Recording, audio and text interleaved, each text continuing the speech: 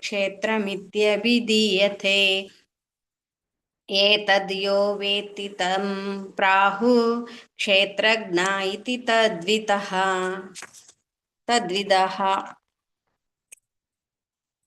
ಶ್ಲೋಕ 3. ಕ್ಷೇತ್ರಜ್ಞಂ ಚಾಪಿ ಮಾಂ ವಿದ್ಧಿ ಸರ್ವಕ್ಷೇತ್ರೇಷು ಭಾರತ. ಕ್ಷೇತ್ರಜ್ಞಯೋರ್ಜ್ಞಾನಂ ಯತ್ತಜ್ಜ್ಞಾನಂ ಮತಂ ಮಮ. ಶ್ಲೋಕ 4. ತತ್ಕ್ಷೇತ್ರಂ ಯಚ್ಚ ಯಾದೃಕ್ ಚ ಯದ್ವಿಕಾರಿ ಯತಶ್ಚ ಯತ್ ಸ ಚ ಯೋ ಯತ್ ಪ್ರಭಾವಶ್ಚ ತತ್ ಸಮಾಸೇನ ಮೇ ಶೃಣು. ಶ್ಲೋಕ 5. ಋಷಿಭಿಃ ಬಹುಧಾ ಗೀತಂ ಛಂದೋಭಿಃ ವಿಧೈಃ ಪೃಥಕ್ ಬ್ರಹ್ಮಸೂತ್ರಪದೈಶ್ಚೈವ ಹೇತುಮದ್ಭಿರ್ವಿನಿಶ್ಚಿತೈಃ. ಶ್ಲೋಕ 6 ಮತ್ತು 7. ಮಹಾಭೂತಾನ್ಯಹಂಕಾರೋ ಬುದ್ಧಿರವ್ಯಕ್ತಮೇವ ಚ ಇಂದ್ರಿಯಾಣಿ ದಶೈಕಂ ಚ ಪಂಚೇಂದ್ರಿಯಗೋಚರ. ಇಚ್ಛಾದ್ವೇಷ ಸುಖಂ ದುಃಖಂ ಸಂಘಾತಶ್ಚೇತನಾ ಧೃತಿ. ಏತದ್ ಕ್ಷೇತ್ರಂ ಸಮಾಸೇನ ಸವಿಕಾರಮುದಾಹೃತಂ. ಶ್ಲೋಕ 8-12. ಅಮಾನಿತ್ವ ಮದಂಭಿತ್ವಂ ಹಿಂಸಾಕಾಂಕ್ಷಿ ರಾಜವಂ ಆಚೌರ್ಯಾಪಾಸನಂ ಶೌಚಂ ಸ್ಥೈರ್ಯಮಾತ್ಮವಿನಿಗ್ರಹ. ಇಂದ್ರಿಯಾರ್ಥೇಷು ವೈರಾಗ್ಯ ಮನಾಹಂಕಾರ ಏವ ಚ ಜನ್ಮ ಮೃತ್ಯು ಜರಾ ವ್ಯಾಧಿ ದುಃಖದೋಷಾನುದರ್ಶನಂ. ಆಸಕ್ತಿ ನರಭಿಷ್ವಜ್ಞ ಪುತ್ರಧಾರ ಗೃಹಾದಿಷು ನಿತ್ಯಂ ಚ ಸಮಚಿತ್ತತ್ವ ಇಷ್ಟಾನಿಷ್ಟೋಪತ್ತಿಷು. ಮಯಿ ಚಾನನ್ಯಯೋಗೇನ ಭಕ್ತಿರವ್ಯಭಿಚಾರಿಣಿ ವಿವಿಕ್ತದೇಶ ಸೇವಿತ್ವಾ ಮರತಿರ್ಜನ ಸಂಸದಿ. ಆಧ್ಯಾತ್ಮಜ್ಞಾನ ನಿತ್ಯತ್ವಂ ತತ್ವಜ್ಞಾನಾರ್ಥದರ್ಶನಂ. ಏತಜ್ಜ್ಞಾನಮಿತಿ ಪ್ರೋಕ್ತಂ ಅಜ್ಞಾನಂ ಯತೋನ್ಯಥಾ.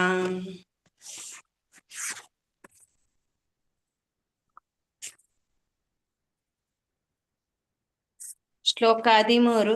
ಜ್ಞೇಯಂ ಯತ್ ವಕ್ಷ್ಯಾಮಿ ಜ್ಞೇಯಂ ಯತ್ತತ್ ಪ್ರವಕ್ಷ್ಯಾಮಿ ಯತ್ ಜ್ಞಾತ್ವಾ ಅಮೃತಂ ಅಶ್ನುತೆ ಅನಾದಿ ಮತ್ಪರಂ ಬ್ರಹ್ಮ ನ ಸದುಚ್ಯತೆ. ಶ್ಲೋಕ 14. ಸರ್ವತಃ ಪಾಣಿಪದಂ ತತ್ ಸರ್ವತೋಕ್ಷಿ ಶಿರೋಮುಖಂ ಸರ್ವತಃ ಶ್ರುತಿಂ ಲೋಕೆ ಸರ್ವಮಾರುತ್ಯತಿಷ್ಠತಿ. ಶ್ಲೋಕ 15. ಸರ್ವೇಂದ್ರಿಯ ಗುಣಾಭಾಸಂ ಸರ್ವೇಂದ್ರಿಯ ವಿವರ್ಜಿತಂ ಆಸಕ್ತಂ ಸರ್ವಭೃಶ್ಚೈವ ನಿರ್ಗುಣಂ ಗುಣಭೋಕ್ತೃ ಚ. ಶ್ಲೋಕ 16. ಬಹಿ ಅಂತ ಚ ಭೂತಾನಾಂ ಆಚರಂ ಚರಂ ಏವ ಚ ಸೂಕ್ಷ್ಮತ್ವಾತ್ ತತ್ ಅವಿಜ್ಞೇಯಂ ದೂರಸ್ಥಂ ಚಾಂತಿಕೆ ಚ ತತ್. ಶ್ಲೋಕ 17. ಅವಿಭಕ್ತಂ ಚ ಭೂತೇಷು ವಿಭಕ್ತಮಿವ ಚ ಸ್ಥಿತಂ ಭೂತಭರ್ತು ಚ ತಜ್ಜ್ಞೇಯಂ ಗ್ರಹಿಷ್ಣು ಪ್ರಭವಿಷ್ಣು ಚ. ಶ್ಲೋಕ 18. ಜ್ಯೋತಿಷಾಮಪಿ ತತ್ ಜ್ಯೋತಿ ಸಮಸ್ತ ಪರಮುಚ್ಯತೆ ತಮಸಃ ಪರಮುಚ್ಯತೆ. ಜ್ಞಾನಂ ಜ್ಞೇಯಂ ಜ್ಞಾನಗಮ್ಯಂ ಹೃದಿ ಸರ್ವಸ್ಯ ವಿಶಿಷ್ಟಿತಂ. ಶ್ಲೋಕ 19. इति क्षेत्रं तथा ज्ञानं ज्ञेयं चोक्तं समासतः मद्भक्ता एतद्विज्ञाय मद्भावायोपपद्यते. ಶ್ಲೋಕ 20 ಪ್ರಕೃತಿಂ ಪುರುಷಂ ಚೈವ ವಿದ್ಯನ್ನಾದಿ ಉಭಾವಪಿ ವಿಕಾರಾಂಶ್ಚ ಗುಣಾಶ್ಚೈವ ವಿದ್ಧಿ ಪ್ರಕೃತಿ ಸಂಭವಾನ್. ಶ್ಲೋಕ 21 ಕಾರ್ಯಕಾರಣ ಕರ್ತೃತ್ವೇ ಹೇತು ಪ್ರಕೃತಿರುಚ್ಯತೆ ಪುರುಷ ಸುಖ ದುಃಖಾನಾಂ ಭೋಕ್ತೃತ್ವೇ ಹೇತುರುಚ್ಯತೆ. ಶ್ಲೋಕ 22 ಪುರುಷ ಪ್ರಕೃತಿಸ್ಥೋ ಹಿ ಭುಂಕ್ತೆ ಪ್ರಕೃತಿಜಾನ್ ಗುಣಾನ್ ಕಾರಣಂ ಗುಣಸಂಗಸ್ಯ ಸದಾ ಸತ್ತಸತ್ ಯೋನಿ ಜನ್ಮಸು. ಶ್ಲೋಕ 23 ಉಪದ್ರಷ್ಟಾನುಮಂತ ಚ ಭರ್ತಾ ಭೋಕ್ತಾ ಮಹೇಶ್ವರಃ ಪರಮಾತ್ಮೇತಿ ಚಾಪ್ಯುಕ್ತೋ ದೇಹೇಸ್ಮಿನ್ ಪುರುಷಃ ಪರಃ. ಶ್ಲೋಕ 24 ಯಾ ಏವಂ ವೇತ್ತಿ ಪುರುಷಂ ಪ್ರಕೃತಿಂ ಚ ಗುಣೈಃ ಸಹ ಸರ್ವತಾ ವರ್ತಮಾನೋಪಿ ನ ಸ ಭೂಯೋ ಬಿಜಾಯತೆ. ಶ್ಲೋಕ 25 ಧ್ಯಾನೇನಾತ್ಮನಿ ಪಶ್ಯಂತಿ ಕೇಚಿದಾತ್ಮಾನಮಾತ್ಮನಃ ಅನ್ಯೇ ಸಾಂಖ್ಯೇನ ಯೋಗೇನ ಕರ್ಮಯೋಗೇನ ಚಾಪರೇ.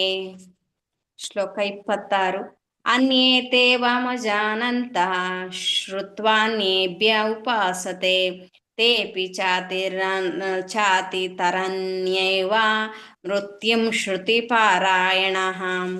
ಶ್ಲೋಕ 27 ಯಾವತ್ ಸಂಜಾಯತೆ ಕಿಂಚಿತ್ ಸತ್ವಂ ಸ್ಥಾವರ ಜಂಗಮಂ ಕ್ಷೇತ್ರ ಕ್ಷೇತ್ರಜ್ಞ ಸಂಯೋಗಾತ್ ತದ್ವಿದ್ಧಿ ಭರತರ್ಷಭ.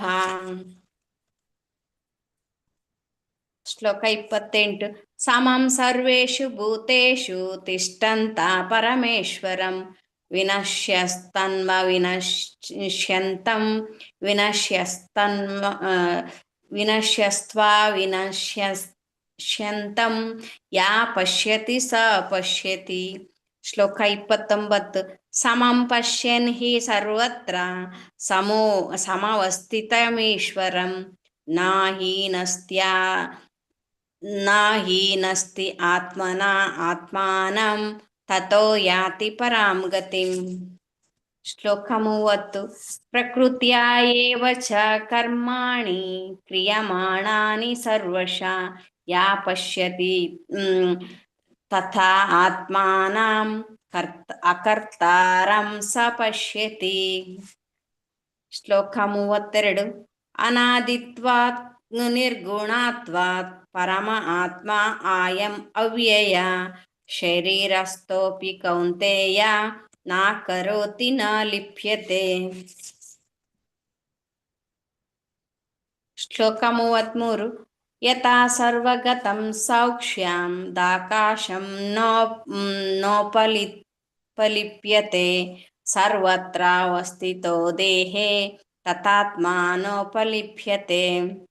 ಶ್ಲೋಕ 34 ಯಥಾ ಪ್ರಕಾಶತ್ಯೇಕ ಕೃತ್ಸ್ನಾಲೋಕಮಿಮಂ ರವಿ ಕ್ಷೇತ್ರಂ ಕ್ಷೇತ್ರಿ ತಥಾ ಕೃತ್ಸಂ ಪ್ರಕಾಶಯತಿ ಭಾರತ.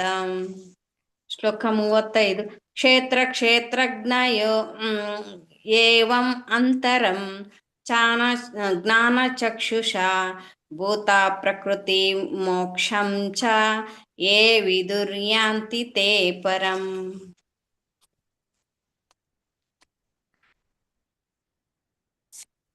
ಹರೇ ಕೃಷ್ಣ ಮಾತಾಜಿ, ಧನ್ಯವಾದಗಳು. ಹರೇ ಕೃಷ್ಣ. ಲ್ಯಾಪ್ಟಾಪ್ ಅಲ್ಲಿ ಜಾಯಿನ್ ಆಗ್ತೀನಿ ಮಾತಾಜಿ, ಅಷ್ಟರವರೆಗೆ ಶೇರ್ ಮಾತಾಜಿ ಪ್ಲೀಸ್ ಮಾತಾಜಿ. ಯಾರೆಲ್ಲ ಜಪಮಾಲೆ ತಂದಿದ್ದೀರಾ ಮತ್ತೆ ಯಾರತ್ರ ಜಪಮಾಲೆ ಇಲ್ಲ ಎಲ್ಲರೂ ದಯವಿಟ್ಟು ಜಪ ಮಾಡೋಣ, ಒಂದು ಸುತ್ತು ಜಾಯಿನ್ ಆಗಿ.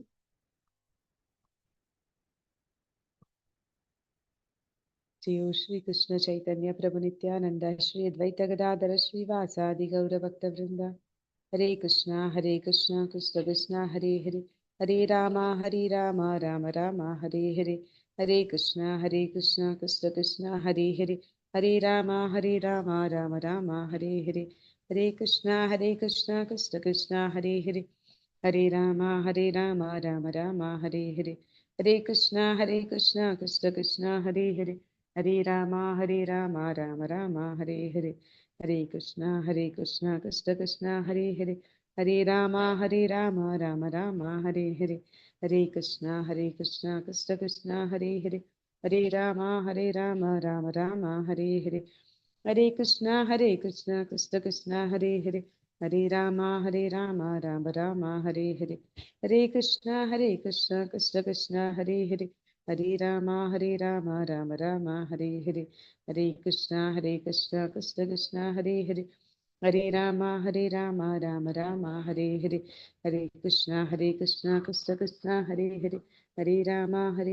Rama Rama Hare Hare, Hare Krishna Krishna Hare Hare, Hare Rama Rama Rama Hare Hare, Hare Krishna Krishna Hare Hare, Hare Rama Rama Rama Hare Hare, Hare Krishna Krishna Hare Hare, Hare Rama Rama Rama Hare Hare, Hare Krishna Krishna Hare Hare, Hare Rama Rama Rama Hare Hare, Hare Krishna Krishna Hare Hare, Hare Rama Rama Rama Hare Hare, Hare Krishna Krishna Hare Hare, Hare Rama Rama Rama Hare Hare, Hare Krishna Krishna Hare Hare, Hare Rama Rama Rama Hare Hare, Hare Krishna Krishna Hare Hare, Hare Rama Rama Rama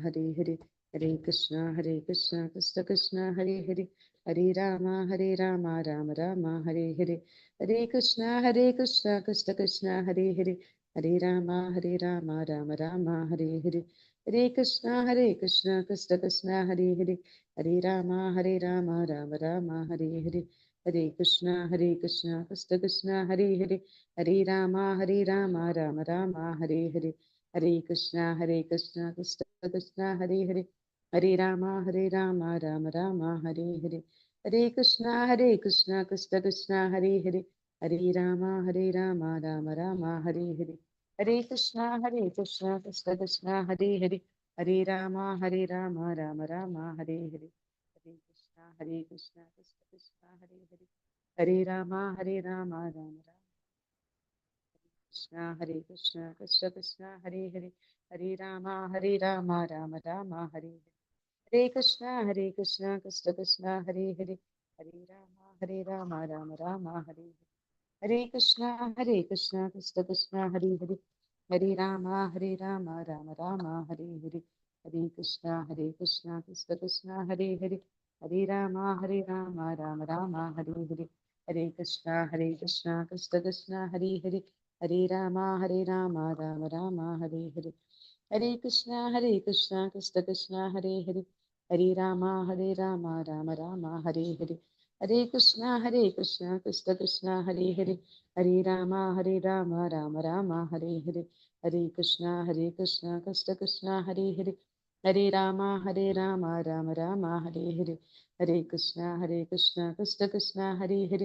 Hare Rama Rama Rama Hare Hare, Hare Krishna Krishna Hare Hare, Hare Rama Rama Rama Hare Hare, Hare Krishna Krishna Hare Hare, Hare Rama Rama Rama Hare Hare, Hare Krishna Krishna Hare Hare, Hare Rama Rama Rama Hare Hare, Hare Krishna Krishna Hare Hare, Hare Rama Rama Rama Hare Hare, Hare Krishna Krishna Hare Hare, Hare Rama Rama Rama Hare Hare, Hare Krishna Krishna Hare Hare, Hare Rama Rama Rama Hare Hare, Hare Krishna Krishna Hare Hare, Hare Rama Rama Rama Hare Hare, Hare Krishna Krishna Hare Hare, Hare Rama Rama Rama Hare Hare, Hare Krishna Krishna Hare Hare, Hare Rama Rama Rama Hare Hare, Hare Krishna Krishna Hare Hare, Hare Rama Rama Rama Hare Hare, Hare Krishna Krishna Hare Hare, Hare Rama Rama Rama Hare Hare, Hare Krishna Krishna Hare Hare, Hare Rama Rama Rama Hare Hare, Hare Krishna Krishna Hare Hare, Hare Rama Rama Rama Hare Hare, Hare Krishna Krishna Krishna Hare Hare, Hare Rama Rama Rama Hare Hare, Hare Krishna Krishna Krishna Hare Hare, Hare Rama Rama Rama Hare Hare, Hare Krishna Krishna Krishna Hare Hare, Hare Rama Rama Rama Hare Krishna Krishna Hare Hare, Hare Rama Rama Rama Hare Krishna Krishna Krishna Hare Hare, Hare Rama Rama Rama Hare Hare, Hare Krishna Krishna Hare Hare, Hare Rama Rama Rama Hare Hare, Hare Krishna Krishna Hare Hare, Hare Rama Rama Rama Hare Hare, Hare Krishna Krishna Hare Hare, Hare Rama Rama Rama Hare Hare, Hare Krishna Krishna Hare Hare, Hare Rama Rama Rama Hare Hare, Hare Krishna Krishna Hare Hare, Hare Rama Rama Rama Hare Hare, Hare Krishna Krishna Hare Hare, Hare Rama Rama Rama Hare Hare, Hare Krishna Krishna Hare Hare, Hare Rama Rama Rama Hare Hare, Hare Krishna Krishna Hare Hare, Hare Rama Rama Rama Hare Hare, Hare Krishna Krishna Hare Hare, Hare Rama Rama Rama Hare Hare, Hare Krishna Krishna Hare Hare, Hare Rama Rama Rama Hare Hare, Hare Krishna Krishna Hare Hare, Hare Rama Rama Rama Hare Hare, Hare Krishna Krishna Hare Hare, Hare Rama Rama Rama Hare Hare, Hare Krishna Krishna Hare Hare, Hare Rama Rama Rama Hare Hare, Hare Krishna Krishna Hare Hare, Hare Rama Rama Rama Hare Hare, Hare Krishna Krishna Hare Hare, Hare Rama Rama Rama Hare Hare, Hare Krishna Krishna Hare Hare, Hare Rama Rama Rama Hare Hare, Hare Krishna Krishna Hare Hare, Hare Rama Rama Rama Hare Hare, Hare Krishna Krishna Hare Hare, Hare Rama Rama Rama Hare Hare, Hare Krishna Krishna Hare Hare, Hare Rama Rama Rama Hare Hare, Hare Krishna Krishna Hare Hare, Hare Rama Rama Rama Hare Hare, Hare Krishna Krishna Hare Hare, Hare Rama Rama Rama Hare Hare, Hare Krishna Krishna Hare Hare, Hare Rama Rama Rama Hare Hare, Hare Krishna Krishna Hare Hare, Hare Rama Rama Rama Hare Hare, Hare Krishna Krishna Hare Hare, Hare Rama Rama Rama Hare Hare, Hare Krishna Krishna Hare Hare, Hare Rama Rama Rama Hare Hare, Hare Krishna Krishna Hare Hare, Hare Rama Rama Rama Hare Hare,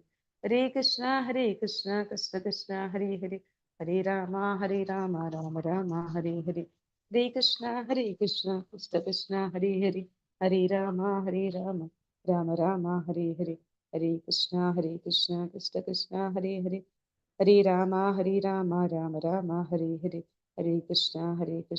Krishna Hare Hare, Hare Rama Rama Rama Hare Hare, Hare Krishna Krishna Hare Hare, Hare Rama Rama Rama Hare Hare,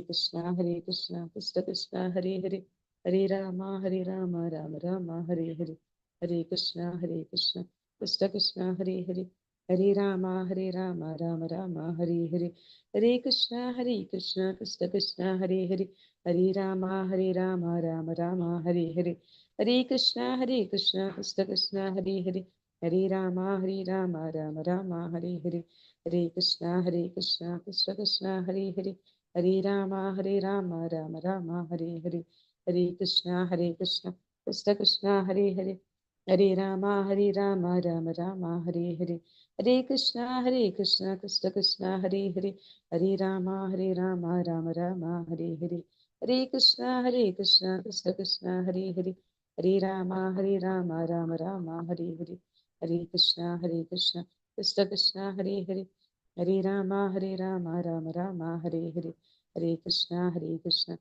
Krishna Hare Hare, हरे राम राम राम हरे हरे, हरे कृष्णा कृष्ण कृष्ण हरे हरे, हरे राम राम राम हरे हरे, हरे कृष्णा कृष्ण कृष्ण हरे हरे, हरे राम राम राम हरे हरे, हरे कृष्णा कृष्ण कृष्ण हरे हरे, हरे राम राम राम हरे हरे, हरे कृष्णा कृष्ण कृष्ण हरे हरे, हरे राम राम राम हरे हरे, हरे कृष्णा कृष्ण कृष्ण हरे हरे, हरे राम राम राम हरे हरे, हरे कृष्णा कृष्ण कृष्ण हरे हरे, हरे राम राम राम हरे हरे, हरे कृष्णा कृष्ण कृष्ण हरे हरे, हरे राम राम राम हरे हरे, हरे कृष्णा कृष्ण कृष्ण हरे हरे, हरे राम राम राम हरे हरे, हरे कृष्णा कृष्ण कृष्ण हरे हरे,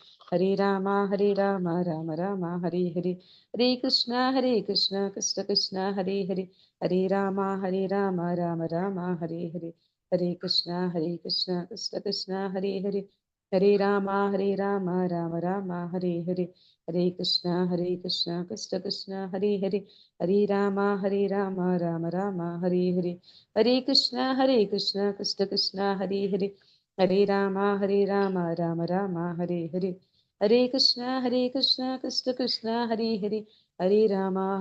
राम हरे हरे, हरे कृष्णा कृष्ण कृष्ण हरे हरे, हरे राम राम राम हरे हरे, हरे कृष्णा कृष्ण कृष्ण हरे हरे, हरे राम राम राम हरे हरे, हरे कृष्णा कृष्ण कृष्ण हरे हरे, हरे राम राम राम हरे हरे, हरे कृष्णा कृष्ण कृष्ण हरे हरे, हरे राम राम राम हरे हरे, हरे कृष्णा कृष्ण कृष्ण हरे हरे, हरे राम राम राम हरे हरे, हरे कृष्णा कृष्ण कृष्ण हरे हरे, हरे राम राम राम हरे हरे, हरे कृष्णा कृष्ण कृष्ण हरे हरे, हरे राम राम राम हरे हरे, हरे कृष्णा कृष्ण कृष्ण हरे हरे, हरे राम राम राम हरे हरे।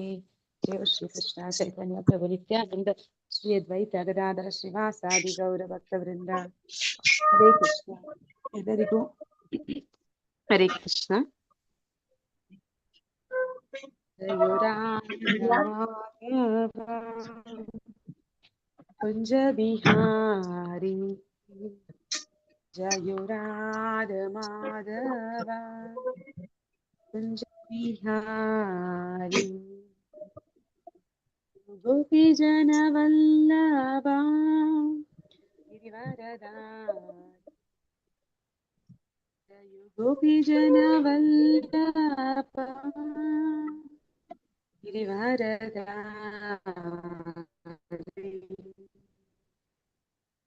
यशो ब्रज जनरंजन, ब्रज जनरंजन, यमुना तीरा वनचारी,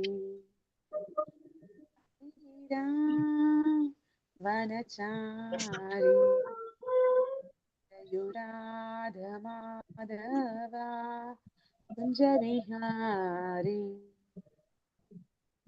राधा माधवा कुंज विहारी, हरे कृष्णा कृष्ण कृष्ण हरे हरे, हरे रामा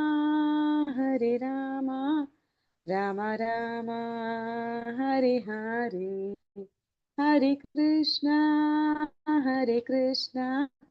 कृष्ण कृष्ण हरे हरे, हरे राम राम राम हरे हरे, हरे कृष्णा कृष्ण कृष्ण हरे हरे, हरे राम हरे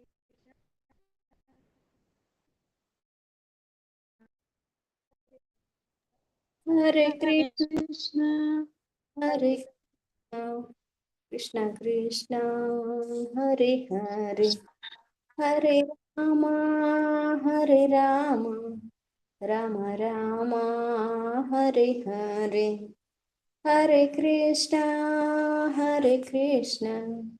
ಕೃಷ್ಣ ಕೃಷ್ಣ ಹರೇ ಹರೇ ಹರೇ ರಾಮ ರಾಮ ರಾಮ ಹರೇ ಹರೇ ಹರೇ ಕೃಷ್ಣ ಕೃಷ್ಣ ಕೃಷ್ಣ ಹರೇ ಹರೇ ಹರೇ ರಾಮ ರಾಮ ರಾಮ ಹರೇ ಹರೇ. ಮಾತಾಜಿ ನಿಮ್ದು ಸ್ವಲ್ಪ disturbance ಬರ್ತಾ ಇದೆ, ಅದಕ್ಕೆ ನಾನು ಮಾಡ್ತಾ ಇದ್ದೇನೆ, ನೀವು ನೋಡ್ಕೊಳ್ಳಿ ಮಾತಾಜಿ. ಹರೇ ಕೃಷ್ಣ. ಮಾತಾಜಿ ಕೇಳಿಸ್ತಿದ್ಯಾ? Hare Krishna Krishna Krishna Hare Hare Hare Rama Rama Rama Hare Hare Hare Krishna Hare Krishna, Krishna Krishna, Hare Hare. Hare Rama Rama Rama Hare Hare Hare Krishna Krishna Krishna Hare Hare Hare Rama Rama Rama Hare Hare Hare Krishna Krishna Krishna Hare Hare Hare Rama Rama Rama Hare ಹರೇ.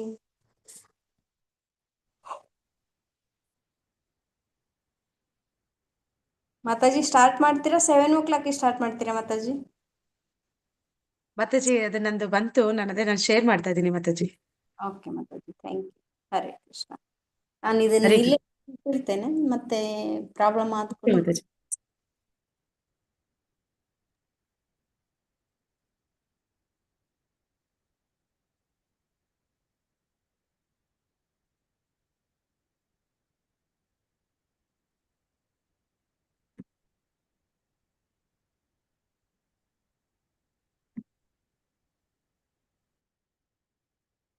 ಓಂ ಅಜ್ಞಾನತಿಮಿರಾಂಧಸ್ಯ ಜ್ಞಾನಾಂಜನಶಲಾಕಯಾ ಚಕ್ಷುರುನ್ಮಿಲಿತಂ ಯೇನ ತಸ್ಮೈ ಶ್ರೀ ಗುರುವೇ ನಮಃ. ಶ್ರೀ ಚೈತನ್ಯ ಮನೋಭೀಷ್ಟಂ ಸ್ಥಾಪಿತಂ ಯೇನ ಭೂತಲೆ ಸ್ವಯಂ ರೂಪಃ ಕದಾ ಮಹ್ಯಂ ದದಾತಿ ಸ್ವಪದಾಂತಿಕಂ. ವಂದೇಹಂ ಶ್ರೀ ಗುರು ಶ್ರೀಯುತಪದಕಮಲಂ ಶ್ರೀ ಗುರೂನ್ ವೈಷ್ಣವಾಂಶ್ಚ ಶ್ರೀರೂಪಂ ಸಾಗ್ರಜಾತಂ ಸಹಗಣ ರಘುನಾಥಾನ್ವಿತಂ ತಂ ಸಜೀವಂ ಸಾದ್ವೈತಂ ಸಾವಧೂತಂ ಪರಿಜನಸಹಿತಂ ಕೃಷ್ಣ ಚೈತನ್ಯ ದೇವಂ ಶ್ರೀ ರಾಧಾ ಕೃಷ್ಣ ಪಾದಾನ್ ಸಹಗಣ ಲಲಿತಾ ಶ್ರೀ ವಿಶಾಖಾನ್ವಿತಾಂಶ. ಹೇ ಕೃಷ್ಣ ಕರುಣಾ ಸಿಂಧು ದೀನಬಂಧು ಜಗತ್ಪತಿ ಗೋಪೀಶ ಗೋಪಿಕಾ ಕಾಂತ ರಾಧಾ ಕಾಂತ ನಮೋಸ್ತುತೆ. ತಪ್ತ ಕಾಂಚನ ಗೌರಾಂಗಿ ರಾಧೆ ವೃಂದಾವನೇಶ್ವರಿ ವೃಷಭಾನುಸುತೆ ದೇವಿ ಪ್ರಣಮಾಮಿ ಹರಿಪ್ರಿಯೆ.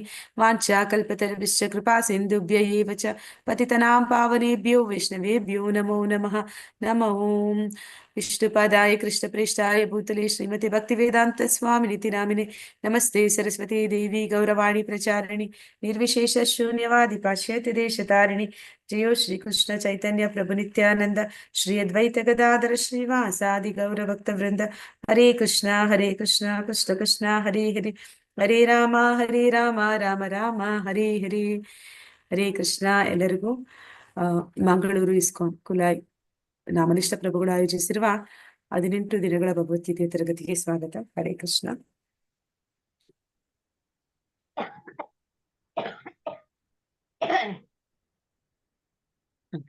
ಇವತ್ತಿನ ಅಧ್ಯಾಯ 13. ನಿನ್ನೆವರೆಗೂ ನಾವು ಯಾವ ಒಂದು ವಿಷಯ ಬಗ್ಗೆ ತಿಳ್ಕೊಂಡ್ವಿ? ಯಾರಿಗಾದ್ರೂ ನೆನಪಿದ್ರೆ ಹೇಳ್ತೀರಾ? ಭಕ್ತಿ ಯೋಗ. ಆ ಭಕ್ತಿ ಯೋಗದ ಬಗ್ಗೆ ತಿಳ್ಕೊಂಡ್ವಿ. ಏನೆಲ್ಲ ನೋಡಿದ್ವಿ ಭಕ್ತಿ ಯೋಗದಲ್ಲಿ? ಯಾವೆಲ್ಲ ವಿಚಾರಗಳು ಬಂತು?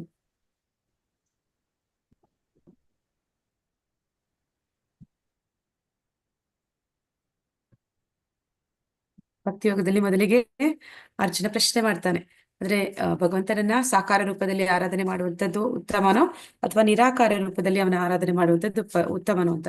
ಅದಕ್ಕೆ ಕೃಷ್ಣ ಏನಂತ ಹೇಳ್ತಾನೆ? ಯಾವುದು ಉತ್ತಮ ಅಂತಾನೆ?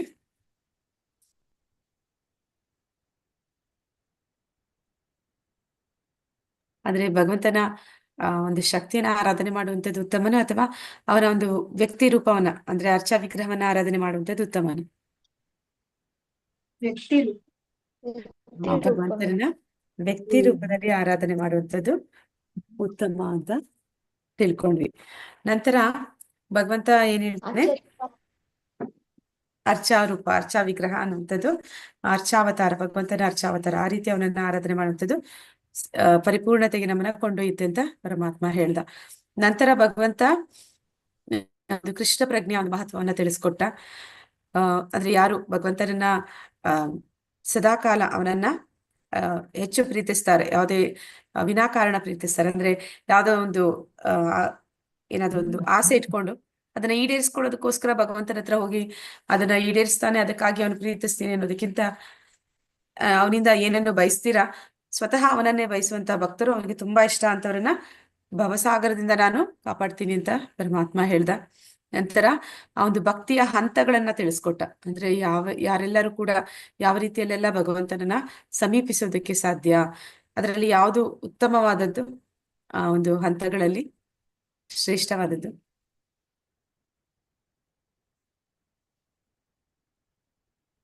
ಅನನ್ಯ ಭಕ್ತಿ ಅಂತ ಕರೀತಾರೆ ಅದನ್ನ. ಅಂದ್ರೆ ನಾ ಆಗ್ಲೇ ಹೇಳ್ದಾಗೆ ಯಾವುದೋ ಒಂದು ಇಚ್ಛೆಗಳಿಲ್ಲ, ಯಾವುದೇ ಒಂದು ಬೇರೆ ಬಯಕೆಗಳಿಲ್ಲ, ಇರೋದು ಒಂದೇ ಒಂದು ಆಸೆ, ಆಸೆಗಳೇ ಬೇರೆ ಆಸೆಗಳು ಯಾವುದೂ ಇಲ್ಲ. ಒಂದೇ ಆಸೆ ಏನು ಅಂದ್ರೆ ಕೃಷ್ಣನನ್ನ ಸೇವೆ ಮಾಡುವಂಥದ್ದು, ಅವನನ್ನ ಪ್ರೀತಿಸುವಂಥದ್ದು. ಭಕ್ತಿ ಅಂದ್ರೇನೆ ಪ್ರೀತಿ ಅಂತ ನಾವು ನಿನ್ನೆ ನೋಡಿದ್ವಿ. ಅದನ್ನ ನಾವು ಸೇವೆಯ ಮೂಲಕ ವ್ಯಕ್ತಪಡಿಸ್ತೀವಿ ಅಂತ, ಆ ಸೇವೆಯ ಮೂಲಕ ವ್ಯಕ್ತಪಡಿಸುವಂತದನ್ನ ಆ ಒಂದು ಅನನ್ಯ ಭಕ್ತಿ ಅಂತ ಇಲ್ಲಿ ಕರೆದ್ವಿ. ಆ ರೀತಿ ಯಾರು ಭಗವಂತನನ್ನ ಸದಾ ಪ್ರೀತಿಸ್ತಾರೆ, ಅವನ ಸೇವೆಯಲ್ಲಿ ಸದಾ ತೊಡಗಿರ್ತಾರೆ ಅಂತವರು, ಅಂದ್ರೆ ಭಗವಂತನನ್ನ ಸಂತೋಷ ಪಡಿಸೋಕೆ ಯಾವಾಗ್ಲೂ ಅವರು ಪ್ರಯತ್ನ ಪಡ್ತಾ ಇರ್ತಾರೆ. ಅಂತವರು ಭಗವಂತನ ಶ್ರೇಷ್ಠ ಉತ್ತಮ ಭಕ್ತರು ಅಂತ, ಅವರು ಬೇಗ ಭಗವಂತನಿಗೆ ಹತ್ರ ಆಗ್ತಾರೆ ಅಂತ ನೋಡಿದ್ವಿ. ಆ ರೀತಿ ಎಲ್ಲರೂ ಆಗೋದಕ್ಕೆ ಆಗೋದಿಲ್ಲ, ಎಲ್ಲರೂ ಭಗವಂತನನ್ನ ಆ ರೀತಿ ಪ್ರೀತಿಸೋದಕ್ಕೆ, ಅಂತಹ ಶುದ್ಧ ಭಕ್ತರಾಗೋದಕ್ಕೆ ಎಲ್ಲರಿಂದ ಸಾಧ್ಯ ಆಗೋದಿಲ್ಲ. ಅದಕ್ಕೆ ಭಗವಂತ ಆ ರೀತಿ ಆಗೋದಿಲ್ಲ ಅಂದ್ರೆ ಇನ್ನೊಂದು ಮಾರ್ಗವನ್ನ ಹೇಳ್ದ. ಯಾವ್ದದು ಅಂತ ಹೇಳ್ತೀರಾ? ಹರೇ ಕೃಷ್ಣ.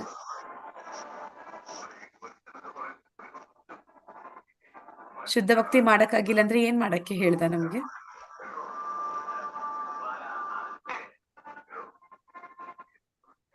ಹರೇ ಕೃಷ್ಣ. ಕೆಲಸದಲ್ಲಿ ನೀನು ತೊಡಗು, ಆಗ ನಾನ್ ನಿನ್ಗೆ ಅದೇ ರೀತಿಯಾದಂತಹ ಒಂದು ನನ್ನ ಭಕ್ತಿ ಸೇವೆಯಲ್ಲಿ ತೊಡಗ್ಬೋದು ಅಂತ ಹೇಳ್ಬಿಟ್ಟು ಹೇಳಿದ್ರು. ಅಂದ್ರೆ ಎರಡನೇ ಹಂತದ್ದು ಅಂದ್ರೆ ಕೆಲ್ಸ ಅಂದ್ರೆ ಕೃಷ್ಣ ಪ್ರಜ್ಞೆಯಲ್ಲಿ ತೊಡಗು ಅಂತ ಹೇಳ್ತಾರೆ. ಕೃಷ್ಣ ಪ್ರಜ್ಞೆಯಲ್ಲಿ ತೊಡಗೋದು ಅಂತಂದ್ರೆ ಅದು ಸಾಧನ ಭಕ್ತಿ ಅಥವಾ ವೈದಿ ಭಕ್ತಿ ಅಂತ ಹೇಳ್ತಾರೆ. ಅಂದ್ರೆ ಎಲ್ಲರಲ್ಲೂ ಕೂಡ ಭಗವಂತನ ಪ್ರೀತಿ ಅನ್ನುವಂಥದ್ದು ಸುಪ್ತಾವಸ್ಥೆಯಲ್ಲಿ ಇದೆ. ಅಂದ್ರೆ ನಾವೆಲ್ಲರೂ ಭಗವಂತನ ಮಕ್ಕಳು, ಈಗ ಮರ್ತಿದೀವಿ. ಆದ್ರೆ ಆ ಒಂದು ನಿಜ ಸತ್ಯ ಅದು ಯಾವಾಗ್ಲೂ ಸತ್ಯವಾಗಿ ಇರುತ್ತೆ. ಅದನ್ನ ನೆನಪಿಸೋಕೆ ಯಾರಾದ್ರೂ ಒಬ್ರು ಬೇಕು, ಹೌದಲ್ವಾ? ಇವಾಗ ಒಂದು ಏನಂತ ಹೇಳ್ತಾರೆ ಅಂದ್ರೆ, ಒಂದು ಸಿಂಹದ ಮರಿ ಕುರಿಗಳ ಒಂದು ಮಂದೆಯಲ್ಲಿ ಸೇರ್ಕೊಂಡ್ಬಿಡುತ್ತೆ ಅಂತ ಹೇಳ್ತಾರೆ.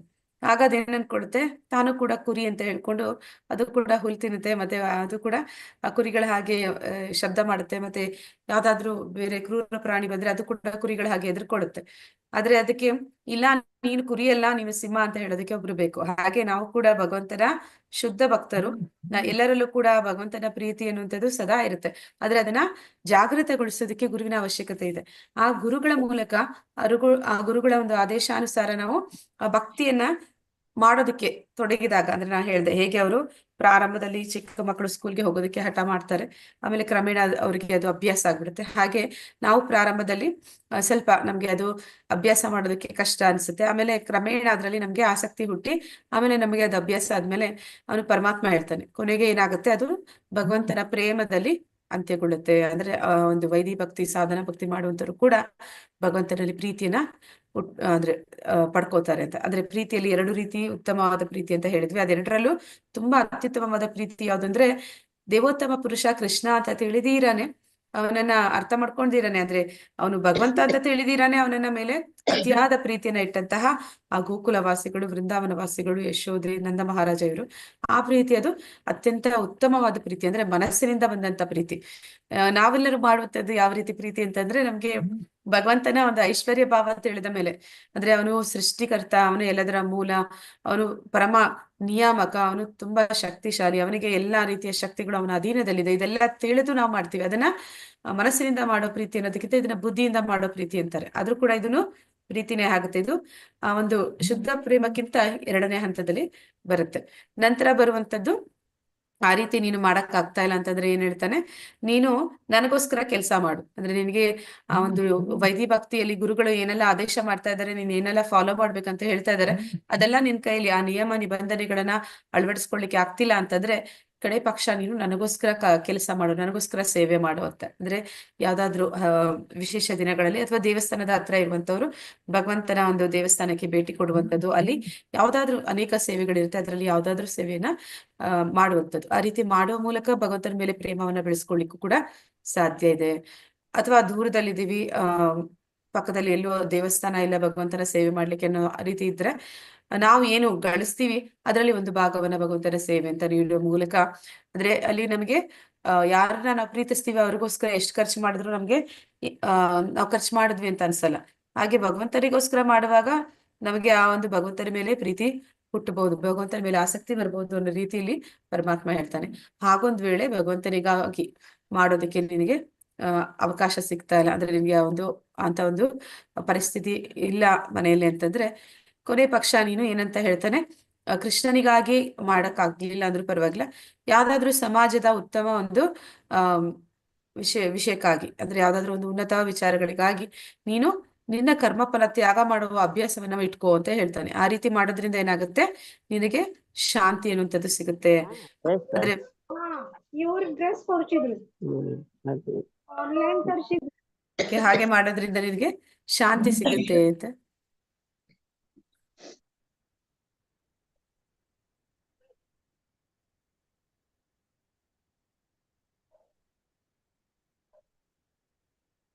ಹಾಗಂತ ಭಗವಂತ ತಿಳಿಸ್ತಾನೆ. ಆಮೇಲೆ ಏನಂತ ಹೇಳ್ತಾನೆ, ನಿನಗೆ ಆ ರೀತಿ ಏನು ಸಮಾಜಕ್ಕೆ ಒಳ್ಳೇದ್ ಮಾಡೋ ಅಷ್ಟು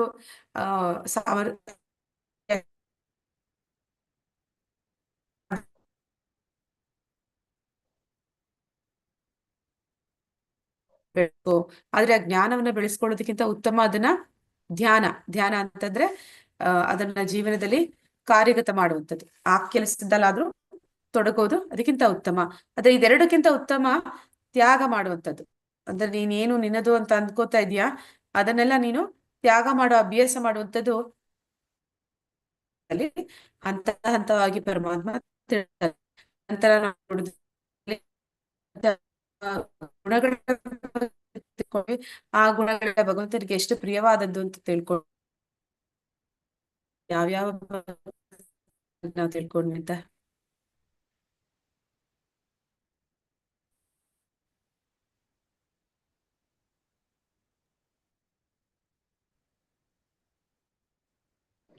ಮಾತಾಜಿ ವಾಯ್ಸ್ ಡಿಸ್ಟರ್ಬೆನ್ಸ್ ಇದೆ ನಿಮ್ದು. ಕೃಷ್ಣ ಜ್ಯೋತಿ ಮಾತಾಜಿ ಕೇಳಿಸ್ತಿಲ್ವಾ? ಇಲ್ಲ ಇಲ್ಲ,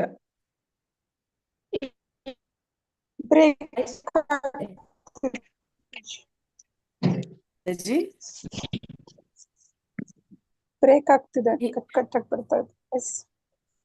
ಈಗ ಮಾತಾಜಿ ಇವಾಗ್ಲೂ ಅಷ್ಟೇನೆ ಕಟ್ ಆಗ್ತಿದೆ ಮಾತಾಜಿ.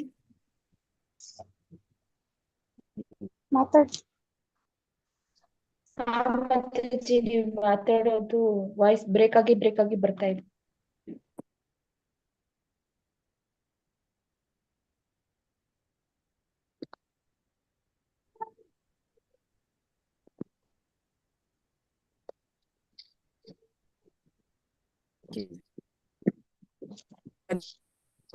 ಹರೇ ಕೃಷ್ಣ ಮಾತಾಜಿ.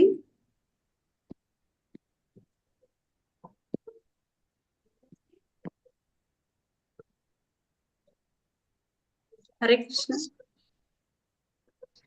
ಕೇಳಿಸ್ತಾ ಇಲ್ಲ.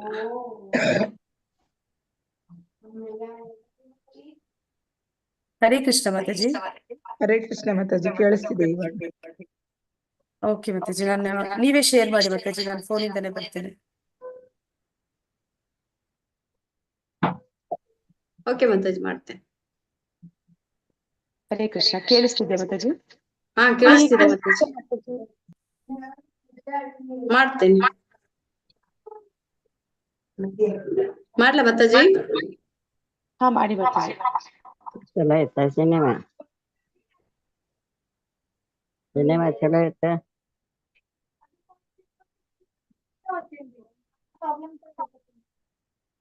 ಸಿನಿಮಾ ಚಲೋ ಐತ. ಎಷ್ಟೊತ್ತಿ ಬಿಡ್ತಿ ಎಷ್ಟೊತ್ತಿ ಬಿಡ್ತಿ ಎಷ್ಟೊತ್ತಿ ಬಿಡ್ತಿ?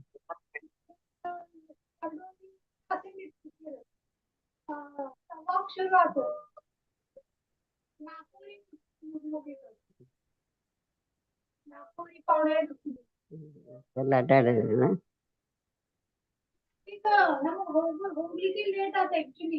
ಹರೇ ಕೃಷ್ಣ. ಕ್ಲಿಯರ್ ಇದೆಯಾ ಮಾತಾಜಿ? ಹಾ ಕ್ಲಿಯರ್ ಇದೆ ಇವಾಗ. ಓಕೆ ಮಾತಾಜಿ. ಸರಿ, ಈಗ ನಾನು ನೆನ್ನೆ ಅಧ್ಯಾಯದ ಬಗ್ಗೆ ಹೇಳ್ತಾ ಇದ್ದೆ. ನೆನ್ನೆ ಅಧ್ಯಾಯದಲ್ಲಿ ಯಾರೆಲ್ಲ ಭಕ್ತರ ವಿಶೇಷ ಗುಣಗಳ ಬಗ್ಗೆ ನಾವು ತಿಳ್ಕೊಂಡ್ವಿ ಅಂತ, ಯಾರೆಲ್ಲ ಭಕ್ತರ ಬಗ್ಗೆ ನಾವು ತಿಳ್ಕೊಂಡ್ವಿ ನೆನ್ಪಿದ್ಯಾ ಯಾರಿಗಾದ್ರೂ? ಹರೇ ಕೃಷ್ಣ. ಯಾವ್ಯಾವ ಭಕ್ತರ ಬಗ್ಗೆ ನಾವು ತಿಳ್ಕೊಂಡಿದ್ವಿ ಅಂತ? ಸುಧಾಮ,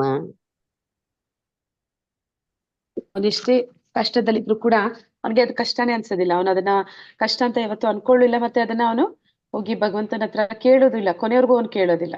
ಅದು ಭಗವಂತನಿಗೆ ತುಂಬಾ ಇಷ್ಟ ಆಯ್ತು. ಮತ್ತೆ ಮಾತಾಜಿ?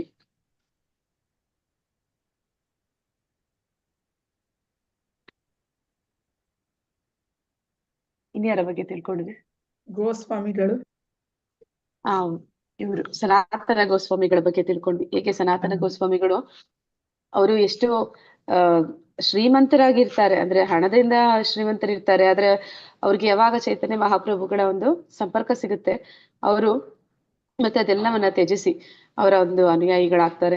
ಮತ್ತೆ ಅವರು ಭಗವಂತನ ಒಂದು ಸಂಕೀರ್ತನೆಯಲ್ಲಿ ಎಷ್ಟೊಂದು ತಲ್ಲೀನರಾಗ್ತಾರೆ. ಅಂದ್ರೆ ಅವ್ರಿಗೆ ಚೈತನ್ಯ ಮಹಾಪ್ರಭುಗಳಿಂದ ಎಷ್ಟು ಜ್ಞಾನ ಸಿಗುತ್ತೆ ಅಂತಂದ್ರೆ, ಅವರು ಆ ಒಬ್ಬ ಭಕ್ತ ಬರ್ತಾನಲ್ಲ ಅವನಿಗೂ ಕೂಡ ಆ ಒಂದು ಹರಿನಾಮ ಸಂಕೀರ್ತನೆ ಮಹತ್ವವನ್ನ ತಿಳಿಸ್ಕೊಡ್ತಾರೆ. ಹೇಗೆ ಹರಿನಾಮ ಸಂಕೀರ್ತನೆ ಮಾಡೋ ಮೂಲಕ ನಾವು ಭಗವಂತನ ಧಾಮಕ್ಕೆ ಹೋಗ್ಬೋದು. ಈ ಒಂದು ಭೌತಿಕವಾದ ಅವಶ್ಯಕತೆಗಳು ಅಥವಾ ಭೌತಿಕ ಕರ್ತವ್ಯಗಳು ಇದೆಲ್ಲವೂ ಕೂಡ ತಾತ್ಕಾಲಿಕ. ಮತ್ತೆ ಅಂತದ್ದು ಅದಕ್ಕಿಂತ ಒಳ್ಳೆಯ ಒಂದು ಆಧ್ಯಾತ್ಮಿಕ ಲೋಕ ಇದೆ, ಅಲ್ಲಿಗೆ ಉನ್ನತಿ ಹೊಂದಬೇಕು ಅಂತಂದ್ರೆ ನಾಮ ಸಂಕೀರ್ತನೆ ಮಾಡ್ಬೇಕು ಅನ್ನೋ ಮಹತ್ವವನ್ನ ತಿಳಿಸ್ಕೊಡ್ತಾರೆ.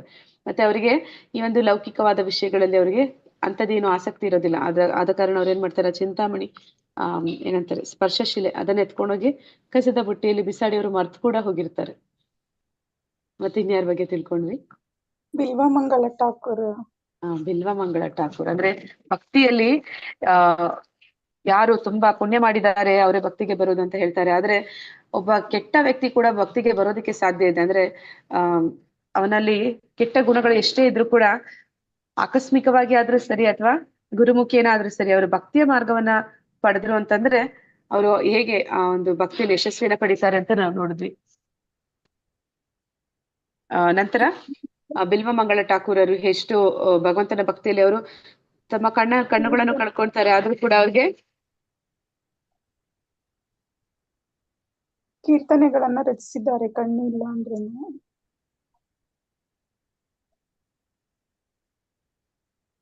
ಹರೇ ಕೃಷ್ಣ. ಮಾತಾಜಿ? ಕೀರ್ತನೆಗಳನ್ನ ರಚಿಸಿದ್ದಾರೆ, ಮತ್ತೆ ದೇವ್ರಿಗೆ ಶ್ರೀಕಾರ ಮಾಡ್ತಿದ್ರು ಅನ್ನೋದನ್ನ ಅವರು ಹೇಳ್ತಿದ್ರು. ಆ ಒಂದು ವ್ಯಭಿಚಾರಿ ಅವ್ರಿಗೆ ಕೊಟ್ಟಂತ ಒಂದು ಮಾತಿನ ಪೆಟ್ಟು ಅವರ ಜೀವನವನ್ನ ಬದಲಾಯಿಸ್ಬಿಡುತ್ತೆ. ನಂತರ ಅವರು ಭಗವಂತನನ್ನೇ ಹೋಲಿಸ್ಕೊಳ್ತಾರೆ, ಮತ್ತೆ ಭಗವಂತನ ಪ್ರೀತಿಯನ್ನು ಕೂಡ ಅವ್ರು ಗಳಿಸ್ತಾರೆ. ಅದನ್ನ ನೋಡಿದ್ವಿ. ನಂತರ ಚಿತ್ರಕೇತು. ಚಿತ್ರಕೇತು ಬಗ್ಗೆ ತಿಳ್ಕೊಳ್ಳಿ. ಚಿತ್ರಕೇತು ಅವನು ಹೇಗೆ ಮಗನ ಮೇಲೆ ಮೋಹವನ್ನ ಹೊಂದಿರ್ತಾನೆ. ನಂತರ ಅವನ ಮೋಹವನ್ನ ಆ ಮಗ ಜೀವಾತ್ಮ ಆತ್ಮ ಮತ್ತೆ ದೇಹಕ್ಕೆ ಇರುವ ವ್ಯತ್ಯಾಸವನ್ನ ಆ ಒಂದು ಜ್ಞಾನವನ್ನ ಆತ್ಮಜ್ಞಾನವನ್ನ ತಿಳಿಸ್ಕೊಟ್ಟ ನಂತರ ಅವನು ಹೇಗೆ ಭಕ್ತಿಯಲ್ಲಿ ಬರ್ತಾನೆ, ಆಧ್ಯಾತ್ಮಿಕವಾಗಿ ಜ್ಞಾನವನ್ನ ಬೆಳೆಸ್ಕೊಳ್ತಾನೆ. ನಂತರ ಏನ್ ಮಾಡ್ತಾನೆ, ಅವನು ಶಿವಪಾರ್ವತಿಯರನ್ನ ನೋಡಿ ನಗಾಡಿದಕ್ಕಾಗಿ ಪಾರ್ವತಿ ಅವನಿಗೆ ಶಾಪ ಕೊಟ್ಟಾಗ ಅವನು ವಿಚಲಿತನಾಗೋದಿಲ್ಲ. ಅಂದ್ರೆ ನಾನು ನರಕಕ್ಕೆ ಹೋಗ್ಬೇಕಾ, ಈ ಒಂದು ಆಧ್ಯಾತ್ಮಿಕ ಒಂದು ಜಗತ್ತನ್ನ ಬಿಟ್ಟು ಹೋಗ್ಬೇಕಾ ಅಂತ ಅವನು ದುಃಖಕ್ಕೆ ಹೋಗೋದಿಲ್ಲ. ಅವನೇ ಒಂದೇ ಒಂದು ಪ್ರಾರ್ಥನೆಯನ್ನ ಮಾಡ್ತಾನೆ. ಏನಂತ ಪ್ರಾರ್ಥನೆ ಮಾಡ್ತಾನೆ?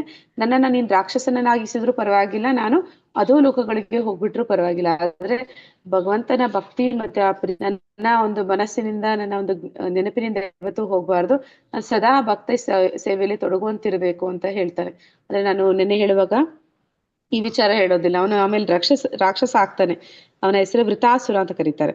ಆ ವೃತಾಸುರ ಅವನನ್ನ ಕೊಲ್ಲೋದಕ್ಕೆ ಇಂದ್ರ ಯುದ್ಧಕ್ಕೆ ಬರ್ತಾನೆ. ಪ್ರಭಾವತಿ ಮಾತಾಜಿ ಹೇಳ್ತೀರಾ ಅದು ಯಾರು ಋಷಿ ಅಂತ? ಎಂತದವರು? ಅವರು ಬೆನ್ನ ಮೂಳೆಯಿಂದ ಅವನು ವಜ್ರಾಯುಧ ಮಾಡ್ತಾನಲ್ಲ.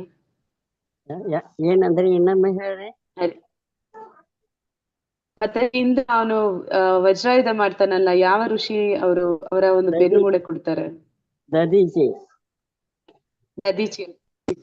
ಆ ಮುನಿಗಳು ಬಂದು ಅವರು ಒಂದು ತ್ಯಾಗ ಮಾಡ್ತಾರೆ, ದೇಹ ತ್ಯಾಗ ಮಾಡ್ತಾರೆ. ಮತ್ತೆ ಒಂದು ಬಲದಿಂದ ಅವರ ದೇಹದಿಂದ ತೆಗೆದಂತ ಆ ಒಂದು ಮೂಳೆಗಳಿಂದ ಆ ವಜ್ರಾಯುಧವನ್ನು ಮಾಡ್ತಾರೆ. ಆ ಒಂದು ವಿಷಯ ವೃತಾಸುರನಿಗೆ ಗೊತ್ತಿರುತ್ತೆ. ಅವನು ಇಂದ್ರನಿಗೂ ಕೂಡ ಹೇಳ್ತಾನೆ. ಅಂದ್ರೆ ಅವನು ಭಕ್ತಿಯಲ್ಲಿ ತೊಡಗಿದಾನೆ. ಅವನು ರಾಕ್ಷಸನಾದ್ರೂ ಕೂಡ ಅವನಲ್ಲಿ ಇನ್ನೂ ಆ ಒಂದು ಸಂಸ್ಕಾರಗಳು ಉಳಿದಿರುತ್ತೆ. ಅವನು ಏನಂತ ಹೇಳ್ತಾನೆ? ಇಂದ್ರನಿಗೆ ಹೇಳ್ತಾನೆ ಯುದ್ಧದಲ್ಲಿ, ನೀನ್ ನನ್ನನ್ನ ಈ ಒಂದು ಆಯುಧದಿಂದ ಮಾತ್ರ ಸಾಯಿಸೋದಕ್ಕೆ ಸಾಧ್ಯ, ಬೇಗ ಎತ್ಕೊಂಡು ನನ್ನನ್ನ ನನ್ನನ್ನು ಸಾಯಿಸು ಅಂತ ಕೇಳ್ತಾನೆ. ಆ ರೀತಿ ಆ ಯುದ್ಧದಲ್ಲಿ ವೃತಾಸುರ ಸಾಯ್ತಾನೆ. ವೃತಾಸುರ ಸತ್ತ ಮೇಲೆ ಆಗ್ತಾನೆ, ಚಿತ್ರಕೇತು ಮತ್ತೆ ವಾಪಸ್ ಆಧ್ಯಾತ್ಮಿಕ ಜಗತ್ತಿಗೆ ಹೊರಟೋಗ್ತಾನೆ. ಆದ್ರೆ ಇಲ್ಲಿ ಪ್ರಭುಪಾದ್ರು ಏನಂತ ಹೇಳ್ತಾರೆ ಅಂದ್ರೆ, ವೃತಾಸುರ ಯುದ್ಧದಲ್ಲಿ ಸೋತ, ಆದ್ರೆ ಜೀವನದಲ್ಲಿ ಗೆದ್ದ. ಅಂದ್ರೆ ಅವನು ಆತ್ಮ ಆಧ್ಯಾತ್ಮಿಕ ಜಗತ್ತಿಗೆ ಹೋಯ್ತು.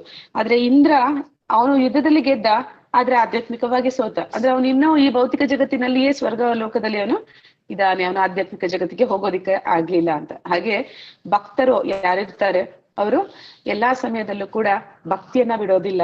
ಆ ಒಂದು ಗುಣ ಭಗವಂತನಿಗೆ ತುಂಬಾ ಇಷ್ಟ ಅಂತ ನೋಡಿದ್ರೆ. ಮತ್ತೆ ಇನ್ನೊಬ್ರು ಇದ್ದಾರೆ, ಇನ್ನೊಬ್ರು ಹೇಳ್ಬೇಕು ನೀವು. ಪ್ರಹ್ಲಾದ ಅವನೇನ್ ಮಾಡ್ತಾನೆ? ಅವನು ತಂದೆ ಅವನನ್ನ ಕೊಲ್ಲೋ ಪ್ರಯತ್ನ ಪಟ್ರು ಕೂಡ ಅವನಲ್ಲಿ ಅಪಾರವಾದ ನಂಬಿಕೆ ಇರುತ್ತೆ. ಭಗವಂತ ಅವನ ಒಂದು ಇಚ್ಛೆ ಇಲ್ಲದೆ ಏನೂ ನಡೆಯೋದಿಲ್ಲ ಅಂತ. ಹಾಗೆ ಅವನು ಭಗವಂತನಿಗೆ ಸಂಪೂರ್ಣವಾಗಿ ಶರಣಾಗತಿಯನ್ನು ಹೊಂದಿದ ಕಾರಣ ಭಗವಂತ ಸದಾ ಅವನನ್ನ ಕಾಪಾಡ್ತಾ ಇರ್ತಾನೆ. ಈ ಒಂದು ಗುಣಗಳು ಭಗವಂತನಿಗೆ ಇಷ್ಟವಾದ್ದು ಅಂತ ನಾವು ನಿನ್ನೆಯ ಅಧ್ಯಾಯದಲ್ಲಿ ನೋಡಿದ್ವಿ. ಇವತ್ತು ಅರ್ಜುನನ ಪ್ರಶ್ನೆಗಳು. ಇಲ್ಲಿಂದ ಆಚೆ ನಾವು ಕಲಿತಾ ಇರುವಂತದ್ದು 13ರಿಂದ 17 ಅಧ್ಯಾಯಗಳನ್ನ ಏನಂತ ಕರೀತಾರೆ? ಮೊದಲ 6 ಕರ್ಮಯೋಗ, ಮಧ್ಯದ 6 ಭಕ್ತಿ ಯೋಗ, ಈಗ ಕೊನೆಯ 6 ಸಂಪೂರ್ಣವಾಗಿ ಕೇಳಿಸ್ತಿಲ್ಲ. ಕೇಳಿಸ್ತಿಲ್ವಾ ಮಾತಾಜಿ ಇನ್ನು? ಈಗ ಕೇಳಿಸ್ತಾ ಇದೆ ಮಾತಾಜಿ, ಈಗ ಕೇಳಿಸ್ತಾ ಇದೆ. ಕಟ್ ಆಗ್ತಿದ್ಯಾ ಮತ್ತೆ? ಇಲ್ಲ ಈಗ ಕೇಳಿಸ್ತಾ ಇದೆ. ಓಕೆ ಮಾತಾಜಿ.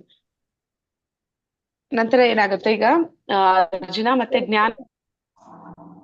ಅರ್ಜುನರ ಮಧ್ಯೆ ಒಂದು ಸಂವಾದ. ಭಕ್ತಿ ಅನ್ನುವಂಥದ್ದು ನಿನ್ನೆ ನಾವು ಅಧ್ಯಾಯದಲ್ಲಿ ನೋಡಿದ್ವಿ, ಇದು ತುಂಬಾ ಉತ್ತಮವಾದ್ದು ಅಂತ.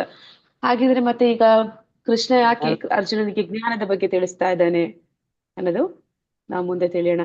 ಮೊದಲಿಗೆ ಇಲ್ಲಿ ಪ್ರಶ್ನೆಗಳಿಂದ ಪ್ರಾರಂಭ ಆಗುತ್ತೆ. ಅರ್ಜುನನ 6 ಪ್ರಶ್ನೆಗಳು. ಈಗ ಅರ್ಜುನ 8ನೇ ಅಧ್ಯಾಯದಲ್ಲಿ 8 ಪ್ರಶ್ನೆ. ಯಾರಿಗಾದ್ರೂ ನೆನಪಿದೆಯಾ ಏನ್ ಪ್ರಶ್ನೆ ಕೇಳಿದ್ದ ಅಂತ? ಬ್ರಹ್ಮನ್ ಅಂದ್ರೆ ಏನು, ಆಧ್ಯಾತ್ಮ ಅಂದ್ರೆ ಏನು, ಕರ್ಮ ಅಂದ್ರೆ ಏನು, ಭೌತಿಕ ಅಂದ್ರೆ ಆದಿಭೂತ ಅಂದ್ರೆ ಯಾವುದು, ಆದಿ ದೈವ ಅಂದ್ರೆ ಏನು, ಆದಿ ಯಜ್ಞ ಅಂದ್ರೆ ಏನು, ಆ ಒಂದು ಯಜ್ಞದ ಪ್ರಭು ಯಾರು, ಅವನು ನಮ್ಮ ದೇಹದಲ್ಲಿ ಎಲ್ಲಿ ವಾಸಿಸ್ತಾನೆ, ಮತ್ತೆ ಅವನನ್ನ ನಾವು ಹೇಗೆ ಪಡ್ಕೊಳ್ಳುವಂಥದ್ದು, ಈ ಪ್ರಶ್ನೆಗಳನ್ನ ನಾನು ಮಾಡಿದ್ದ. ಈಗ ಅದೇ ರೀತಿನೂ ಪ್ರಶ್ನೆಗಳನ್ನ ಅಧ್ಯಾಯದಲ್ಲಿ ಕೇಳ್ತಾನೆ. ಕ್ಷೇತ್ರ ಅಂದ್ರೇನು, ಕ್ಷೇತ್ರಜ್ಞ ಅಂದ್ರೆ ಯಾರು, ಜ್ಞಾನ ಅಂದ್ರೇನು, ಜ್ಞೇಯ ಅಂದ್ರೇನು, ಮತ್ತೆ ಪ್ರಕೃತಿ ಅಂದ್ರೆ ಏನು, ಈ ರೀತಿ ಮತ್ತೆ ಪ್ರಶ್ನೆಗಳನ್ನ ಮಾಡ್ತಾನೆ. ನಂತರ ಅದಕ್ಕೆ ಕೃಷ್ಣ ಕ್ಷೇತ್ರ ಮತ್ತೆ ಕ್ಷೇತ್ರಜ್ಞ ಮತ್ತೆ ಜ್ಞಾನದ ಬಗ್ಗೆ ಅವನು ವಿವರಣೆಗಳನ್ನ ಕೊಡ್ತಾನೆ. ಅದಾದ್ಮೇಲೆ ಆ ಜ್ಞಾನವನ್ನ ಸಂಪಾದಿಸುವ ಪ್ರಕ್ರಿಯೆ, ಅದನ್ನ ಗುರುಮುಖಿಯನ್ನ ನಾವು ಪಡಿಬೇಕು ಅನ್ನೋದನ್ನ ತಿಳಿಸ್ಕೊಡ್ತಾನೆ. ನಂತರ ಜ್ಞಾನದ ಗುರಿ, ಆ ಜ್ಞಾನವನ್ನು ಪಡ್ಕೊಳ್ಳುವ ಉದ್ದೇಶ ಏನು? ಪರಮಾತ್ಮನನ್ನ ಪಡ್ಕೊಳ್ಳುವಂಥದ್ದು, ಪರಮಾತ್ಮನನ್ನ ತಿಳಿಯುವಂಥದ್ದು, ಅದನ್ನ ಜ್ಞೇಯಂ ಅಂತ ಕರೀತಾರೆ. ಅದ್ರ ಬಗ್ಗೆ ಹೇಳ್ತಾನೆ. ಮತ್ತೆ ಪ್ರಕೃತಿ, ಪುರುಷ ಮತ್ತು ಅವರ ಸಂಬಂಧ. ನಾ ಹೇಳಿದೆ ಮೊದಲ ಒಂದು 6 ಅಧ್ಯಾಯದಲ್ಲಿ ನಾವು ಜೀವಾತ್ಮನ ಬಗ್ಗೆ ಹೆಚ್ಚು ತಿಳಿತಾ ಹೋಗ್ತೀವಿ. ಮಧ್ಯದ 6 ಅಧ್ಯಾಯದಲ್ಲಿ ಪರಮಾತ್ಮನ ಬಗ್ಗೆ ನಾವು ತಿಳಿತೀವಿ. ಕೊನೆಯ 6 ಅಧ್ಯಾಯದಲ್ಲಿ ಈ ಪ್ರಕೃತಿಯ ಬಗ್ಗೆ ನಾವು ಹೆಚ್ಚು ತಿಳ್ಕೊತೀವಿ. ಅಂದ್ರೆ ಪ್ರಕೃತಿಯ ಬಗ್ಗೆ ತಿಳಿತೀವಿ, ಮತ್ತೆ ಪ್ರಕೃತಿಯ ಜೊತೆಯಲ್ಲಿ ಪರಮಾತ್ಮ ಮತ್ತೆ ಜೀವಾತ್ಮನ ಸಂಬಂಧವನ್ನ ತಿಳಿತೀವಿ. ನಂತರ ಬರುವಂತದ್ದು ಜ್ಞಾನ ಚಕ್ಷು. ಜ್ಞಾನ ಅಂದ್ರೆ ಏನು, ಮತ್ತೆ ಆ ಜ್ಞಾನದ ದೃಷ್ಟಿ ಅದು ಹೊಂದಿದಂಥವ್ರು ಈ ಒಂದು ಭೌತಿಕ ಪ್ರಕೃತಿ ಅಥವಾ ಪ್ರಪಂಚವನ್ನ ಯಾವ ರೀತಿ ಕಾಣ್ತಾರೆ ಅನ್ನೋದನ್ನ ನಾವು ಈ ಅಧ್ಯಾಯದಲ್ಲಿ ತಿಳಿಲಿಕ್ಕಿದೀವಿ. ಈಗ ನಿಮ್ಮಲ್ಲಿ ಪ್ರಶ್ನೆ, 12ನೇ ಅಧ್ಯಾಯದಲ್ಲಿ ಭಕ್ತಿಯು ಶ್ರೇಷ್ಠ ಎಂದು ತಿಳಿಯುತ್ತೇವೆ. ಹಾಗಾದ್ರೆ ಕೊನೆಯ 6 ಅಧ್ಯಾಯದಲ್ಲಿ ಜ್ಞಾನವನ್ನು ಯಾಕೆ ಹೇಳ್ತಾ ಇದ್ದಾನೆ ಕೃಷ್ಣ? ಈಗ ನಾವ್ಯಾಕೆ ಈಗ ಜ್ಞಾನದ ಬಗ್ಗೆ ತಿಳಿಬೇಕು ಅಂತ? ನೀವ್ ಹೇಳ್ದಂಗೆ ನಮ್ಮಲ್ಲಿರೋ ಒಂದು ಶಕ್ತಿ, ಒಂದು ಚೈತನ್ಯ ಮತ್ತೆ ಭಕ್ತಿ ಇದೆ ಅನ್ನೋದನ್ನ ಗುರ್ತಿಸೋದಕ್ಕೆ ಒಬ್ರು ಬೇಕು, ಗುರ್ತಿಸಿ ಹೇಳೋದಕ್ಕೆ, ಅದು ಜ್ಞಾನ. ಹಾ ಮಾತಾಜಿ, ಇಲ್ಲಿ ಏನಂತ ಅಂದ್ರೆ ಭಕ್ತಿ ಅನ್ನುವಂಥದ್ದನ್ನು ಎಲ್ಲರೂ ಏನ್ ಅನ್ಕೊಳ್ತಾರೆ, ಇವ್ರು ಭಕ್ತರು ಅಂತಂದ್ರೆ ಅದು ಒಂದು ಮಾನಸಿಕವಾದ ಒಂದು ಮನಸ್ಥಿತಿ ಅನ್ಕೋತಾರೆ. ಅಂದ್ರೆ ಅದೊಂದು ಏನಂತಾರೆ ಸೆಂಟಿಮೆಂಟ್ ಅನ್ಕೋತಾರೆ. ಅಂದ್ರೆ ಭಕ್ತಿ ಅನ್ನುವಂಥದ್ದು ಮನಸ್ಸಿಗೆ ಸಂಬಂಧಪಟ್ಟದ್ದು, ಅದು ಕೂತಲ್ಲಿ ಯಾರೋ ಮಾಡುವಂಥದ್ದು ಅಂತ. ಆದ್ರೆ ವಾಸ್ತವದಲ್ಲಿ ಭಕ್ತಿ ಅಂದ್ರೆ ಅದಲ್ಲ. ಭಕ್ತಿ ಅಂತಂದ್ರೆ ಅಲ್ಲಿ ಕ್ರಿಯೆ ಇದೆ, ಸೇವೆ ಇದೆ. ಅದು ನಾವು ನೆನ್ನೆ ನೋಡಿದ್ವಿ. ಭಕ್ತಿ ಇದೆ ಅಂತಂದ್ರೆ ಅದನ್ನ ನಾವು ವ್ಯಕ್ತಪಡಿಸೋ ರೀತಿ ಇದೆ, ಅದಕ್ಕೆ ಒಂದು ಕೆಲಸ ಮಾಡ್ತಾರೆ. ಅಂದ್ರೆ ಅವರು ಕರ್ಮದ ಮೂಲಕ ಅದನ್ನ ತೋರಿಸ್ಕೊಡ್ತಾರೆ. ಆಗ ಕರ್ಮ ಅನ್ನುವಂಥದ್ದು ಮುಖ್ಯ ಆಗುತ್ತೆ. ಅದೇ ರೀತಿ ಭಕ್ತಿ ಅಂದ್ರೆ ಅದು ಬರೀ ಒಂದು ಮಾನಸಿಕ ಒಂದು ರೀತಿ ಅಲ್ಲ, ಮನಸ್ಥಿತಿ ಅಲ್ಲ, ಅಲ್ಲಿ ಒಂದು ಜ್ಞಾನ ಕೂಡ ಇದೆ. ಭಕ್ತಿಯಲ್ಲಿ ಒಂದು ಜ್ಞಾನ ಕೂಡ ಇದೆ. ನಾವು ಭಕ್ತಿ ಮಾಡ್ತಾ ಇದೀವಿ ಅಂದ್ರೆ ಯಾಕೆ ಮಾಡ್ತಾ ಇದೀವಿ ಅದೆಲ್ಲ ನಮ್ಗೆ ಗೊತ್ತಿರಬೇಕು. ಮತ್ತೆ ನಾವು ಮಾಡ್ತಾ ಇರೋದು ಏನು ಅನ್ನೋದು ನಮ್ಗೆ ತಿಳಿದು ಮಾಡುವಂಥದ್ದು ಮುಖ್ಯ. ತಿಳಿದೇ ಮಾಡುವಂಥದ್ದು ಅದನ್ನ ಇಲ್ಲಿ ಹೇಳ್ತಾರೆ ಅಂದ್ರೆ ಪ್ರಭುಪಾದರು ಹೇಳ್ತಾರೆ, ರಿಲಿಜಿಯನ್ ವಿತೌಟ್ ಫಿಲಾಸಫಿ ಅಂದ್ರೆ ಧರ್ಮದಲ್ಲಿ ತತ್ವ ಇಲ್ಲ ಅಂತಂದ್ರೆ ಅದನ್ನ ಏನಂತ ಹೇಳ್ತಾರೆ, ಅದನ್ನ religion without philosophy it is called mental ಅಲ್ಲಲ್ಲ ಸೆಂಟಿಮೆಂಟ್ ಅಂತ ಹೇಳ್ತಾರೆ. ಅಂದ್ರೆ ಅಲ್ಲಿ ಅದು ಬರೀ ಒಂದು ಭಾವುಕತೆ ಅಷ್ಟೇ. ಅಲ್ಲಿ ಒಂದು ಅಂಧ ಭಕ್ತಿ ಅಂತ ಹೇಳ್ತಾರಲ್ಲ, ಆ ರೀತಿ ಒಂದು ಕುರುಡು ಭಕ್ತಿ. ಆದ್ರೆ ಅಂದ್ರೆ ಧರ್ಮ ಅಂತಂದ್ರೆ ಅದ್ರಲ್ಲಿ ಒಂದು ತತ್ವನೂ ಇರ್ಬೇಕು, ತತ್ವನ ತಿಳಿದಿರ್ಬೇಕು. ಮತ್ತೆ ಇನ್ನೊಂದು ಏನಂತ ಹೇಳ್ತಾರೆ ಅಂದ್ರೆ ಈ ವಿಜ್ಞಾನಿಗಳ ಅವ್ರೇನು ಹೇಳ್ತಾರೆ, ಅವ್ರಿಗೆ ಯಾವುದೇ ಧರ್ಮ ಇಲ್ಲ, ಅಂದ್ರೆ ಅವರು ನಾಸ್ತಿಕರು. ಆದ್ರೆ ಅವ್ರ ಹತ್ರ ತುಂಬಾ ತತ್ವಗಳಿರುತ್ತೆ. ಅದನ್ನ ಏನಂತ ಹೇಳ್ತಾರೆ ಅಂದ್ರೆ ಬರೀ ತತ್ವ ಇದ್ದು ಧರ್ಮ ಇಲ್ಲ ಅಂತಂದ್ರೆ ಅದನ್ನ ಊಹಾತ್ಮಕ ಚಿಂತನೆ, ಕಲ್ಪನೆಗಳು ಅಂತ ಹೇಳ್ತಾರೆ. ಆದ್ರೆ ಭಕ್ತಿ ಅಂತಂದ್ರೆ ಅದು ಕಲ್ಪನೆನೂ ಅಲ್ಲ, ಅದು ಒಂದು ಅಂಧವಿಶ್ವಾಸನೂ ಅಲ್ಲ. ಭಕ್ತಿ ಅಂದ್ರೆ ಅಲ್ಲಿ ಒಂದು ತತ್ವ ಇದೆ, ಜ್ಞಾನ ಇದೆ, ಮತ್ತೆ ಅದಕ್ಕೆ ಒಂದು ಧರ್ಮನೂ ಇದೆ, ಅದನ್ನ ಆಚರಣೆ ಮಾಡುವ ಒಂದು ರೀತಿನೂ ಇದೆ. ಅದೆರಡೂ ಇದ್ದಾಗ್ಲೇ ಅದು ಪರಿಪೂರ್ಣತೆಯನ್ನ ಹೊಂದುವಂಥದ್ದು. ಈಗ ನಾವು ಭಕ್ತಿಯ ಮಹತ್ವವನ್ನ ತಿಳಿದ್ವಿ. ಈಗ ಆ ಭಕ್ತಿಯಲ್ಲಿ ಇರುವಂತ ತತ್ವಗಳನ್ನು ನಾವು ತಿಳಿದಿರ್ಬೇಕು. ಅಂದ್ರೆ ಈಗ ನಾವು ಜಪ ಮಾಡ್ತಾ ಇದೀವಿ ಅಂತಂದ್ರೆ ಸುಮ್ನೆ ಗುರುಗಳು ಹೇಳಿದ್ರು ಅದೊಂದು ಅಂಧವಿಶ್ವಾಸದಿಂದ ಮಾಡ್ತಾ ಇದೀವಿ ಅಂತ ಮಾಡುವಂಥದ್ದಲ್ಲ. ಅಲ್ಲಿ ನಾವು ಈಗ ಜಪ ಮಾಡ್ತಾ ಇರೋದು ಯಾಕೆ ಅಂತ ಯಾರಾದ್ರೂ ಬಂದು ಕೇಳಿದಾಗ, ಯಾಕೆ ನಾವು ಜಪ ಮಾಡ್ಬೇಕು ಅಂತ ಕೇಳಿದಾಗ ನಮ್ಗೆ ಹೇಳೋದಕ್ಕೆ ತಿಳುವಳಿಕೆ ಇರ್ಬೇಕು. ಆ ತಿಳುವಳಿಕೆ ಇಲ್ಲ ಅಂತಂದ್ರೆ ಏನಾಗುತ್ತೆ, ಯಾರಾದ್ರೂ ಒಂದು 3-4 ಜನ ಬಂದು ನಮ್ಗೆ ಕೇಳಿದಾಗ ನಮ್ಗೆ ಹೇಳಕ್ ಆಗ್ಲಿಲ್ಲ ಅಂದಾಗ ಹೋಗ್ತಾ ಹೋಗ್ತಾ ನಮ್ಗೆ ಅನಿಸ್ಬಿಡುತ್ತೆ, ನಾನು ಯಾಕೆ ಮಾಡ್ತಾ ಇದ್ದೀನಿ, ಸುಮ್ನೆ ಟೈಮ್ ವೇಸ್ಟ್ ಅಂತ ಹೇಳಿ ನಾವು ನಿಲ್ಲಿಸ್ಬಿಡ್ತೀವಿ. ಹಾಗೆ ಆಗ್ಬಾರ್ದು. ಭಕ್ತಿ ಅನ್ನೋದಕ್ಕೆ ಒಂದು ರಕ್ಷಣೆ ಬೇಕು. ಅದು ಜ್ಞಾನದ ಒಂದು ಬೇಲಿಯಿಂದ ನಾವು ಅದಕ್ಕೆ ರಕ್ಷಣೆ ಕೊಡೋದಕ್ಕೆ, ನಮ್ಮ ಭಕ್ತಿಯನ್ನ ರಕ್ಷಿಸೋದಕ್ಕೆ ಸಾಧ್ಯ ಇದೆ. ಆದ ಕಾರಣ ನಾವು ಆ ಒಂದು ಭಕ್ತಿಯ ಒಂದು ಪೂರ್ಣ ಜ್ಞಾನವನ್ನ ತಿಳಿಯುವಂಥದ್ದೇ ಇಲ್ಲಿ ನಾವು ನೋಡ್ತಾ ಇರುವಂತದ್ದು ಕೊನೆಯ 6 ಅಧ್ಯಾಯದ ಆ ಒಂದು ಜ್ಞಾನ ಯೋಗದ ಬಗ್ಗೆ. ಅದನ್ನ ಇಲ್ಲಿ ಏನಂತ ಹೇಳ್ತಾ ಇದ್ದಾರೆ, ವಾಸ್ತವದಲ್ಲಿ ಏನಂತಾರೆ ಮಾತಾಜಿ? ಮತ್ತೊಮ್ಮೆ ಹೇಳಿ ಮಾತಾಜಿ. ಅಂದ್ರೆ ಮೊದಲ 6 ಅಧ್ಯಾಯ ಕರ್ಮಯೋಗ. ಕರ್ಮಯೋಗ ಅಂದ್ರೆ ಕೆಲಸ ಮಾಡುದು, ಅದ್ರ ಬಗ್ಗೆನೇ ಹೆಚ್ಚಿರುತ್ತೆ. ಮತ್ತೆ ಜೀವಾತ್ಮನ ಬಗ್ಗೆ ತಿಳಿತೀವಿ ಹೆಚ್ಚಾಗಿ. ನಂತರ ಮಧ್ಯದ ಅಧ್ಯಾಯದಲ್ಲಿ ಪರಮಾತ್ಮನ ಬಗ್ಗೆ ಹೆಚ್ಚು ತಿಳಿತೀವಿ. ಮತ್ತೆ ಅಲ್ಲಿ ನಾವು ತಿಳಿಯುವಂತದ್ದು ಭಕ್ತಿಯ ಬಗ್ಗೆ ತಿಳಿತೀವಿ. ಕೊನೆಯ 6 ಅಧ್ಯಾಯದಲ್ಲಿ ನಾವು ಜ್ಞಾನದ ಬಗ್ಗೆ ತಿಳಿತೀವಿ, ಮತ್ತೆ ಪ್ರಕೃತಿಯ ಬಗ್ಗೆ ತಿಳಿತೀವಿ. ಪ್ರಕೃತಿ ಅಂದ್ರೆ ಏನು? ಪ್ರಕೃತಿ ಅಂದ್ರೆ ಏನು ಅಂತ, ಈ ಒಂದು ಪ್ರಕೃತಿ ಮತ್ತೆ ಆ ಪ್ರಕೃತಿ ಜೊತೆ ಪರಮಾತ್ಮನ ಮತ್ತೆ ಜೀವಾತ್ಮನ ಸಂಬಂಧ ಏನು ಅಂತ. ಈಗ ವಾಸ್ತವದಲ್ಲಿ ಸಂಪೂರ್ಣ ಭಗವದ್ಗೀತೆ ಇರೋದು ಭಕ್ತಿನೇ ಆಗಿದೆ. ಇಡೀ ಭಗವದ್ಗೀತೆಯಲ್ಲಿ ನಮ್ಗೆ ಮೇನ್ ಆಗಿ ಹೇಳ್ತಾ ಇರುವಂತದ್ದು ಭಕ್ತಿಯ ಬಗ್ಗೆನೆ. ಆದ್ರೆ ಮೊದಲ 6 ಅಧ್ಯಾಯಗಳು ಕಾರ್ಯದ ಮೂಲಕ ಭಕ್ತಿಯನ್ನು ಸಾಧಿಸುವುದು ಹೇಗೆ ಎಂದು ಚರ್ಚಿಸುತ್ತದೆ. ಅಂದ್ರೆ ನಾವು ಭಕ್ತಿನ ಆಚರಣೆ ಮಾಡೋದು ಹೇಗೆ, ಅದರಲ್ಲಿ ಕರ್ಮ ಎನ್ನುವಂಥದ್ದು ಇರುತ್ತೆ, ಕೆಲಸ ಮಾಡುವಂಥದ್ದು ಇರುತ್ತೆ. ಭಕ್ತಿ ಅಂದ್ರೆ ಅಲ್ಲಿ ನಿಷ್ಕ್ರಿಯತೆ ಅಲ್ಲ, ಅಂದ್ರೆ ಕೂತಲ್ಲಿ ಏನೋ ಒಂದು ಧ್ಯಾನ ಮಾಡುವಂಥದ್ದಲ್ಲ. ಇಲ್ಲಿ ಭಕ್ತಿ ಅಂತಂದ್ರೆ ನಾವು ಕಾರ್ಯ ಮಾಡ್ತೀವಿ, ಭಗವಂತನಿಗಾಗಿ ಸೇವೆ ಮಾಡ್ತೀವಿ. ಅವನ ಒಂದು ಮಂದಿರ ಮಾರ್ಜನ ಅಂತ ಹೇಳ್ತಾರೆ, ಅವನಿರುವಂತಹ ಒಂದು ಜಾಗವನ್ನು ಸ್ವಚ್ಛವಾಗಿ ಇಟ್ಕೋತೀವಿ. ಮತ್ತೆ ಅವನ ಒಂದು ನೈವೇದ್ಯ ಪ್ರಸಾದಗಳನ್ನ ಮಾಡ್ತೀವಿ. ಮತ್ತೆ ಅವನ ಒಂದು ಭಕ್ತರ ಸೇವೆ ಮಾಡ್ತೀವಿ. ಮತ್ತೆ ನಾವು ಅವನ ಭಕ್ತಿಯ ಸಂಕೀರ್ತನೆ ಮಾಡ್ತೀವಿ. ಮತ್ತೆ ಇತರರಿಗೆ ಈ ಒಂದು ಜ್ಞಾನದ ಕುರಿತಾಗಿ ಮಾತನಾಡ್ತೀವಿ. ಇಲ್ಲೆಲ್ಲ ಒಂದು ಕಾರ್ಯ ನಡೀತಾ ಇದೆ, ಭಕ್ತಿ ಕಾರ್ಯ ಅಲ್ಲಿ ನಡೀತಾ ಇದೆ ಅಂತ. ಜ್ಞಾನದ ಮೂಲಕ ಭಕ್ತಿಯನ್ನು ಸಾಧಿಸುವುದು ಹೇಗೆ ಎಂಬುದನ್ನು ಕೊನೆಯ 6 ಅಧ್ಯಾಯಗಳು ವಿವರಿಸುತ್ತವೆ. ಅಂದ್ರೆ ಈಗ ನಾವು ಭಕ್ತಿ ಅಂದ್ರೆ ಏನು ಅನ್ನೋದನ್ನ ನಾವು ಪರಿಪೂರ್ಣ ಜ್ಞಾನವನ್ನ ಹೊಂದುವಂಥದ್ದು ಈ ಕೊನೆಯ 6 ಅಧ್ಯಾಯದಲ್ಲಿ ನಾವು ತಿಳಿತೀವಿ. ಮತ್ತೆ ಮಧ್ಯದ 6 ಅಧ್ಯಾಯಗಳು ನಮ್ಗೆ ನೇರವಾಗಿ ಭಕ್ತಿಯ ಬಗ್ಗೆ ತಿಳಿಸ್ಕೊಡುತ್ತೆ. ಈಗ 12ನೇ ಅಧ್ಯಾಯದಲ್ಲಿ ಕೃಷ್ಣ ತನ್ನ ಭಕ್ತರನ್ನು ಹುಟ್ಟು ಮತ್ತು ಮರಣದಿಂದ ಹೇಗೆ ವೈಯಕ್ತಿಕವಾಗಿ ಬಿಡುಗಡೆ ಮಾಡುತ್ತಾನೆ ಎಂಬುದನ್ನು ವಿವರಿಸಿದ್ದಾನೆ. ಅಂದ್ರೆ ಅವನು ಹೇಳ್ತಾ ಇದ್ದಾನೆ, ಭವಸಾಗರದಿಂದ ನಾನು ತೆಗಿತೀನಿ, ನನ್ನ ಶುದ್ಧ ಭಕ್ತರನ್ನ, ನನ್ನನ್ನ ಮನಸಾರೆ ಇಷ್ಟಪಡುವಂತಹ ನನ್ನ ಮಕ್ಕಳನ್ನ ನಾನು ನನ್ನ ಹತ್ರಕ್ಕೆ ಕರೆಸ್ಕೋತೀನಿ, ಮತ್ತೆ ಅಂತವರನ್ನ ಈ ಒಂದು ಭವಸಾಗರ ಅನ್ನುವಂತಹ ಜೈಲಿನಿಂದ ಬಿಡುಗಡೆ ಮಾಡ್ತೀನಿ ಅಂತ ಪರಮಾತ್ಮ ಹೇಳ್ತಾನೆ. ಈಗ ಕೊನೆಯ 6 ಅಧ್ಯಾಯಗಳು ಐಹಿಕ ಪ್ರಪಂಚದಿಂದ ಹೊರಬರಲು ಅಗತ್ಯವಾದ ತಾತ್ವಿಕ ಜ್ಞಾನವನ್ನು ಒದಗಿಸುತ್ತದೆ. ಈಗ ಭಗವಂತ ನಮ್ಮನ್ನ ಇಲ್ಲಿಂದ ಬಿಡುಗಡೆ ಮಾಡ್ತೀನಿ ಅಂತ ಹೇಳ್ದ. ಮತ್ತೆ ಇಲ್ಲಿಂದ ನಾವು ಬಿಡುಗಡೆ ಆಗ್ತಾ ಇದೀವಿ ಅಂತಂದ್ರೆ ಈ ಒಂದು ಭೌತಿಕ ಜಗತ್ತು ಏನು, ಇಲ್ಲಿಂದ ಬಿಡುಗಡೆ ಮಾಡ್ತಾನೆ ಅಂದ್ರೆ ನಾವು ಹೇಗೆ ಇಲ್ಲಿಂದ ಬಿಡುಗಡೆ ಹೊಂದುತ್ತೀವಿ, ಈ ಎಲ್ಲ ಜ್ಞಾನವನ್ನ ನಾವು ಈ ಕೊನೆಯ 6 ಅಧ್ಯಾಯದ ಮೂಲಕ ತಿಳಿತಾ ಇದೀವಿ. ನಂತರ ಮಾಯೆಯಿಂದ ವೈರಾಗ್ಯಕ್ಕೆ ಮತ್ತು ಕೃಷ್ಣನೊಂದಿಗಿನ ನಮ್ಮ ಬಾಂಧವ್ಯಕ್ಕೆ ಜ್ಞಾನವು ಸಹಾಯ ಮಾಡುತ್ತೆ. ಅಂದ್ರೆ ನಾವು ತಿಳುವಳಿಕೆಯಿಂದ ಮಾಡುವಾಗ ಅರ್ಥಪೂರ್ಣವಾಗಿ ಮಾಡ್ತೀವಿ, ತಿಳಿದು ಮಾಡ್ತೀವಿ, ಆಗ ನಾವು ಬೇಗ ಮಾಡೋದಕ್ಕೂ ಸಾಧ್ಯ ಆಗುತ್ತೆ. ನಮ್ಗೆ ತಿಳುವಳಿಕೆ ಇಲ್ಲ ಅಂತಂದಾಗ ನಾವು ಅದನ್ನ ಸರಿಯಾದ ರೀತಿಯಲ್ಲಿ ತಿಳ್ಕೊಂಡಿಲ್ಲ ಅಂತಂದ್ರೆ ನಾವು ಮಾಡುವಂತಹ ಕೆಲಸ ಅದು ಪರಿಪೂರ್ಣ ಅನ್ನಿಸ್ಕೊಳ್ಳೋದಿಲ್ಲ. ಮತ್ತೆ ಅದರ ಜ್ಞಾನ ಇಲ್ಲದ ಕಾರಣ ನಾವು ಕೂಡ ಒಂದು ಸಾಕ್ಷಾತ್ಕಾರವನ್ನ ಹೊಂದೋದಕ್ಕೆ ಸಾಧ್ಯ ಇಲ್ಲ. ಆದ ಕಾರಣ ಇಲ್ಲಿ ನಾವು ಆ ಮಾಯೆ ಅಂದ್ರೆ ಏನು, ಆ ಮಾಯೆಯ ಜೊತೆಲಿ ನಮ್ಮ ಒಂದು ವೈರಾಗ್ಯನ ಹೇಗೆ ಬೆಳೆಸ್ಕೊಡುವಂಥದ್ದು, ಮತ್ತೆ ವೈರಾಗ್ಯವನ್ನ ಬೆಳೆಸ್ಕೊಂಡ್ರೆ ಸಾಲದು. ಅಂದ್ರೆ ಈ ಭೌತಿಕ ಜಗತ್ತು ದುಃಖಾಲಯ ಅಂತ ತಿಳಿದ್ರೆ ಸಾಲದು, ಮತ್ತೆ ಸುಖ ಅನ್ನುವಂಥದ್ದು, ಆನಂದ ಅನ್ನುವಂಥದ್ದು ಎಲ್ಲಿದೆ ಅನ್ನೋದನ್ನ ತಿಳ್ಕೊಳ್ಬೇಕು. ಮತ್ತೆ ನಾವು ಅಲ್ಲಿಗೆ ಹೇಗೆ ಹೋಗ್ಬೋದು ಅನ್ನೋದನ್ನ ನಾವು ತಿಳಿಬೇಕು. ಈ ಜ್ಞಾನವನ್ನ ನಾವು ಈ ಅಧ್ಯಾಯಗಳು ಅಂದ್ರೆ ಕೊನೆಯ 6 ಅಧ್ಯಾಯಗಳ ಮೂಲಕ ತಿಳಿತೀವಿ. ಆದ್ದರಿಂದ ನಾವು ಭಕ್ತಿಯನ್ನು ಸಾಧಿಸಲು ಜ್ಞಾನವನ್ನು ಸಾಧನವಾಗಿ ಬಳಸಿದಾಗ ಅದು ಭಕ್ತಿಯ ಭಾಗವೇ ಆಗುತ್ತೆ. ಅಂದ್ರೆ ಯಾವುದು ಕರ್ಮ ಭಗವಂತನಿಗಾಗಿ ಮಾಡ್ತೀವಿ ಅದು ಕೂಡ ಭಕ್ತಿ ಆಗುತ್ತೆ. ಯಾವ ಜ್ಞಾನ ಭಗವಂತನನ್ನ ಕುರಿತು ತಿಳ್ಕೊತೀವಿ ಆ ಜ್ಞಾನ ಕೂಡ ಅದು ಭಕ್ತಿಯ ಭಾಗನೇ ಆಗುತ್ತೆ ಅಂತ ಹೇಳಿ ಹೇಳ್ತಾ ಇದ್ದಾರೆ. ಅರ್ಜುನ ಹೇಳಿದನು, ಪ್ರೀತಿಯ ಕೃಷ್ಣನೇ, ಪ್ರಕೃತಿ, ಪುರುಷ, ಕ್ಷೇತ್ರ, ಕ್ಷೇತ್ರಜ್ಞ, ಜ್ಞಾನ ಮತ್ತು ಜ್ಞಾನದ ಗುರಿ ಇವನ್ನು ತಿಳಿದುಕೊಳ್ಳಲು ಬಯಸುತ್ತೇನೆ. ದೇವೋತ್ತಮ ಪರಮ ಪುರುಷನು ಹೇಳಿದನು, ಕೌಂತೆಯನೇ, ಈ ದೇಹವನ್ನು ಕ್ಷೇತ್ರವೆಂದು, ದೇಹವನ್ನು ತಿಳಿದವನನ್ನು ಕ್ಷೇತ್ರಜ್ಞ ಎಂದು ಕರೆಯುತ್ತಾರೆ. ಇಲ್ಲಿ ಮೊದಲ 2 ಶ್ಲೋಕಗಳು ಕೊಟ್ಟಿದ್ದಾರೆ.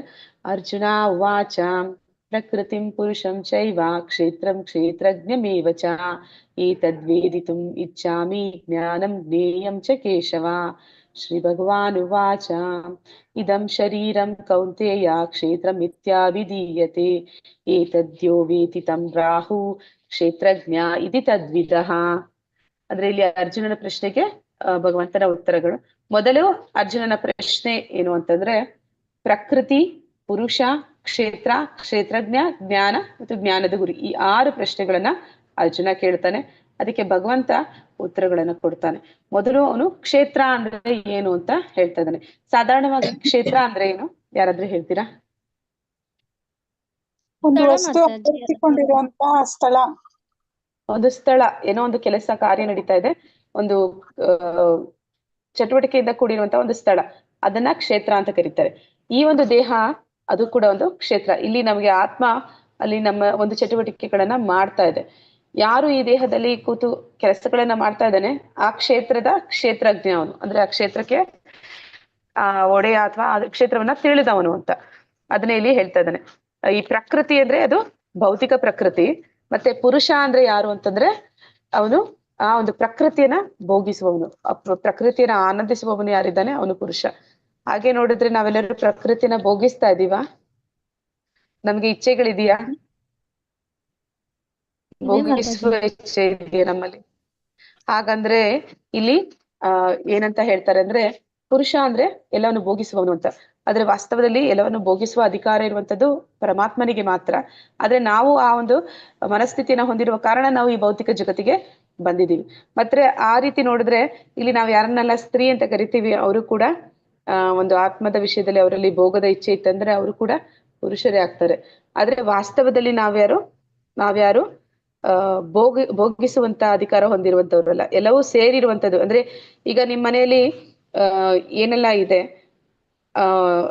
ವಸ್ತುಗಳು, ಅದಕ್ಕೆಲ್ಲ ಯಾರು ಒಡೆಯರು? ನೀವೇ ಹೊಡೆಯರು. ಮತ್ತೆ ಇವಾಗ ನಿಮ್ ಮನೆಗೆ ಒಂದು ನಮ್ಮ ಹಿರಿಯರು, ಸರಿ ಮಾತಾಜಿ, ನಿಮ್ ಮನೆಯವರು ಅಥವಾ ಹಿರಿಯರು ಅಥವಾ ನೀವು ಈಗ ನಿಮ್ ಮನೆಗೆ ಒಬ್ಬ ಕೆಲಸದವ್ರನ್ನ ಕರ್ಕೊಂತೀರಾ ಕೆಲಸ ಮಾಡಕ್ಕೆ. ಅವ್ರು ಬಂದು ಕೆಲಸ ಮಾಡೋದ್ ಬಿಟ್ಬಿಟ್ಟು ಟಿವಿ ಹಾಕಿ ನಿಮ್ಮ ಮನೆ ಸೋಫಾ ಮೇಲೆ ಕುತ್ಕೊಂಡು ಟೇಬಲ್ ಮೇಲೆ ಕಾಲ್ ಹಾಕೊಂಡು ಕೆಲಸ ಮಾಡ್ದಿರಾ ಅವ್ರು ಟಿವಿ ನೋಡ್ಕೊಂಡು ಏನಾದ್ರೂ ಕುರ್ಕುಲ್ ತಿಂಡಿ ತಿನ್ಕೊಂಡು ಕೂತಿದ್ರೆ ನೀವೇನಂತೀರಾ? ನಾಳೆಯಿಂದ ಕೆಲ್ಸಕ್ಕೆ ಬರ್ಬೇಡಿ ಅಂತೀವಿ ಮಾತಾಜಿ. ಹೌದಲ್ವಾ? ಹಾಗೇನೇನೆ ನಾವೆಲ್ಲರೂ ಕೂಡ ಭಗವಂತನಿಗೆ ಸೇರಿರೋದು ಇದು, ಈ ಜಗತ್ತು. ಅವನ ಜಗತ್ತಲ್ಲಿ ನಾವು ಕುತ್ಕೊಂಡು ಅದನ್ನ ಭೋಗಿಸ್ಬೇಕು ಅಂತ ಇಚ್ಛೆನ ಇಟ್ಕೊಂತಾ ಇದೀವಿ. ಅದು ತಪ್ಪಾದ ಇಚ್ಛೆ, ಆ ರೀತಿ ಮಾಡ್ತಾ ಇದೀವಿ. ಆದ್ರೆ ಆತರ ಮಾಡ್ತಾ ಇರೋದ್ರಿಂದ ನಾವು ಪುರುಷ ಅಂತ ನಾವು ಅನ್ಕೋಬಹುದು, ಆದ್ರೆ ವಾಸ್ತವದಲ್ಲಿ ನಾವ್ಯಾರು ಪುರುಷ ಅಲ್ಲ. ನಾವೆಲ್ಲರೂ ಕೂಡ ಭಗವಂತನ ಪ್ರಕೃತಿಯ ಭಾಗ. ನಾವೆಲ್ಲರೂ ಇರುವಂತದ್ದು ಭಗವಂತನ ಸೇವೆಗಾಗಿ. ಹಾಗೆ ನೋಡಿದ್ರೆ ನಾವ್ಯಾರು ಪ್ರಕೃತಿಯ ಭಾಗ ಅಂದ್ರೆ ನಾವು ಕೂಡ ಸ್ತ್ರೀ ಅಂತಾನೆ ಹೇಳ್ಬೇಕು, ಆದ್ರೆ ಪುರುಷ ಆಗೋದಿಲ್ಲ. ನಾವ್ಯಾರು ಇಲ್ಲಿ ಯಾರನ್ನೆಲ್ಲ ಗಂಡಸರು ಅಂತ ನಾವ್ ಅನ್ಕೋತಾ ಇದ್ವಿ, ಆತ್ಮಗಳ ರೂಪದಲ್ಲಿ ಯಾರು ಕೂಡ ಪುರುಷ ಸ್ತ್ರೀ ಅನ್ನೋ ಭೇದ ಇಲ್ಲ. ಆದ್ರೆ ವಾಸ್ತವದಲ್ಲಿ ನಾವು ಭಗವಂತನ ಸೇವಕರಾದ ಕಾರಣ ನಾವು ಪ್ರಕೃತಿ ಆಗ್ತೀವಿ. ಆದ್ರೆ ನಾವು ಏನ್ ಅನ್ಕೋತಾ ಇದೀವಿ, ಮಿಥ್ಯಾಹಂಕಾರದಿಂದ, ಒಂದು ಅಹಂಕಾರ ಅಥವಾ ಒಂದು ಅಜ್ಞಾನದಿಂದ ನಾವು ಪುರುಷ ಅಂತ ತಿಳ್ಕೊತೀವಿ. ಆದ್ರೆ ವಾಸ್ತವದಲ್ಲಿ ಪುರುಷ ಆ ಪ್ರಕೃತಿಯನ್ನ ಆನಂದಿಸುವವನು. ಅದನ್ನ ಇಲ್ಲಿ ತಿಳಿಸ್ಕೊಡ್ತಾನೆ. ನಾ ಹೇಳ್ದೆ ಕ್ಷೇತ್ರ ಅಂದ್ರೆ ದೇಹ. ಈ ದೇಹ ಅನ್ನುವಂಥದ್ದು ಒಂದು ಕ್ಷೇತ್ರ ಆದ್ರೆ ಆ ಕ್ಷೇತ್ರವನ್ನ ತಿಳಿದವನು ಅಥವಾ ಕ್ಷೇತ್ರದಲ್ಲಿ ಕೆಲಸ ಮಾಡ್ತಾ ಇರುವಂತವನು ಅಥವಾ ಚಟುವಟಿಕೆಗಳನ್ನ ಮಾಡ್ತಾ ಇರುವಂತವನು ಕ್ಷೇತ್ರಜ್ಞ. ಅಲ್ಲಿ ನಮ್ಮ ದೇಹದಲ್ಲಿ ಇಬ್ಬರು ಕ್ಷೇತ್ರಜ್ಞರು ಇದ್ದಾರೆ ಅಂತ ಹೇಳ್ತಾನೆ. ಯಾರು ಆ ಇಬ್ಬರು ಕ್ಷೇತ್ರಜ್ಞರು? ಆತ್ಮ ಪರಮಾತ್ಮ.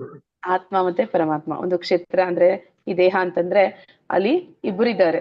ಅಂದ್ರೆ ಆ ದೇಹದಲ್ಲಿ ಆಗ್ತಾ ಇರುವಂತ ಅನುಭವಗಳನ್ನ ತಿಳಿತಾ ಇರುವಂತವ್ರು ಇಬ್ಬರಿದ್ದಾರೆ. ಅದೊಂದು ಆತ್ಮ, ಇನ್ನೊಂದು ಅಂದ್ರೆ ಆತ್ಮ ಅಂದ್ರೆ ಜೀವಾತ್ಮ, ಇನ್ನೊಂದು ಪರಮಾತ್ಮ. ಎಲ್ಲರ ದೇಹದಲ್ಲೂ ಕೂಡ ಪರಮಾತ್ಮನು ಕೂಡ ಇದ್ದಾನೆ.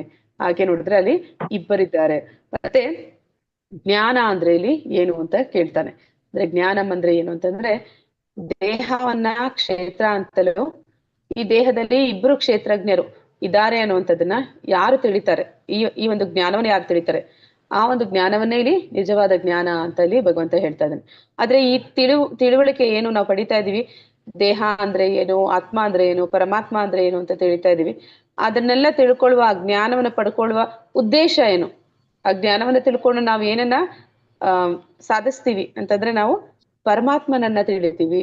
ಆ ಪರಮಾತ್ಮನನ್ನ ಪಡೆಯುವಂಥದ್ದು, ಅವನನ್ನ ತಿಳಿಯುವಂಥದ್ದೇ ಆ ಒಂದು ಜ್ಞಾನದ ಮೂಲ ಉದ್ದೇಶ.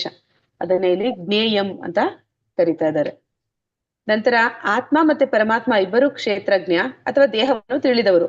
ಹಾಗಾದರೆ ಆತ್ಮ ಮತ್ತೆ ಪರಮಾತ್ಮನ ನಡುವಿನ ವ್ಯತ್ಯಾಸ ಏನು? ಆತ್ಮಕ್ಕೂ ಪರಮಾತ್ಮನಿಗೂ ಇರೋ ವ್ಯತ್ಯಾಸ ಏನು? ಯಾರಾದ್ರೂ ಹೇಳ್ತೀರಾ? ಆತ್ಮನ ಪರಮಾತ್ಮನ ಸೃಷ್ಟಿ ಮಾಡಿರೋದು. ಆತ್ಮ ಅನ್ನುವಂಥದ್ದು ಪರಮಾತ್ಮನ ಒಂದು ಭಾಗ, ಅವನ ಒಂದು ವಿಭಿನ್ನ ಅಂಶ. ಓಕೆ ಮಾತಾಜಿ. ಆಮೇಲೆ ಆತ್ಮ ಪರಮಾತ್ಮದ ಭಾಗ ಇಲ್ಲಿ ಮಾತಾಜಿ, ಅದ್ರ ಪರಮಾತ್ಮ ಆತ್ಮದ ಭಾಗ ಅಲ್ಲ ಮಾತಾಜಿ. ಆತ್ಮ ಮತ್ತೆ Okay, ಪರಮಾತ್ಮ ಎರಡು ಒಂದೇನೆ, ಇಬ್ರು ಒಂದೇನೆ. ಇಬ್ರು ಒಂದಲ್ಲ ಮಾತಾಜಿ, ಇಬ್ರು ಬೇರೆ ಬೇರೆ. ಅಂದ್ರೆ ಆತ್ಮ ಅನ್ನುವಂಥದ್ದು ಅಣು, ಪರಮಾತ್ಮ ಅನ್ನುವಂಥದ್ದು ವಿಭು. ಅಂದ್ರೆ ಆತ್ಮವನ್ನ ಸಾಗರಕ್ಕೆ ಹೋಲಿಸಿದ್ರೆ ಪರಮಾತ್ಮನನ್ನ ಆ ಸಾಗರಕ್ಕೆ ಹೋಲಿಸಿದ್ರೆ ಆತ್ಮ ಅನ್ನುವಂಥದ್ದು ಆ ಒಂದು ಸಾಗರದ ಒಂದು ಪುಟ್ಟ ಹನಿ ಅಷ್ಟೇ. ಮತ್ತೆ ಅದನ್ನ ಹೋಲಿಕೆ ಮಾಡ್ತಾರೆ. ಯಾವ ರೀತಿ ಹೋಲಿಕೆ ಮಾಡ್ತಾರೆ ಅಂದ್ರೆ, ದಗದಗಿಸಿ ಉರಿಯುವಂತ ಜ್ವಾಲೆ ಪರಮಾತ್ಮ. ಅಂದ್ರೆ ಆ ಜ್ವಾಲೆಯಿಂದ ಒಂದೇ ಒಂದು ಪುಟ್ಟ ಕಿಡಿ ಹೊರಗಡೆ ಬಿತ್ತು ಅಂದ್ರೆ ಅದನ್ನ ಜೀವಾತ್ಮ ಅಂತ ಹೇಳ್ತಾರೆ. ಅಂದ್ರೆ ನಮಗೂ ಪರಮಾತ್ಮನಿಗೂ ಗುಣದಲ್ಲಿ ವ್ಯತ್ಯಾಸ ಇಲ್ಲ, ಹೆಚ್ಚು ವ್ಯತ್ಯಾಸ ಇಲ್ಲ. ಆದ್ರೆ ನನಗೂ ಪರಮಾತ್ಮನಿಗೂ ಆ ಪರಿಮಾಣ ಅಥವಾ ಏನಂತಾರೆ ಕ್ವಾಂಟಿಟಿ, ಅಂದ್ರೆ ಪ್ರಮಾಣದಲ್ಲಿ ವ್ಯತ್ಯಾಸ ಇದೆ. ಪ್ರಮಾಣದಲ್ಲಿ ಅವನು ತುಂಬಾ ಅಗಾಧವಾಗಿದ್ದಾನೆ, ನಾನು ಅದ್ರಲ್ಲಿ ಒಂದು ಸಣ್ಣ ಪುಟ್ಟ ಜೀವ ಅಷ್ಟೇ. ಮತ್ತೆ ಇಲ್ಲಿ ಆತ್ಮನಿಗೂ ಹೇಳಿ ಮಾತಾಜಿ. ಆತ್ಮವನ್ನ ಪರಮಾತ್ಮ ಬೇರೆ ಬೇರೆ ಅಂದ್ರೆ ಅವರು ಪರಮಾತ್ಮನಲ್ಲಿ ಒಂದು ಮುಕ್ತಿಯನ್ನ ಪಡೆದಿಲ್ಲ ಅಂದ್ರೆ ಆ ಆತ್ಮನ ಬೇರೆ ಬೇರೆ ಒಂದು ದೇಹಗಳಿಗೆ ಪರಮಾತ್ಮ ವರ್ಗಾಯಿಸ್ತಾ ಹೋಗ್ತಾರೆ. ನಾವು ಅಂದ್ರೆ ಹುಟ್ಟು ಸಾವು ಅಂತ ನಾವೇನ್ ಕರಿತೀವಿ ಅದೇ ರೀತಿಯಾಗಿ. ಆದ್ರೆ ಪರಮಾತ್ಮನ ಯಾವ್ದೇ ಕಾರಣಕ್ಕೂ ಎಲ್ಲದ್ರಲ್ಲೂ ವರ್ಗಾಯಿಸೋದಕ್ಕೆ ಆಗೋದಿಲ್ಲ. ಅವನೇ ಪ್ರತಿಯೊಂದಕ್ಕೂ ಆದಿ ಅಂತ್ಯ ಎಲ್ಲದೂ ಅವನೇ ಆಗಿರೋದ್ರಿಂದ ಆತ್ಮಕ್ಕೂ ಪರಮಾತ್ಮಕ್ಕೂ ಎರಡಕ್ಕೂ ಬೇರೆ ಬೇರೆ ವಿಭಿನ್ನ ಇರುತ್ತೆ. ಆದ್ರೆ ಪರಮಾತ್ಮನನ್ನ ವರ್ಗಾಯಿಸೋದಕ್ಕೆ ಆಗೋದಿಲ್ಲ ಅಂದ್ರೆ ಮಾತಾಜಿ, ಅವನು ಅಣುವಿನಲ್ಲೂ ಇದ್ದಾನೆ. ಅಂದ್ರೆ ಅವನು ಎಲ್ಲಾ ಕಡೆ ಇದ್ದಾನೆ. ಅದೇ ಇಲ್ಲಿ ಹೇಳ್ತಾ ಇರುವಂತ ಮೊದಲ ಒಂದು ಅಂದ್ರೆ ತುಂಬಾ ಮುಖ್ಯವಾದ ಒಂದು ವ್ಯತ್ಯಾಸ ಏನು ಅಂತಂದ್ರೆ, ಆತ್ಮ ಅನ್ನುವಂಥದ್ದು ಒಂದು ಸಮಯದಲ್ಲಿ ಒಂದು ದೇಹದಲ್ಲಿ ಇರ್ತಾನೆ, ಪರಮಾತ್ಮ ಒಂದೇ ಸಮಯದಲ್ಲಿ ಎಲ್ಲ ದೇಹದಲ್ಲೂ ಇರ್ತಾನೆ. ಅದೇ ಇಲ್ಲಿ ತುಂಬಾ ಪ್ರಮುಖವಾದ ಒಂದು ವಿಷಯ ಇಲ್ಲಿ ಹೇಳ್ತಾ ಇರುವಂತದ್ದು. ಅಂದ್ರೆ ಆತ್ಮ ಅನ್ನುವಂಥದ್ದು ಈಗ ನಿಮ್ಮ ದೇಹದಲ್ಲಿ ಏನಾಗ್ತಿದೆ, ನೀವೆಲ್ಲರೂ ಕೂತು ಕೇಳ್ತಾ ಇದ್ದೀರಾ, ಮತ್ತೆ ನಿಮ್ಗೆ ನಿಮ್ಮ ಮನೆಯಲ್ಲಿ ಏನು ನಡೀತಾ ಇದೆ ಅದೆಲ್ಲ ಕೂಡ ನಿಮ್ಗೆ ಅನುಭವಕ್ಕೆ ಬರ್ತಾ ಇದೆ ನಿಮ್ಮ ದೇಹದಲ್ಲಿ. ಅಥವಾ ನಿಮ್ಗೆ ಏನಾದ್ರೂ ಒಂದು ಯಾರಾದ್ರೂ ತಿನ್ಲಿಕ್ಕೆ ತಂದ್ಕೊಟ್ರು ಅಂದ್ರೆ ಅದರ ರುಚಿ ಹೇಗಿತ್ತು ಅಂತ ನಿಮ್ಮ ನಾಲಿಗೆಗೆ ಗೊತ್ತಾಗುತ್ತೆ, ಅದರ ಮೂಲಕ ನಿಮಗೆ ಗೊತ್ತಾಗುತ್ತೆ. ಆದ್ರೆ ಅದು ಹೇಗಿತ್ತು ಅಂತ ನನ್ನನ್ನ ಕೇಳಿದ್ರೆ ನನಗೆ ಗೊತ್ತಾಗತ್ತಾ? ನೀವೇನೋ ಸವ್ದಿದ್ದೀರಿ ಅಥವಾ ನೀವೇನೋ ಅನುಭವಿಸಿದ್ದೀರಿ, ಆ ಅನುಭವ ನನಗಾಗುತ್ತಾ? ಇಲ್ಲ ಅದು ಆತ್ಮಕ್ಕೆ ಪರಮಾತ್ಮನಿಗೆ ಹೇಳುವ ವ್ಯತ್ಯಾಸದಲ್ಲಿ ಏನ್ ಹೇಳ್ತಾರೆ ಅಂದ್ರೆ, ನನಗೆ ಆ ಅನುಭವ ಆಗೋದಿಲ್ಲ, ಆದ್ರೆ ಪರಮಾತ್ಮನಿಗೆ ಆಗುತ್ತೆ. ನನ್ನ ಹೃದಯದಲ್ಲೂ ಪರಮಾತ್ಮ ಇದ್ದಾನೆ, ನಿಮ್ಮ ಹೃದಯದಲ್ಲೂ ಪರಮಾತ್ಮ ಇದ್ದಾನೆ, ಆದ್ರೆ ನಿಮಗೆ ಆಗ್ತಾ ಇರುವಂತ ಪ್ರತಿಯೊಂದು ಅನುಭವಗಳು ಅವನಿಗೆ ಅದು ಗೋಚರ ಆಗ್ತಾ ಇದೆ.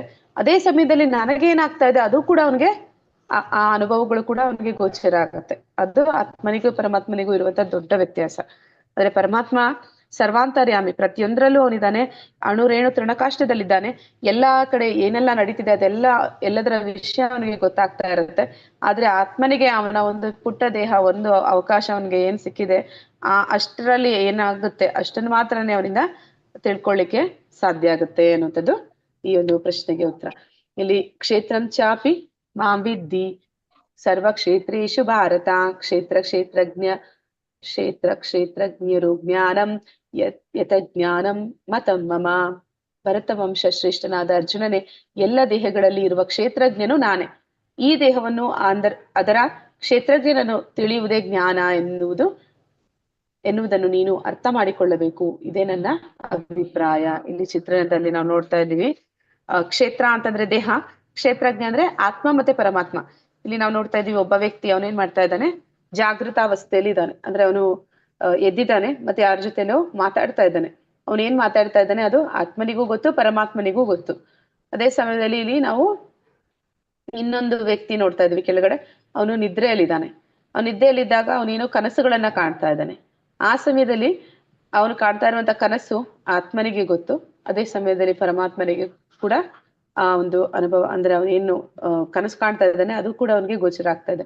ಇನ್ನೊಂದು ಕೆಳಗೆ ಕೊಟ್ಟಿರುವಂತ ಚಿತ್ರ, ಅದು ಗಾಢವಾದ ನಿದ್ರೆ. ಅಂದ್ರೆ ಆಗ ಕನಸುಗಳು ಕೂಡ ಬರೋದಿಲ್ಲ, ಅಷ್ಟೊಂದು ಗಾಢವಾದ ನಿದ್ರೆಯಲ್ಲಿ, ಅಂದ್ರೆ ಅಂತಹ ನಿದ್ರೆಯಲ್ಲಿದ್ದಾಗ್ಲೂ ಕೂಡ ಆ ದೇಹದಲ್ಲಿ ಏನೆಲ್ಲ ಆಗ್ತಿದೆ ಅನ್ನುವಂಥದ್ದು ಆತ್ಮನಿಗೆ ಪರಮಾತ್ಮನಿಗೆ ಇಬ್ಬರಿಗೂ ಕೂಡ ಗೊತ್ತಾಗುತ್ತೆ. ಅಂದ್ರೆ ಪರಮಾತ್ಮ ಅನ್ನುವಂಥದ್ದು ನಮ್ಮ ಎಲ್ಲಾ ಒಂದು ಮನಸ್ಸಿನ ಒಂದು ಹಂತ, ಅಥವಾ ನಮ್ಮ ಒಂದು ದೇಹದ ಹಂತ, ಅಥವಾ ನಮ್ಮ ಒಂದು ಬುದ್ಧಿಯ ಅಥವಾ ಜ್ಞಾನದ ಆತ್ಮದ ಹಂತದವರೆಗೂ ಕೂಡ ಪರಮಾತ್ಮನಿಗೆ ನಮ್ಮೆಲ್ಲಾ ಒಂದು ವಿಚಾರಗಳವರಿಗೆ ತಿಳಿಯುತ್ತೆ. ಅದನ್ನ ಇಲ್ಲಿ ಹೇಳ್ತಾ ಇದ್ದಾನೆ ಭಗವಂತ. ಅಂದ್ರೆ ಎಲ್ಲ ದೇಹದಲ್ಲಿ ಕೂಡ ಪರಮಾತ್ಮ ಇದ್ದಾನೆ. ಆತ್ಮ ಅನ್ನುವಂಥದ್ದು ಒಂದು ದೇಹದಲ್ಲಿ ಮಾತ್ರ ಇರ್ತಾನೆ. ಆ ಒಂದು ಜ್ಞಾನವನ್ನ ತಿಳ್ಕೋಬೇಕು ಅಂತ ಇಲ್ಲಿ ಪರಮಾತ್ಮ ನಮ್ಗೆ ತಿಳಿಸ್ತಾ ಇದ್ದಾನೆ. ಪ್ರಜ್ಞೆಯ ವಿವಿಧ ಹಂತಗಳು ಯಾವುವು ಅಂದ್ರೆ, ನಾನೀಗ ಹೇಳಿದೆ ಇಲ್ಲಿ 3 ರೀತಿಯ ಅವಸ್ಥೆಗಳ ಬಗ್ಗೆ ನಾ ಹೇಳಿದೆ. ಈ 3 ರೀತಿಯ ಅವಸ್ಥೆಗಳು ಯಾವ್ದೆಲ್ಲ ಹೇಳಿದೆ ಅಂತ ಹೇಳ್ತೀರಾ ಯಾರಾದ್ರು? ಸುಷುಪ್ತಿ, ಜಾಗೃತಿ. ಅಲ್ಲಿ ಜಾಗೃತಿ ಅಂದ್ರೆ ಇಲ್ಲಿ ನಾವು ಮೊದಲ ಚಿತ್ರದಲ್ಲಿ ನೋಡ್ತಾ ಇರುವಂತ ವ್ಯಕ್ತಿ, ಅವನು ಎದ್ದಿದ್ದಾನೆ. ಅಂದ್ರೆ ಅವನ ಪ್ರಜ್ಞೆ ಅನ್ನುವಂಥದ್ದು ಅದು ಇಂದ್ರಿಯಗಳ ಒಂದು ಹಂತದಲ್ಲಿ, ದೈಹಿಕ ಹಂತದಲ್ಲಿ ಇದೆ. ಅಂದ್ರೆ ಅವನು ಕೆಲಸಗಳನ್ನ ಮಾಡ್ತಾ ಇದ್ದಾನೆ. ಮಧ್ಯದಲ್ಲಿ ಬರುವಂತ ವ್ಯಕ್ತಿ ಅವನು ಸ್ವಪ್ನ, ಅವನು ನಿದ್ರಾವಸ್ಥೆಯಲ್ಲಿದ್ದಾನೆ. ನಿದ್ದೆಯಲ್ಲಿದ್ದಾಗ ಅವನು ಕನಸುಗಳನ್ನ ಕಾಣ್ತಾ ಇದ್ದಾನೆ. ಆಗ ಅವನ ಪ್ರಜ್ಞೆ ಮನಸ್ಸಿನ ಹಂತಕ್ಕೆ ಹೋಗಿದೆ ಅಂತ ಹೇಳ್ತಾರೆ. ನಂತರ ಇಲ್ಲಿ ಕಾಣ್ತಾ ಇರುವಂತದ್ದು, ಅವನು ಗಾಢ ನಿದ್ರೆಯಲ್ಲಿದ್ದಾನೆ. ಗಾಢ ನಿದ್ರೆಯಲ್ಲಿದ್ದಾಗ ಅದರ ಸುಷುಪ್ತಿ ಅಂತ ಹೇಳ್ತಾರೆ. ಸುಷುಪ್ತಿ ಅಂದ್ರೆ ಅಲ್ಲಿ ಅವನಿಗೆ ಕನಸುಗಳು ಕೂಡ ಬರ್ತಾ ಇರೋದಿಲ್ಲ. ಅಂದ್ರೆ ಅವನು ಹೆಚ್ಚು ಕಡಿಮೆ ಅವನು ಆತ್ಮದ ಹಂತದಲ್ಲಿ ಅವನ ಪ್ರಜ್ಞೆ ಇದೆ ಅಂತ ಹೇಳ್ತಾರೆ.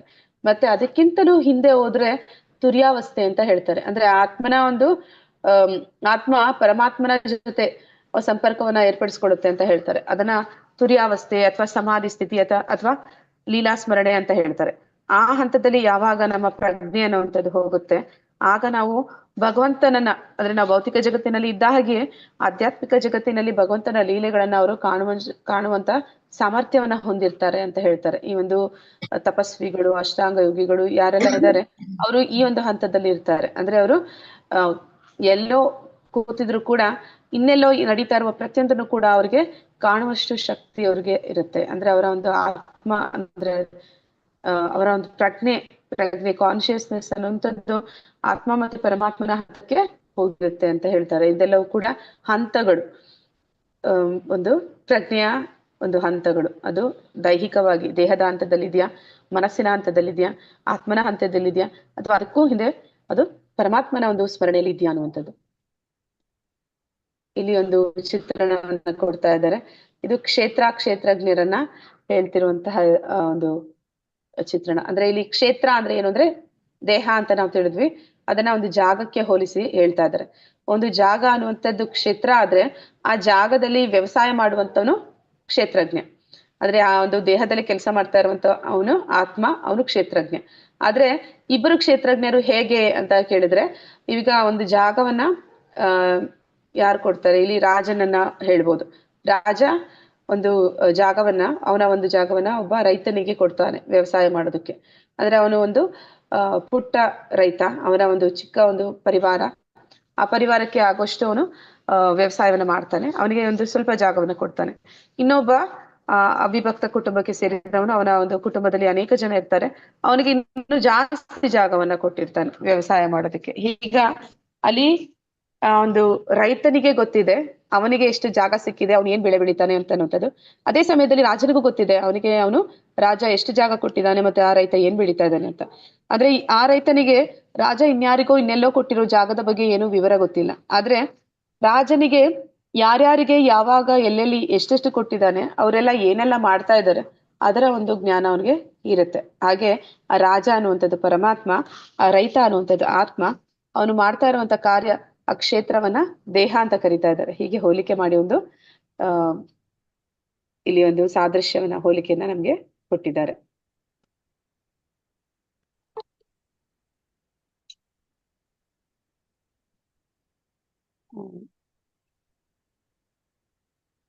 ನಂತರ ಇಲ್ಲಿ ಋಷಿರ್ಭಿ ಬಹುಧಾ ಗೀತಂ ಛಂದೋರ್ಭಿ ವಿವಿಧೈ ಪೃಥಕ್ ಬ್ರಹ್ಮಸೂತ್ರ ಪದಶ್ಚೈವ ಹೇತು ಮದ್ಭಿರ್ವಿ ನಿಶ್ಚಿತೈ. ಇಲ್ಲಿ ಸ್ವತಃ ಕೃಷ್ಣ ಒಂದು ವೇದಾಂತ ಸೂತ್ರದ ಬಗ್ಗೆ ಹೇಳ್ತಿರುವಂತದ್ದು. ಅಂದ್ರೆ ಈ ವೇದಗಳು ಅಂದ್ರೆ ಏನು, ವೇದಾಂತ ಸೂತ್ರ ಅಂದ್ರೆ ಏನು, ಅದರ ಬಗ್ಗೆ ಒಂದು ವಿಚಾರವನ್ನ ತಿಳಿಸ್ತಾ ಇದ್ದಾನೆ. ಇಲ್ಲಿ ನಾವು ನೋಡ್ತಾ ಇರುವಂತದ್ದು ವ್ಯಾಸರು ಈ ವೇದಾಂತ ಸೂತ್ರಗಳನ್ನ ರಚನೆ ಮಾಡ್ತಾರೆ. ವೇದಾಂತ ಸೂತ್ರಗಳು ಅಂದ್ರೆ ಏನು ಅಂತಂದ್ರೆ, ಅದು ಸೂತ್ರಗಳು ಅಂತಂದ್ರೆ ಈ ಶ್ಲೋಕಗಳ ರೂಪದಲ್ಲಿ, ಅಥವಾ ಒಂದು ಏನಂತಾರೆ, ಸೂತ್ರ ಅಂದ್ರೆ ಇಂಗ್ಲಿಷ್ ಅಲ್ಲಿ ಫಾರ್ಮುಲಾ ಅಂತ ಹೇಳ್ತಾರೆ, ಆ ರೀತಿ ಇರುವಂತದ್ದು. ಆ ಫಾರ್ಮುಲಾ ರೂಪದಲ್ಲಿ ಈ ಒಂದು ವೇದಗಳನ್ನ ವ್ಯಾಸರು ರಚನೆ ಮಾಡಿದ್ದಾರೆ. ಈ ವ್ಯಾಸರು ರಚಿಸಿರುವ ಈ ವೇದಾಂತ ಸೂತ್ರಕ್ಕೆ ಪ್ರತಿಯೊಂದು ಅಧಿಕೃತ ಪರಂಪರೆ ಅಂತ ನಾವು ನೋಡಿದ್ವಿ. ಯಾವ್ದೆಲ್ಲ ಪರಂಪರೆಗಳು ಭಾರತದಲ್ಲಿ ಇದೆ ಅಂತ ನೋಡಿದ್ವಿ. 4 ಪರಂಪರೆಗಳು ಹೇಳ್ತೀರಾ? ಯಾವ್ದಾದ್ರು ನೆನಪಿದ್ಯಾ?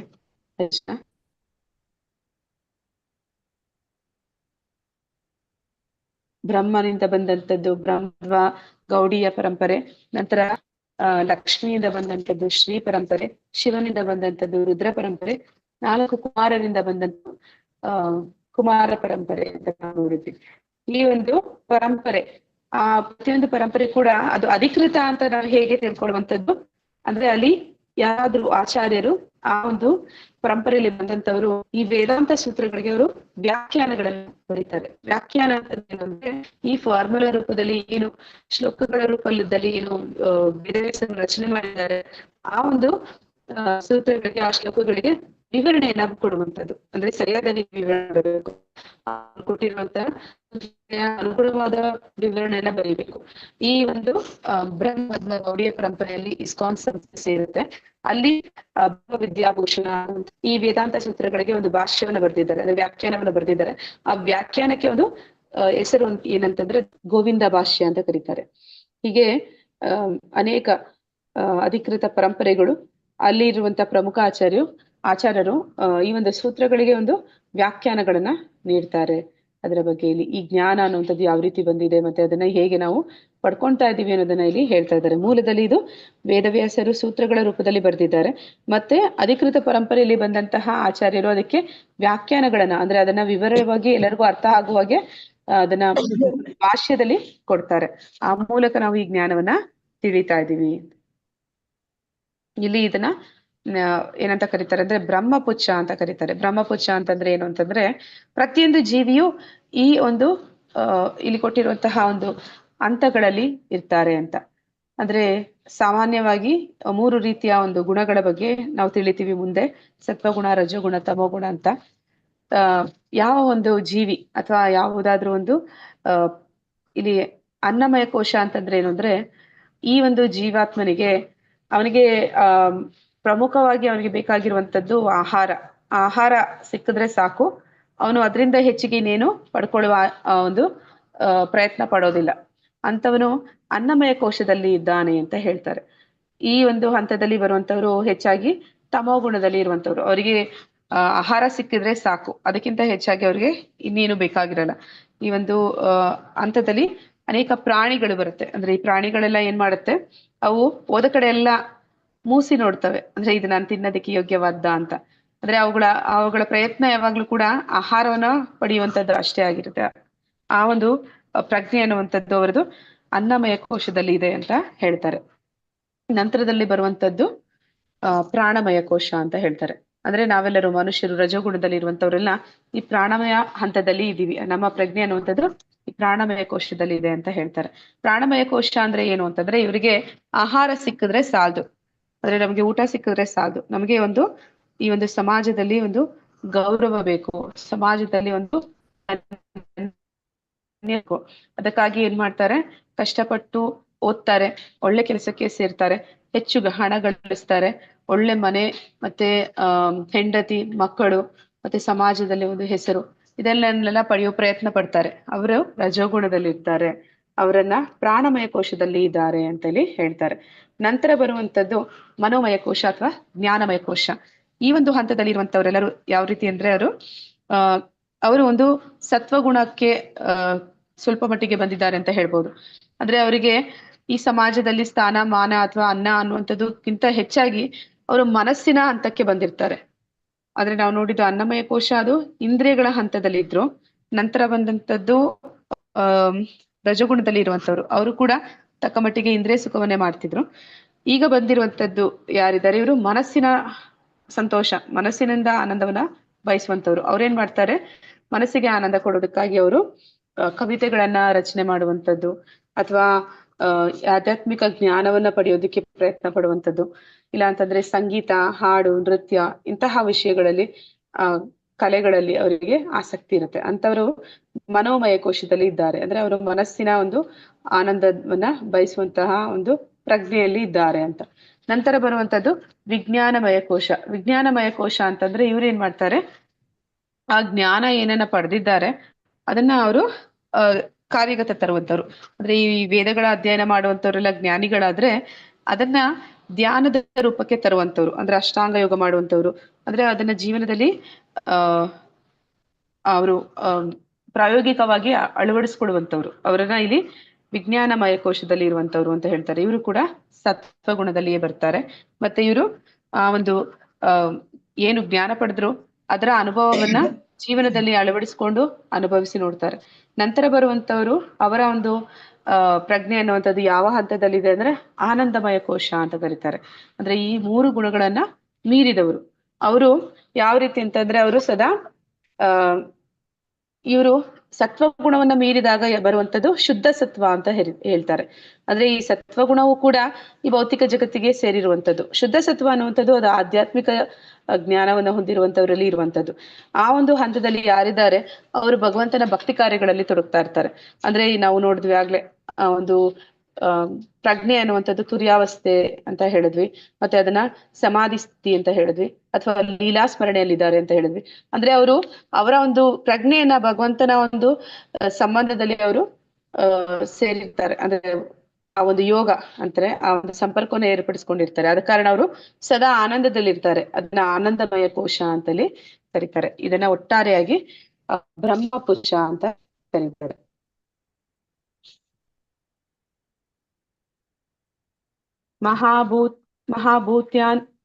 ಮಹಾಭೂತಾನ್ಯಹಂಕಾರೋ ಬುದ್ಧಿರವ್ಯಕ್ತಮೇವ ಚ ಇಂದ್ರಿಯಾಣಿ ದಶೈಕಾಂ ಚ ಪಂಚೇಂದ್ರಿಯ ಗೋಚರಃ ಇಚ್ಛಾ ದ್ವೇಷ ಸುಖಂ ದುಃಖಂ ಸಂಗಾಶ್ಚೇತನ ಧೃತಿಃ ಏತತ್ ಕ್ಷೇತ್ರಂ ಸಮಾಸೇನ ಸವಿಕಾರಂ ಉದಾಹೃತಂ. ಅಂದ್ರೆ ಈ ದೇಹ ಅನ್ನುವಂಥದ್ದು ಯಾವುದರಿಂದ ಆಗಿದೆ ಅಂತ ಹೇಳ್ತಾ ಇದ್ದಾರೆ. ಇದನ್ನ ಸಾಂಖ್ಯಯೋಗ ಅಂತ ಕೂಡ ಕರೀತಾರೆ.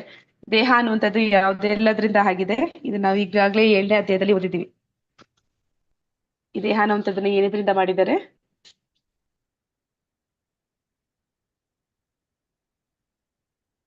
ಹರೇ ಕೃಷ್ಣ. ನಮ್ಮ ದೇಹ ಏನದ್ರಿಂದ ಆಗಿದೆ? ಪಂಚಭೂತಗಳಿಂದ. ಪಂಚಭೂತಗಳಿಂದ ಆಗಿದೆ. ಮತ್ತೆ ಈ ದೇಹದಲ್ಲಿ ಇನ್ನ ಏನೆಲ್ಲ ವಿಷಯಗಳಿದೆ? ಅಂದ್ರೆ ಇದು ಸ್ಥೂಲ ಶರೀರ ಮತ್ತೆ ಸೂಕ್ಷ್ಮ ಶರೀರ ಅಂತ ಹೇಳ್ತಾರೆ. ಸ್ಥೂಲ ಶರೀರ ಅನ್ನುವಂಥದ್ದು ಪಂಚಭೂತಗಳು ಯಾವ್ದೆಲ್ಲ?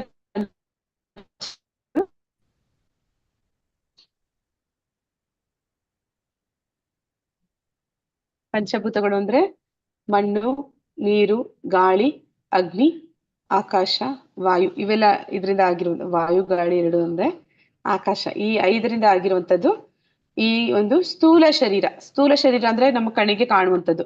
ಸೂಕ್ಷ್ಮ ಶರೀರ ಕೂಡ ನಮ್ಮಲ್ಲಿ ಇದೆ, ಅದು ಕಣ್ಣಿಗೆ ಕಾಣಿಸುವುದಿಲ್ಲ. ಅದು ಯಾವುದು ಅಂತಂದ್ರೆ ನಮ್ಮ ಬುದ್ಧಿ, ಮನಸ್ಸು ಮತ್ತೆ ಅಹಂಕಾರ ಅಂತಾರೆ. ಅಂದ್ರೆ ನಾನು ಹೆಂಗಸು, ನಾನು ಗಂಡಸು, ನಾನು ಈ ಒಂದು ಕುಟುಂಬಕ್ಕೆ ಸೇರಿದವಳು, ನಾನು ಈ ಒಂದು ಧರ್ಮಕ್ಕೆ ಸೇರಿದವಳು, ನಾನು ಈ ಒಂದು ಜಾತಿಗೆ ಸೇರಿದವಳು, ಈ ರೀತಿ ಯೋಚನೆ ಮಾಡುವಂಥದ್ದು ಅದನ್ನ ಅಹಂಕಾರ ಅಂತ ಕರೀತಾರೆ. ಮತ್ತೆ ಇಲ್ಲಿ ಈ ದೇಹದಲ್ಲಿ 5 ಇಂದ್ರಿಯಗಳು ಕೂಡ ಇದೆ. ಈ ಇಂದ್ರಿಯಗಳು ಯಾವ್ದೆಲ್ಲ ಅಂತಂದ್ರೆ ಜ್ಞಾನೇಂದ್ರಿಯಗಳು. ಅಂದ್ರೆ ಒಂದು ಕಣ್ಣು, ಕಿವಿ, ಮೂಗು, ನಾಲಿಗೆ, ಚರ್ಮ ಇವೆಲ್ಲವೂ ಕೂಡ ಜ್ಞಾನೇಂದ್ರಿಯಗಳು. ಆ ಮೂಲಕ ನಾವು ಈ ಒಂದು ಪ್ರಕೃತಿಯ ಜೊತೆ ಒಂದು ಸಂಪರ್ಕವನ್ನ ಏರ್ಪಡಿಸ್ಕೊಂತೀವಿ. ಅಂದ್ರೆ ಪ್ರಕೃತಿಯಲ್ಲಿ ಏನೆಲ್ಲ ಆಗ್ತಿದೆ ಅದನ್ನೆಲ್ಲ ನಾವು ಈ ಒಂದು ಜ್ಞಾನೇಂದ್ರಿಯಗಳ ಮೂಲಕ ನಾವು ಅದನ್ನ ಗ್ರಹಿಸ್ತೀವಿ. ನಂತರ ನಮ್ಮಲ್ಲಿ 5 ಕರ್ಮೇಂದ್ರಿಯಗಳು ಇದೆ ಅಂತ ಹೇಳ್ತಾರೆ. 5 ಕರ್ಮೇಂದ್ರಿಯಗಳು ಏನಂತಂದ್ರೆ ನಾವು ಈ ಒಂದು ಕರ್ಮೇಂದ್ರಿಯಗಳ ಮೂಲಕ ಈ ಪ್ರಕೃತಿ ಜೊತೆ ಪ್ರತಿಕ್ರಿಯೆಯನ್ನ ಕೊಡ್ತೀವಿ. ಅಂದ್ರೆ ಯಾವ್ದೆಲ್ಲ 5 ಕರ್ಮೇಂದ್ರಿಯಗಳು ಅಂತಂದ್ರೆ 2 ಕೈಗಳು, ಕಾಲುಗಳು, ಮತ್ತೆ ನಮ್ಮ ಒಂದು ಗುದ, ಉಪಸ್ಥ, ನಂತರ ನಾಲಿಗೆ, ಮಾತು. ಇವೆಲ್ಲವೂ ಕೂಡ ಏನ್ ಮಾಡ್ತೀವಿ, ಆ ಮೂಲಕ ನಾವು ಈ ಒಂದು ಪ್ರಕೃತಿಗೆ ನಮ್ಮಿಂದ ಏನೋ ಒಂದು ಕೊಡುಗೆಯನ್ನ ಕೊಡ್ತೀವಿ. ಅದನ್ನ ಇಲ್ಲಿ ಹೇಳ್ತಾ ಇದ್ದಾರೆ. ಮೊದಲು ಪಂಚಭೂತಗಳು, ನಂತರ 5 ಜ್ಞಾನೇಂದ್ರಿಯಗಳು, ನಂತರ 5 ಕರ್ಮೇಂದ್ರಿಯಗಳು, ನಂತರ ಮನಸ್ಸು, ಬುದ್ಧಿ, ಅಹಂಕಾರ ಎಲ್ಲ ಸೇರಿ 18 ಆಯ್ತು. ಇನ್ನ ಒಂದು ಇಂದ್ರಿಯ ವಸ್ತುಗಳು ಯಾವ್ದೆಲ್ಲ ಅಂತಂದ್ರೆ ಈ ಕಣ್ಣಿನಿಂದ ನಾವು ನೋಡುವಂತಹ ರೂಪ, ಮತ್ತೆ ಕಿವಿಯಿಂದ ನಾವು ಕೇಳುವಂತಹ ಶಬ್ದ, ಆಮೇಲೆ ನಮ್ಮ ಕಣ್ಣು, ಕಿವಿ, ನಾಲಿಗೆಯಿಂದ ನಾವು ನೋಡುವಂತ ರುಚಿ, ಮೂಗಿನಿಂದ ನಾವು ಅಘ್ರಾಣಿಸುವ ಒಂದು ಗಂಧ, ಮತ್ತೆ ಈ ಚರ್ಮಕ್ಕೆ ಆಗುವಂತ ಸ್ಪರ್ಶ.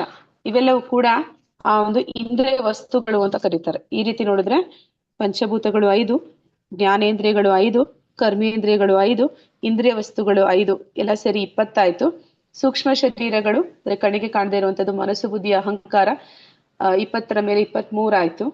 ನಂತರ ಅದಕ್ಕೂ ಮೇಲೆ ಇರುವಂತದ್ದು ಈ ದೇಹದಲ್ಲಿ ಆತ್ಮ, ಅದಕ್ಕೂ ಮೇಲೆ ಇರುವಂತದ್ದು ಈ ದೇಹದಲ್ಲಿ ಪರಮಾತ್ಮ. ಹೀಗೆ ಇಲ್ಲಿ ಈ ಎಲ್ಲ ಒಟ್ಟಾರೆ ಸೇರಿ ಈ ಒಂದು ದೇಹ ಅನ್ನುವಂಥದ್ದು ಆಗಿದೆ ಅನ್ನೋದನ್ನ ಇಲ್ಲಿ ಮೊದಲಿಗೆ ಕ್ಷೇತ್ರ ಅಂದ್ರೆ ಏನೆಲ್ಲ ಇದೆ ಆ ಕ್ಷೇತ್ರದಲ್ಲಿ ಅನ್ನೋದನ್ನ ಇಲ್ಲಿ ಹೇಳ್ತಾ ಇದ್ದಾರೆ. ಈಗ ಜ್ಞಾನ ಅಂದ್ರೆ ಏನು?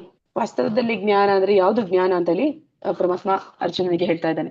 ಅಮಾನಿತ್ವಂ ಅದಮ್ಮಿತ್ವಂ ಅಹಿಂಸಾ ಕ್ಷಾಂತಿರಾರ್ಜವಂ ಆಚಾರ್ಯೋಪಾಸನಂ ಶೌಚಂ ಸ್ಥೈರ್ಯಂ ಆತ್ಮವಿನಿಗ್ರಹ ಇಂದ್ರಿಯಾರ್ಥೇಷು ವೈರಾಗ್ಯಂ ಅಹಂಕಾರ ಏವಚ ಜನ್ಮ ಮೃತ್ಯು ಜರಾ ವ್ಯಾಧಿ ದುಃಖ ದೋಷಾನುದರ್ಶನಂ ಅಸಕ್ತಿರ್ ಅನಭಿಷ್ಟಂಗ ಪುತ್ರಧರಾ ಗೃಹಾದಿಷು ನಿತ್ಯಂ ಚ ಸಮಚಿತ್ತತ್ವಂ ಇಷ್ಟಾನಿಷ್ಟೋಪಪತ್ತಿಷು ಮಯಿ ಚಾನನ್ಯ ಯೋಗೇನ ಭಕ್ತಿರವ್ಯಭಿಚಾರಿಣಿ ವಿವಿಕ್ತಾದೇಶ ಸೇವಿತ್ವಂ ಅರತೀರ್ಜನ ಸಂಸದಿ ಆಧ್ಯಾತ್ಮ ಜ್ಞಾನ ನಿತ್ಯತ್ವಂ ತತ್ವಜ್ಞಾನಾರ್ಥ ದರ್ಶನಂ ಏತಜ್ಞಾನಂ ಇತಿ ಪ್ರೋಕ್ತಂ ಅಜ್ಞಾನಂ ಯದತೋ ಅನ್ಯತಾ.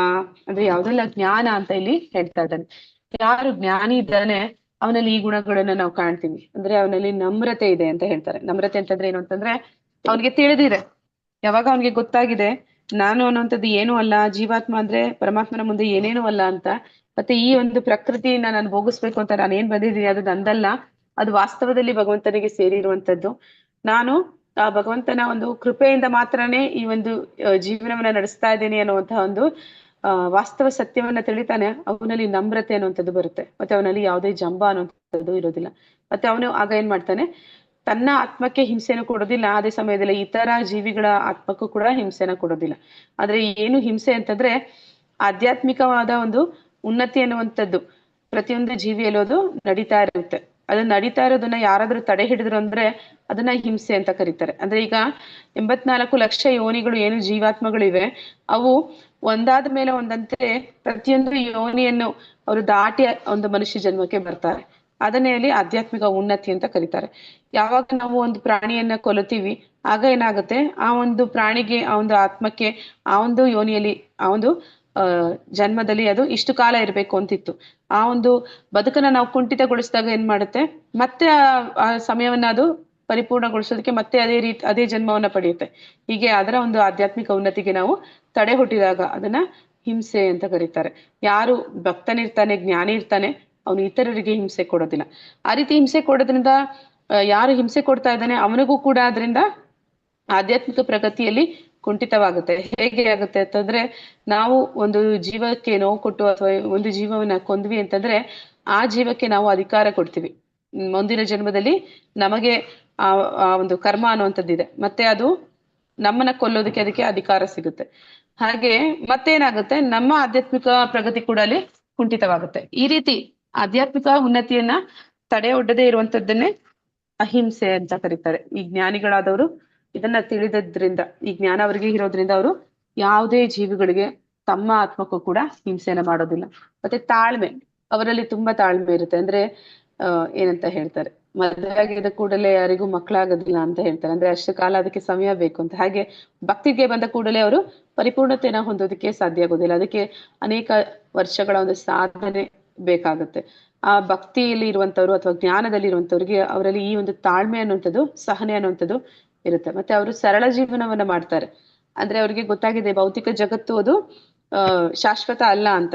ಅದಕ್ಕಾಗಿ ಅವರು ಹೆಚ್ಚು ಸಮಯವನ್ನ ಅಥವಾ ಹೆಚ್ಚು ಶಕ್ತಿಯನ್ನ ಅದನ್ನ ಸಂಗ್ರಹ ಮಾಡೋದ್ರಲ್ಲಿ ಅವರು ಕಳೆಯೋದಿಲ್ಲ. ಅವರಿಗೆ ಪೂರ್ಣ ಜ್ಞಾನ ಇರೋದ್ರಿಂದ ಸರಿಯಾದ ಒಂದು ಗುರಿ ಅನ್ನುವಂಥದ್ದು ಅವರಿಗೆ ಗೊತ್ತಿದೆ. ಆದ ಕಾರಣ ಅವರು ಸರಳವಾದ ಜೀವನವನ್ನ ಮಾಡ್ತಾರೆ, ಮತ್ತೆ ಉನ್ನತವಾದ ವಿಚಾರಗಳನ್ನ ಇಟ್ಕೊಂಡಿರ್ತಾರೆ. ಆ ಸಮಯವನ್ನ, ಶಕ್ತಿಯನ್ನ ಅವರು ಉನ್ನತ ವಿಚಾರಗಳಿಗಾಗಿ ಅವರು ವಿನಿಯೋಗಿಸ್ತಾ ಇರ್ತಾರೆ.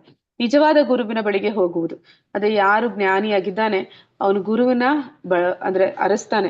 ಅವನಿಗೆ ಗುರು ಬೇಕು ಅಂತ ಅವನಿಗೆ ಹಂಬಲ ಇರುತ್ತೆ. ಆ ಗುರುವನ್ನ ಹುಡುಕ್ತಾನೆ, ಮತ್ತೆ ಅವನ ಹತ್ರಕ್ಕೆ ಹೋಗಿ ಅವನಿಗೆ ಶರಣಾಗ್ತಾನೆ.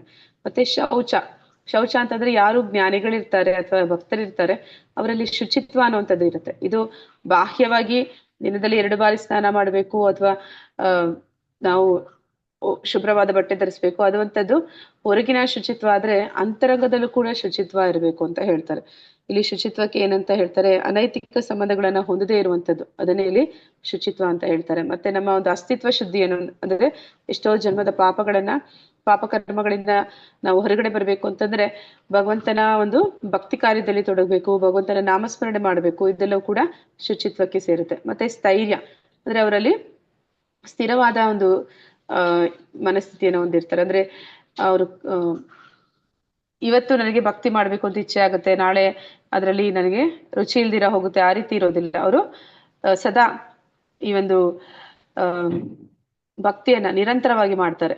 ಮತ್ತೆ ಆತ್ಮ ಸಂಯಮ ಅಂತಂದ್ರೆ ಬ್ರಹ್ಮಚರ್ಯ ಅಂತ ಹೇಳ್ತಾರೆ. ಅಂದ್ರೆ ಅನೈತಿಕ ಸಂಬಂಧದಲ್ಲಿ ತೊಡಗದೇ ಇರುವಂತದನ್ನೇ ಇಲ್ಲಿ ಆತ್ಮ ಸಂಯಮ ಅಂತ ಕರೀತಾರೆ. ಜ್ಞಾನಿ ಆದವನಲ್ಲಿ ಆ ಒಂದು ಆತ್ಮ ಸಂಯಮ ಅಂತ ಇರುತ್ತೆ. ಅಂದ್ರೆ ಅವ್ರಿಗೆ ಕಾಮಭಾವನೆ ಇರೋದಿಲ್ಲ.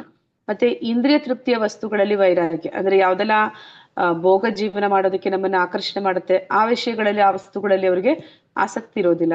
ಅದರಲ್ಲಿ ಅವ್ರಿಗೆ ವೈರಾಗ್ಯ ಇರೋದು ಬೆಳೆಸಿರ್ತಾರೆ. ಮತ್ತೆ ಅಹಂಕಾರವಿಲ್ಲದೆ ಇರುವಂಥದ್ದು, ಅಹಂಕಾರ ಪಡೋದಕ್ಕೆ ವಿಷಯನೇ ಇಲ್ಲ ಅನ್ನುವಂಥದ್ದು ಜ್ಞಾನಿಗಳಿಗೆ ಗೊತ್ತಿರುತ್ತೆ. ಅಂದ್ರೆ ನಾನು ಅನ್ನುವಂಥದ್ದು ಭಗವಂತನಿಗೆ ಹೋಲಿಸಿದ್ರೆ ನಾ ಹೇಳಿದೆ ಅಣು ಮತ್ತೆ ವಿಭು, ಆ ಒಂದು ವ್ಯತ್ಯಾಸ ನಮ್ಮ ಮಧ್ಯೆ ಇರುವಂಥದ್ದು. ಮತ್ತೆ ಈ ಪ್ರಕೃತಿ ಏನೆಲ್ಲ ಇದೆ, ಸ್ವತಃ ಆ ವ್ಯಕ್ತಿ ಕೂಡ ಭಗವಂತನ ಒಂದು ಅಂಶ. ಅವನು ಅಂತ ಹೇಳುತ್ತಾ ಇರುವಂತಹ ಏನು ಅಹಂಕಾರದಿಂದ ಹೇಳ್ಕೊಂತಾನೆ, ಈ ದೇಹ ನಂದು, ಈ ಜಾಗ ನಂದು, ಪ್ರತಿಯೊಂದು ಕೂಡ ಅವನದೇ. ಮತ್ತೆ ನಂದು ಅಂತ ಹೇಳ್ಕೊಡಕ್ಕೆ ನನ್ನ ಹತ್ರ ಏನೂ ಇಲ್ಲ. ನಾನು ಏನೋ ಈಗ ಬದುಕ್ತಾ ಇದ್ದೀನಿ, ಜೀವಿಸ್ತಾ ಇದ್ದೀನಿ, ಅದು ಕೂಡ ಭಗವಂತನ ಒಂದು ಕರುಣೆಯಿಂದ, ಅವ್ಯಾಜ್ಯ ಕರುಣೆಯಿಂದ ಮಾತ್ರ ಅಂತ ತಿಳಿದಂತ ವ್ಯಕ್ತಿ, ಅವನಿಗೆ ಯಾವುದೇ ಅಹಂಕಾರ ಅನ್ನುವಂಥದ್ದು ಇರೋದಿಲ್ಲ. ಜನ್ಮ, ಸಾವು, ಮುಪ್ಪು ಮತ್ತು ರೋಗಗಳ ಕೆಡುಕನ್ನು ಗ್ರಹಿಸುವುದು. ಅದ್ರ ನಿಜವಾದ ಜ್ಞಾನ ಏನು ಅಂತಂದ್ರೆ, ಈ 4 ವಿಷಯಗಳು ಕೆಟ್ಟದ್ದು, ಮತ್ತೆ ಇದು ನನ್ನ ನಿಜವಾದ ಒಂದು ಏನಂತ ಹೇಳ್ತಾರೆ, ಪತನ ಅನ್ನೋದನ್ನ ಅರ್ಥ ಮಾಡ್ಕೊಂಡಿರುವಂತವನು. ಈ ಜ್ಞಾನವನ್ನ ಎಲ್ಲರೂ ಸಾಮಾನ್ಯವಾಗಿ ಹೊಂದಿರೋದಿಲ್ಲ. ಈಗ ಯಾರ ಹತ್ರನಾದ್ರೂ ಹೋಗಿ ಜನ್ಮದ ಬಗ್ಗೆ, ಸಾವಿನ ಬಗ್ಗೆ, ಮುಪ್ಪಿನ ಬಗ್ಗೆ, ರೋಗದ ಬಗ್ಗೆ ಹೇಳಿದ್ರೆ, ಅರೆ ಹೋಗಪ್ಪ, ಪ್ರತಿದಿನ ನೋಡ್ತೀವಿ, ಎಷ್ಟೋ ಜನ ಹುಡ್ತಾರೆ, ಎಷ್ಟೋ ಜನ ಸಾಯ್ತಾರೆ, ಮತ್ತೆ ಎಲ್ಲರಿಗೂ ವಯಸ್ಸಾಗುತ್ತೆ, ಎಲ್ಲರಿಗೂ ಕಾಯಿಲೆ ಬರುತ್ತೆ, ಇದ್ರಲ್ಲಿ ಏನು ವಿಶೇಷ ಅಂತಾರೆ. ಅಂದ್ರೆ ಎಲ್ಲರಿಗೂ ಆಗುತ್ತೆ, ಅಂದ್ರೆ ಕುರಿ ಮಂದಿ ಇದ್ದ ಹಾಗೆ. ಅಷ್ಟೊಂದ್ ಜನ ಅಲ್ಲಿ ಹೋಗಿ ಏನೆಲ್ಲ ಅನುಭವಿಸ್ತಾ ಇದ್ರೆ ಅದನ್ನ ನಾನು ಇವತ್ತು ಅನುಭವಿಸ್ತೀನಿ, ಅವ್ರಿಗೆಲ್ಲ ಏನಾಗುತ್ತೋ ಅದೇ ನನಗೂ ಆಗುತ್ತೆ. ಅವರೆಲ್ಲ ಅನುಭವಿಸ್ತಾ ಇದಾರೆ, ಯಾರು ಏನು ಪ್ರತಿಭಟನೆ ಮಾಡ್ತಾ ಇಲ್ಲ, ಯಾರು ಏನು ಯೋಚನೆ ಮಾಡ್ತಾ ಇಲ್ಲ, ನಾನು ಯಾಕೆ ಅದ್ರ ಬಗ್ಗೆ ತಲೆ ಕೆಡಿಸ್ಕೊಳ್ಳಿ ಅನ್ನುವಂಥದ್ದು ಜನರ ಮನಸ್ಥಿತಿ. ಆದ್ರೆ ಜ್ಞಾನಿ ಅದವನು ಈ ಒಂದು 4 ಕೆಡುಕುಗಳನ್ನ, ಅವನ ಪತನವನ್ನ ಅವನು ಕಣ್ಣಾರೆ ಕಾಣ್ತಾನೆ. ಅಂದ್ರೆ ಅವನಿಗೆ ಗೊತ್ತಾಗುತ್ತೆ ಈ ಜನ್ಮ ಅನ್ನುವಂಥದ್ದು ಎಷ್ಟು ನೋವು ಅಂತ. ಅಂದ್ರೆ ಏನಂತ ಹೇಳ್ತಾರೆ ಅಂದ್ರೆ, ಭಾಗವತದಲ್ಲಿ ಬರುತ್ತೆ, ತಾಯಿಯ ಗರ್ಭದಲ್ಲಿ 9 ತಿಂಗಳು ಮಗು ಇರುತ್ತೆ ಅಂತ. ಆದ್ರೆ ತಾಯಿಗೂ ಗೊತ್ತಿರೋದಿಲ್ಲ ಆ ಮಗು ಗರ್ಭದಲ್ಲಿ ಏನೆಲ್ಲ ಕಷ್ಟಪಡುತ್ತೆ ಅಂತ. ಅದರ ಒಂದು ಪರಿಸ್ಥಿತಿ ಹೇಗಿರುತ್ತೆ ಅಂದ್ರೆ, ಒಂದು ಮನುಷ್ಯನನ್ನ ಒಂದು ಗೋಣಿಚೀಲದಲ್ಲಿ ಹಾಕಿ ಕಟ್ಟಾಕಿದ ಹಾಗೆ. ಅದು 1 ದಿನ 2 ದಿನಕ್ಕಲ್ಲ, 9 ತಿಂಗಳವರೆಗೆ ಆ ಮಗು ಆ ಸ್ಥಿತಿಯಲ್ಲಿ ಇರುತ್ತೆ. ಮತ್ತೆ ಅಲ್ಲಿ ಬೆಳಕಿಲ್ಲ, ಮತ್ತೆ ಆ ಒಂದು ತಾಯಿ ಏನ್ ಊಟ ಮಾಡ್ತಾ ಇದ್ದಾಳೆ, ಅವಳಿಗೆ ಅನ್ಸುತ್ತೆ ಅವಳಿಗೆ ಪ್ರೀತಿ ಇದೆ ಮಗುವಿನ ಮೇಲೆ, ಇಲ್ಲ ಅಂತ ಹೇಳಕ್ಕಾಗಲ್ಲ. ಆದ್ರೆ ಆ ತಾಯಿ ತಿನ್ನುವಂತ ಪ್ರತಿಯೊಂದು ಊಟ ಆ ಮಗುವಿನ ಮೇಲೆ ಪರಿಣಾಮ ಬೀರ್ತಾ ಇರುತ್ತೆ. ಅದರ ಒಂದು ಏನಂತಾರೆ, ಚರ್ಮ ಅದೆಲ್ಲವೂ ಕೂಡ ತುಂಬಾ ಸೂಕ್ಷ್ಮವಾದ ರೀತಿಯಲ್ಲಿ ಇರುತ್ತೆ. ಬಿಸಿ ಬಿಸಿಯಾದ ಆಹಾರ ಅಥವಾ ತಣ್ಣಗಿರುವಂತಹ ಆಹಾರ ತಿಂದಾಗ ಆ ರೀತಿ ಎಲ್ಲ ಆದಾಗ ಆ ಮಗುವಿಗೆ ಅದು ಚರ್ಮಕ್ಕೆ ತುಂಬಾ ನೋವನ್ನು ಕೊಡ್ತಾ ಇರುತ್ತೆ. ಮತ್ತೆ ಆ ಮಗು ಆ ಒಂದು ಕಷ್ಟವನ್ನ ಸಹಿಸೋಕೆ ಆಗೋದಿಲ್ಲ. ತಾಯಿಯ ಗರ್ಭದಿಂದ ಅದು ಹೊರಗಡೆ ಬರುವಾಗ್ಲೂ ಕೂಡ ಅದು ನೋವನ್ನು ಅನುಭವಿಸುತ್ತೆ. ಅಂತಹ ಒಂದು ಪರಿಸ್ಥಿತಿನಲ್ಲಿದ್ದಾಗ ಕೈಕಾಲು ಆಡಿಸೋದಕ್ಕೆ ಕೂಡ ಅದು ಕೈಯಲ್ಲಿ ಆಗೋದಿಲ್ಲ. ಆಗ ಅದು ಭಗವಂತನ ಪ್ರಾರ್ಥನೆ ಮಾಡುತ್ತೆ ಅಂತ ಹೇಳ್ತಾರೆ, ನನ್ನನ್ನ ಆದಷ್ಟು ಬೇಗ ಇಲ್ಲಿಂದ ಹೊರಗಡೆ ತೆಗಿ ಅಂತ. ಅಷ್ಟು ಜನ್ಮ ಅನ್ನುವಂಥದ್ದು ಅದು ಅಷ್ಟು ಕಷ್ಟ ಇದೆ. ಆದ್ರೆ ಆ ಅನುಭವ ನಮ್ಗೆ ನೆನಪಿರೋದಿಲ್ಲ, ನಮ್ಗೆ ಯಾರಿಗೂ ನೆನಪಿರೋದಿಲ್ಲ. ಅಂದ್ರೆ ನಮ್ಗೆಲ್ಲ ನೆನಪಿದೆ ತಾಯಿ ಹೊಟ್ಟೆಯಲ್ಲಿ ನಾವ್ ಏನ್ ಕಷ್ಟಪಟ್ವಿ ಅಂತ ಯಾರಿಗಾದ್ರು? ಹರೇ ಕೃಷ್ಣ. ನಾವು ಮಕ್ಳನ್ನ ಇರ್ಬೇಕಂದಾಗ ಆ ಕಷ್ಟ ಆಗಿದ್ನ ಗೊತ್ತು ಮೇಡಮ್ ನಮ್ಗೆ. ನಮ್ಗೇನಾಗ್ತಿದೆ ನಮಗೆ ಗೊತ್ತು, ಮಗುಗೇನಾಗ್ತಿದೆ ಅಂತ. ನಮ್ಮ ಹೊಟ್ಟೆಲಿ ಇದ್ದಾಗ್ಲೂ ಕೂಡ ನಮ್ಗೆ ಮಗು ಕಷ್ಟ ಆಗ್ತಿದೆ ಅಂತ ನಮ್ಗೆ ಇರೋದಿಲ್ಲ. ನಮ್ಗೆ ಗೊತ್ತಾಗುತ್ತೆ ಪ್ರಾಣ ಹೋಗ್ತಾ ಬಾಧೆ ಇರುತ್ತೆ ಅವಾಗ. ಆ ಒಂದು ಟೈಮಲ್ಲಿ ನಮ್ಗೆ ಬೇಡ ಈ ಜೀವನ ಅನ್ಸ್ಬಿಡುತ್ತೆ. ಅಷ್ಟು ಆ ಒಂದು ಇದಕ್ ಹೋಗಿ ಬಂದು ವಾಪಸ್ ಬರ್ತೀವಿ ನಾವು. ಅದು ನಮ್ದು ಮಾತಾಜಿ, ನಮ್ಗೆ ನೆನಪಿದೆ. ಮಗುದು ಏನ್ ಹೇಳ್ತೀರಾ? ನಾವು ಮಗುವಾಗಿ ತಾಯಿಯಿಂದ ಹೊಟ್ಟೆಯಿಂದ ಬಂದಾಗ, ಇಲ್ಲ ನಿಮ್ ಮಗು ಹೊಟ್ಟೆಯಿಂದ ಬರುವಾಗ ಆ ಮಗುಗೆ ಏನ್ ಬಾಧೆ ಆಗ್ತಿದೆ ನಮ್ಗೆ ಗೊತ್ತಿರುತ್ತಾ? ಅದಕ್ಕೂ ಕಷ್ಟ ಇರುತ್ತೆ ಅಲ್ವಾ? ಅದು ಕೂಡ ಸಾವು ಬದುಕಿನ ಮಧ್ಯೆ ಹೋರಾಡುತ್ತಲ್ವಾ? ನಾವಾದ್ರೂ ಸ್ವಲ್ಪ ದೊಡ್ಡವರು, ಪುಟ್ಟ ಜೀವ, ಅದು ಇನ್ನೂ ಪುಟ್ಟ ಜೀವ, ಅದು ಏನು ಮಾಡಕ್ಕಾಗಲ್ಲ. ಅಂದ್ರೆ ಅಷ್ಟೊಂದೆಲ್ಲ ಬಾಧೆ ಒಂದು ಆತ್ಮನಿಗೆ ಆಗುತ್ತೆ. ಮತ್ತೆ ಆ ಸಾವು ಅನ್ನುವಂಥದ್ದು ಕೂಡ ಅಷ್ಟೇ ಕಷ್ಟಕರವಾಗಿರುತ್ತೆ. ಅಂದ್ರೆ ದೇಹವನ್ನ ಬಿಟ್ಟು ಹೋಗುವಾಗ ಅದಕ್ಕೆ ಎಷ್ಟು ದೇಹದ ಮೇಲೆ ಮೋಹ ಇರುತ್ತೆ, ಅಷ್ಟು ಅದಕ್ಕೆ ನೋವಂತದ್ದು ಸಾಯೋ ಸಮಯದಲ್ಲೂ ಎಲ್ಲರಿಗೂ ವಯಸ್ಸಾಯ್ತು ಅಂತ ಹೇಳ್ತಾರೆ. ಅಂದ್ರೆ ಆತ್ಮಕ್ಕೆ ಆಗೋದಿಲ್ಲ, ದೇಹಕ್ಕೆ ಬಿಡುತ್ತೆ. ಆತ್ಮಕ್ಕೆ ಇನ್ನ ಆಸೆಗಳಿದೆ, ರೋಗಗಳು, ಕಾಯಿಲೆಗಳು ಸಾಕಪ್ಪ ಜೀವನ ಅಂತ. ರೋಗದಿಂದ ಈಚೆ ಬಂದಿದ್ದ ಆ ರೋಗದ ಅನುಭವಗಳೆಲ್ಲ ಮರ್ತೋಗ. ನಿಮ್ದು ವಾಯ್ಸ್ ಮತ್ತೆ ಬ್ರೇಕ್ ಆಗ್ತಿದೆ ಮಾತಾಜಿ.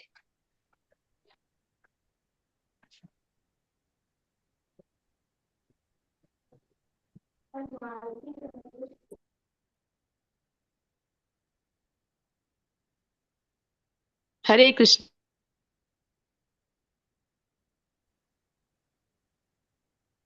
ಬೇರೆಯವ್ರಿಗೂ ಹಾಗೆ ಆಗ್ತಿದ್ಯಾ ಅಥವಾ ನನಗ್ ಮಾತ್ರ ಆಗ್ತಿದ್ಯಾ ಗೊತ್ತಾಗ್ತಿಲ್ಲ. ಬೇರೆಯವ್ರಿಗೆ ಇಲ್ಲ, ನಮಗೂ ಹಾಗೆ ಆಗ್ತಿದೆ.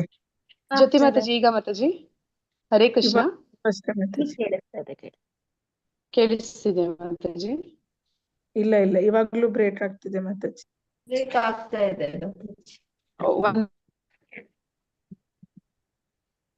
ಬ್ರೇಕ್ ಆಗ್ತಿದೆ ಅಂತ ಹೇಳೋದನ್ನು ಬ್ರೇಕ್ ಆಗ್ತಿದೆ.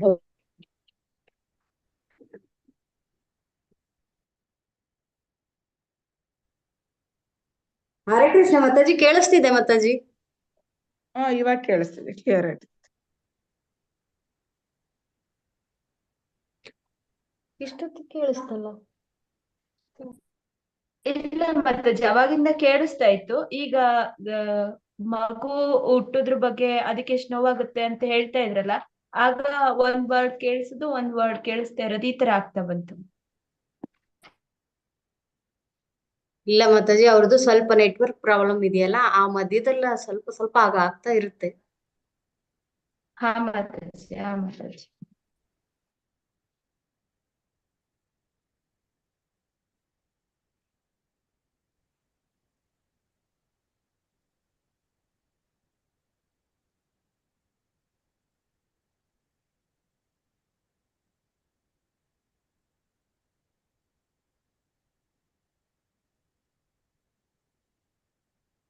ಮಾತಾಜಿ ಕೇಳಿಸ್ತಾ ಇದೆ ಮಾತಾಜಿ. ಕೇಳಿಸ್ತಿದ್ಯಾ ಮಾತಾಜಿ? ಹಾ ಕೇಳಿಸ್ತಿದೆ ಮಾತಾಜಿ. ಏನಂದ್ರೆ ಸ್ವಲ್ಪ ಸ್ವಲ್ಪ ಮಧ್ಯದಲ್ಲಿ ಈಗ ಒಂದ್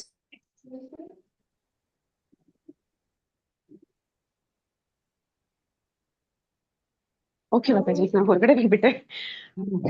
ಪರವಾಗಿಲ್ಲ ಮಾತಾಜಿ, ನೀವು ಮಾಡಿ ಎಲ್ಲಿ ಮಧ್ಯದಲ್ಲಿ ಒಮ್ಮೊಮ್ಮೆ ಒಂದೊಂದು ವರ್ಡ್ಸ್ ಹೋಗ್ತದಷ್ಟೇ. ಓಕೆ ಅದು ಮಾತಾಜಿ. ಪರವಾಗಿಲ್ಲ, ಮಾಡಿ ಮಾತಾಜಿ. ನೀವ್ ವಿಡಿಯೋ ಆಫ್ ಮಾಡ್ಕೊಂಡೆ ಮಾಡಿ ಮಾತಾಜಿ, ಎಲ್ಲ ಅವಾಗ ನೆಟ್ವರ್ಕ್ ಚಂದ ಬರುತ್ತೆ. ಚೆನ್ನಾಗಿ ಬರ್ಬೋದು ಅವಾಗ. ಈಗ ಕೇಳಿಸ್ತಾ ಇದೆಯಾ ಮಾತಾಜಿ? ಇಶ್ಯೂಸ್ ಇಲ್ಲ ಅಲ್ಲ? ಇಲ್ಲ ಮಾತಾಜಿ, ಹಾ ಕೇಳಿಸ್ತಾ ಇದೆ. ಈಗ ಮಾತಾಡಿ. ಓಕೆ ಮಾತಾಜಿ. ಅಂದ್ರೆ ಇಲ್ಲಿ ಆ ಒಂದು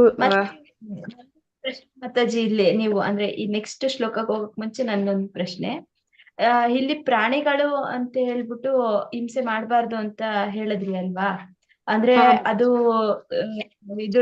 ಅದು ಏನಾದ್ರೂ ವಧೆ ಮಾಡಿದ್ರೆ ಅದ್ ಮತ್ತೆ ಅದು ಪರಿಪೂರ್ಣ ಆಗದೆ ಮತ್ತೆ ಅದು ಇನ್ನೊಂದು ಜನ್ಮದಲ್ಲಿ ನಮ್ಮನ್ನು ವಧೆ ಮಾಡಕ್ಕೆ ಅದು ಇನ್ನೊಂದು ಅವತಾರ ಎತ್ತಿ ಬರುತ್ತೆ, ಈ ತರ ಹೇಳಿದ್ರಲ್ಲ.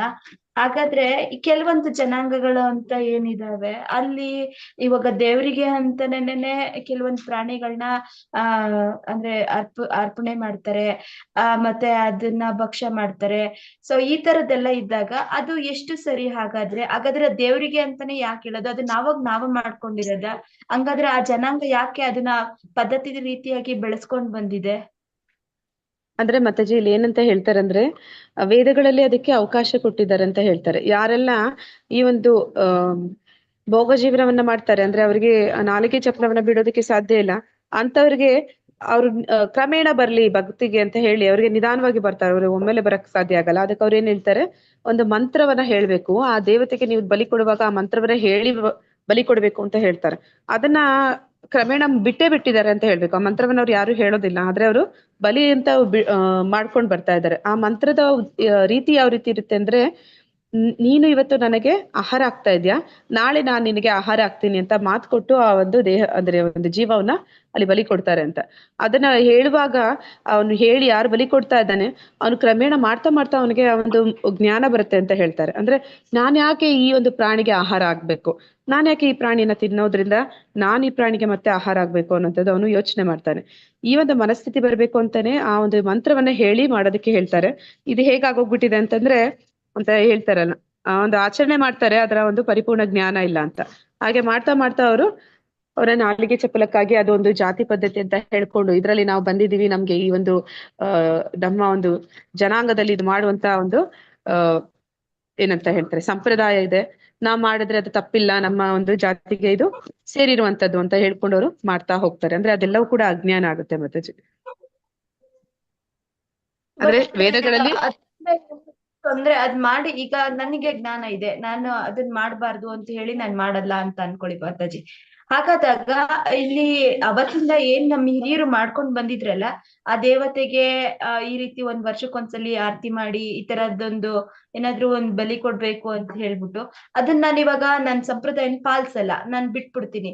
ಈ ತರ ಎಲ್ಲಾ ನನ್ ಮನ್ಸಿಗ್ ಬಂದಾಗ ಮತ್ತೆ ಅಲ್ಲಿ ಏನೋ ಒಂದ್ ರೀತಿ ನಮ್ಗೆ ಕೆಟ್ಟದಾಗುತ್ತೆ, ಈ ತರ ಆಗುತ್ತಲ್ಲ, ಅದೇ ಯಾವ ರೀತಿ ಮನಸ್ಥಿತಿ ನಂಗೆ ಅರ್ಥ ಆಗ್ಲಿಲ್ಲ ಮಾತಾಜಿ. ಅಂದ್ರೆ ಮಾತಾಜಿ ಭಗವಂತ ಅದನ್ನೇ ಹೇಳ್ತಾನೆ ಕೊನೆಯಲ್ಲಿ 18ನೇ ಅಧ್ಯಾಯದಲ್ಲಿ ಹೇಳ್ತಾನೆ, ಸರ್ವಧರ್ಮಾನ್ ಪರಿತ್ಯಜ್ಯ ಮಾಮೇಕಂ ಶರಣಂ ವ್ರಜ ಅಹಂ ತ್ವಾ ಸರ್ವ ಪಾಪೇಭ್ಯೋ ಮೋಕ್ಷ ಇಷ್ಯಾಮಿ ಮಾ ಶುಚಃ ಅಂತ ಹೇಳ್ತಾನೆ. ನೀನೆಲ್ಲ ಧರ್ಮವನ್ನ ಬಿಟ್ಟು ಬಿಡು, ನನಗೆ ಮಾತ್ರ ಶರಣಾಗತಿಯನ್ನ ಹೊಂದು, ನೀನೆಲ್ಲ ಪಾಪಗಳಿಂದ ನಿನ್ನನ್ನ ಮುಕ್ತಿಯನ್ನ ಕೊಡ್ತೀನಿ, ಮತ್ತೆ ನಿನ್ನ ಒಂದು ಜವಾಬ್ದಾರಿ ಅದು ನನ್ನದು ಅಂತ ಕೃಷ್ಣ ಹೇಳ್ತಾನೆ. ಅದನ್ನೇ ಅವನು ಪರಮಾತ್ಮ ಕೊನೆಯಲ್ಲಿ ಹೇಳ್ತಾನೆ ಅರ್ಜುನನಿಗೆ. ಅಂದ್ರೆ ನೀನು ಇದು ಧರ್ಮ ಅಂತ ಏನೆಲ್ಲ ಅನ್ಕೊಳ್ತಾ ಇದೆಯಾ ಅದೆಲ್ಲ ಧರ್ಮ ಅಲ್ಲ, ಎಲ್ಲವನ್ನೂ ತ್ಯಜಿಸಿ ನೀ ನನಗೆ ಶರಣಾಗತಿಯನ್ನ ಹೊಂದು ಅಷ್ಟು ಸಾಕು ಅಂತ ಹೇಳ್ತಾನೆ. ಅಲ್ಲ ಅಂದ್ರೆ ಈ ಮಾತಾಜಿ, ಧರ್ಮ ನಮಗೇನೋ ಭಗವದ್ಗೀತೆ ಕ್ಲಾಸ್ ಆಗ್ತಿದೆ, ನಾವು ಪಾಲಿಸ್ತೀವಿ ಏನೇನ್ ಅಂತ ಅನ್ಸುತ್ತೆ? ತಿಳ್ಕೊಳ್ಳೋಣ. ಮನೇಲಿ ಎಲ್ರಿಗೂ ಇದನ್ನ ಒಪ್ಕೋಬೇಕಲ್ಲ, ನಾವ್ ಹೇಳದ್ನ ಬೇಡ, ತರ ಇನ್ಮೇಲೆ ಮಾಡೋದ್ ಬೇಡ ಅಂದ್ರೆ ಅವ್ರ ಸಪೋರ್ಟ್ ಬೇಕಲ್ವಾ ಮಾತಾಜಿ?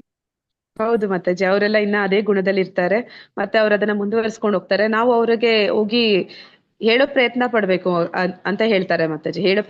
ಕೃಷ್ಣ ಕೊನೆಯಲ್ಲಿ ಅವನು ಅದೇ ಹೇಳ್ತಾನೆ ಅರ್ಜುನನ್ಗೆ, ಅಪ್ಪ ನಾನ್ ನಿನ್ಗೆ ಹೇಳ್ಬೇಕಾಗಿದ್ದೆಲ್ಲ ಹೇಳಿದ್ದಾಯ್ತು, ತಥಾ ಇಚ್ಛಸಿ ತಥಾ ಕುರು, ಅಂದ್ರೆ ಯಥಾ ಇಚ್ಛಸಿ ತಥಾ ಕುರು ಅಂತಾರೆ. ಅಂದ್ರೆ ನಿನಗೆ ನಾನು ಹೇಳಿದಾಯ್ತು, ಇನ್ನು ಮುಂದೆ ನೀನೇನ್ ಮಾಡ್ತೀಯ ಅದ್ ನಿನಗ್ ಬಿಟ್ಟಿದ್ದು ಅಂತ. ಹಾಗೆ ಯಾರಿಗೆ ಎಷ್ಟು ತಿಳಿದಿದೆ ಅವ್ರು ಅದಕ್ ಪ್ರಕಾರವಾಗಿ ನಡ್ಕೋತಾರೆ ಅಂತ. ಜ್ಞಾನ ಇದ್ದವನು ಹೆದರ್ಕೊಂತಾನೆ, ಅಯ್ಯೋ ನಾನು ತಿಳಿದು ಮಾಡ್ಬಾರ್ದಂತ.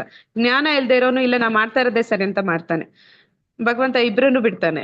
ಅಂದ್ರೆ ಅವ್ರವ್ರು ಕೆಲವೊಂದ್ಸಲ ಮಾಡಿದ್ದಕ್ಕೆ ಕರ್ಮ. ನಮಗೂ ಇಷ್ಟ ಇಲ್ಲ ಅಂತಂದ್ರೆ ಕೆಲವೊಂದ್ಸಲ ಕೆಲವೊಂದ್ ಕೆಲ್ಸ ಮಾಡ್ಬೇಕಾಗುತ್ತೆ. ಅದು ಪಾಪಕಾರಿಗೆ ಬರುತ್ತೋ ಪುಣ್ಯಕಾರಿಗೆ ಬರುತ್ತೋ ಮಾತಾಜಿ ಅದು? ತಿಳಿದು ತಪ್ಪು ಮಾಡಿದ್ರೆ ಪಾಪಕ್ಕೆ ಬರುತ್ತೆ ಮಾತಾಜಿ. ತಿಳಿದು ಮಾಡಿದ್ರೆ ಹಾಗಾದ್ರೆ ನಾವು ತಪ್ಪಾಗುತ್ತೆ ಹಂಗಾದ್ರೆ ಮಾತಾಜಿ. ಅಲ್ಲ, ತಿಳಿದು ಮಾಡಿದ್ರೆ ತಪ್ಪಾಗುತ್ತಲ್ಲ ಈಗ. ಹಾಗಾದ್ರೆ ನಾವು ತಿಳ್ಕೊಳ್ಳೋದೇ ತಪ್ಪ ಹಂಗಾದ್ರೆ? ಇಲ್ಲ ಮಾತಾಜಿ, ನಾವು ತಿಳಿದ ಮೇಲೆ ನಾವು ಅದನ್ನ ಭಗವಂತನ ಹತ್ರ ಬೇಡ್ಕೋಬೇಕು. ಭಗವಂತ ಇಂತ ತಪ್ಪಾಗ್ತಿದೆ, ನಾನು ಅದನ್ನ ಮಾಡಕ್ ಇಷ್ಟ ಇಲ್ಲ, ತಪ್ಸು ಪರಮಾತ್ಮ, ನನ್ಗೆ ಒಂದು ಅಂದ್ರೆ ಶಕ್ತಿ ಕೊಡು, ಅದನ್ನ ತಪ್ಪಾಗದೆ ಇರೋಂಗೆ ನೋಡ್ಕೊಳ್ಳೋ ಹಾಗೆ ನನ್ನನ್ನ ಕಾಪಾಡು ಅಂತ ಕೇಳ್ಕೊತಾರೆ. ಈಗ ಕೆಲವೊಂದ್ಸಲ ಏನ್ ಅನ್ಸುತ್ತೆ ಅಂದ್ರೆ ಮಾತಾಜಿ, ಇವಾಗ ಯಾರು ಕೃಷ್ಣನ ಪ್ರಿಯ ಭಕ್ತರಿದ್ರು ಗೋಕುಲದಲ್ಲಿ, ಆ ತರ ತಿಳಿದೇನೆ ಇದ್ಬಿಡೋದೇ ಎಷ್ಟು ಬೆಸ್ಟ್ ಅನ್ಸುತ್ತೆ ಮಾತಾಜಿ. ಇವಾಗ ಎಲ್ಲಾ ತಿಳ್ಕೊಂಡು ಆದ್ರೆ ಮಾತಾಜಿ ಅವರು ತಿಳಿದಿರೋದ್ರು ಕೂಡ ಅವ್ರು ಸರಿಯಾದ ಮಾರ್ಗದಲ್ಲಿದ್ರು ಮಾತಾಜಿ. ಅವ್ರಿಗೆ ಭಗವಂತನ ಬಗ್ಗೆ ಗೊತ್ತಿಲ್ಲ ಅಂದ್ರೂ ಕೂಡ ಅವ್ರು ಭಕ್ತಿ ಕಾರ್ಯ ಮಾಡ್ತಾ ಇದ್ದಾರೆ, ಅದು ಅವರ ಒಂದು ವಿಶಿಷ್ಟ.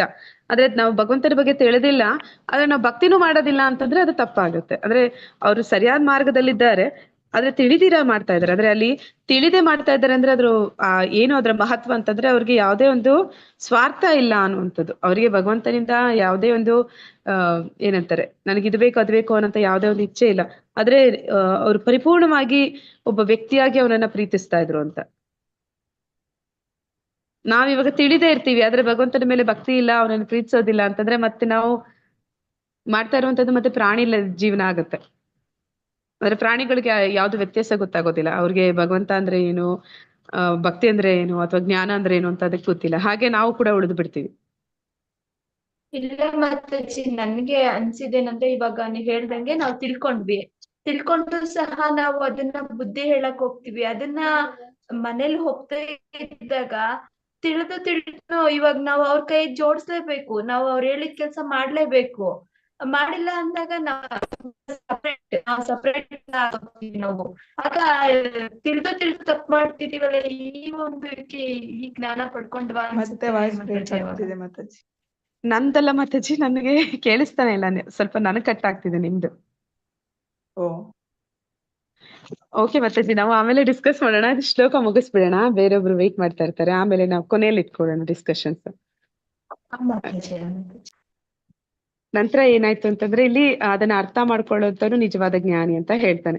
ಮತ್ತೆ ಅವನಿಗೆ ಮಕ್ಕಳು, ಹೆಂಡತಿ, ಮನೆ ಮತ್ತಿತರ ವಿಷಯಗಳಲ್ಲಿ ಸಿಕ್ಕಾಕೊಳ್ಳೋದಿಲ್ಲ, ಮುಕ್ತನಾಗಿರ್ತಾನೆ, ಅನಾಸಕ್ತನಾಗಿರ್ತಾನೆ. ಅಂದ್ರೆ ಜ್ಞಾನಿ ಅದನ್ಗೆ ಗೊತ್ತಿದೆ, ಈ ಜನ್ಮದಲ್ಲಿ ನನ್ಗೆ ಈ ಹೆಂಡತಿ, ಈ ಮಕ್ಕಳು, ಈ ಮನೆ, ಈ ಸಂಸಾರ ಸಿಕ್ಕಿದೆ, ಮುಂದಿನ ಜನ್ಮದಲ್ಲಿ ಇನ್ನೊಂದು ಹೆಂಡತಿ, ಗಂಡ ಅಥವಾ ಇನ್ನೊಂದು ಮನೆ, ಪರಿವಾರ, ಮಕ್ಕಳು ಅಂತ ಸಿಗುತ್ತೆ. ಆದ ಕಾರಣ ಅವನ್ ಏನ್ ಅನ್ಕೋತಾನೆ, ಇದಕ್ಕೆ ನಾನು ಅತಿಯಾಗಿ ಅಂದ್ರೆ ಅಂಟ್ಕೊಳ್ಳೋದಿಲ್ಲ, ಅನಾಸಕ್ತಿಯನ್ನ ಬೆಳೆಸ್ಕೊಳ್ತಾನೆ. ಅಂದ್ರೆ ಅಲ್ಲಿ ಇದಾನೆ, ಅವ್ನ ಕರ್ತವ್ಯವನ್ನ ಮಾಡ್ತಾನೆ, ಆದ್ರೆ ಅದಕ್ಕೆ ತೀರಾ ಅಂಟ್ಕೊಳ್ಳೋದಿಲ್ಲ. ನಾವು ನೋಡಿದ್ವಿ ಒಂದು ಚಿತ್ರಕೇತು ಹೇಗೆ ಅವನ ಮಗನಿಗೆ ಅಂಟ್ಕೋತಾನೆ, ಆಮೇಲೆ ಅವನ ಮಗನ ಒಂದು ಆತ್ಮ ಬಂದಾಗ ಅವನಿಗೆ ಗೊತ್ತಾಗುತ್ತೆ ಎಷ್ಟೋ ಜನ್ಮಗಳಲ್ಲಿ ಎಷ್ಟೋ ಪರಿವಾರಗಳು ಬಂದು ಹೋಗಿದೆ. ಆ ರೀತಿ ಪ್ರತಿಯೊಂದು ಜನ್ಮದಲ್ಲೂ ಈ ಒಂದು ಪರಿಸ್ಥಿತಿ ಮುಂದುವರಿತಾ ಹೋಗುತ್ತೆ.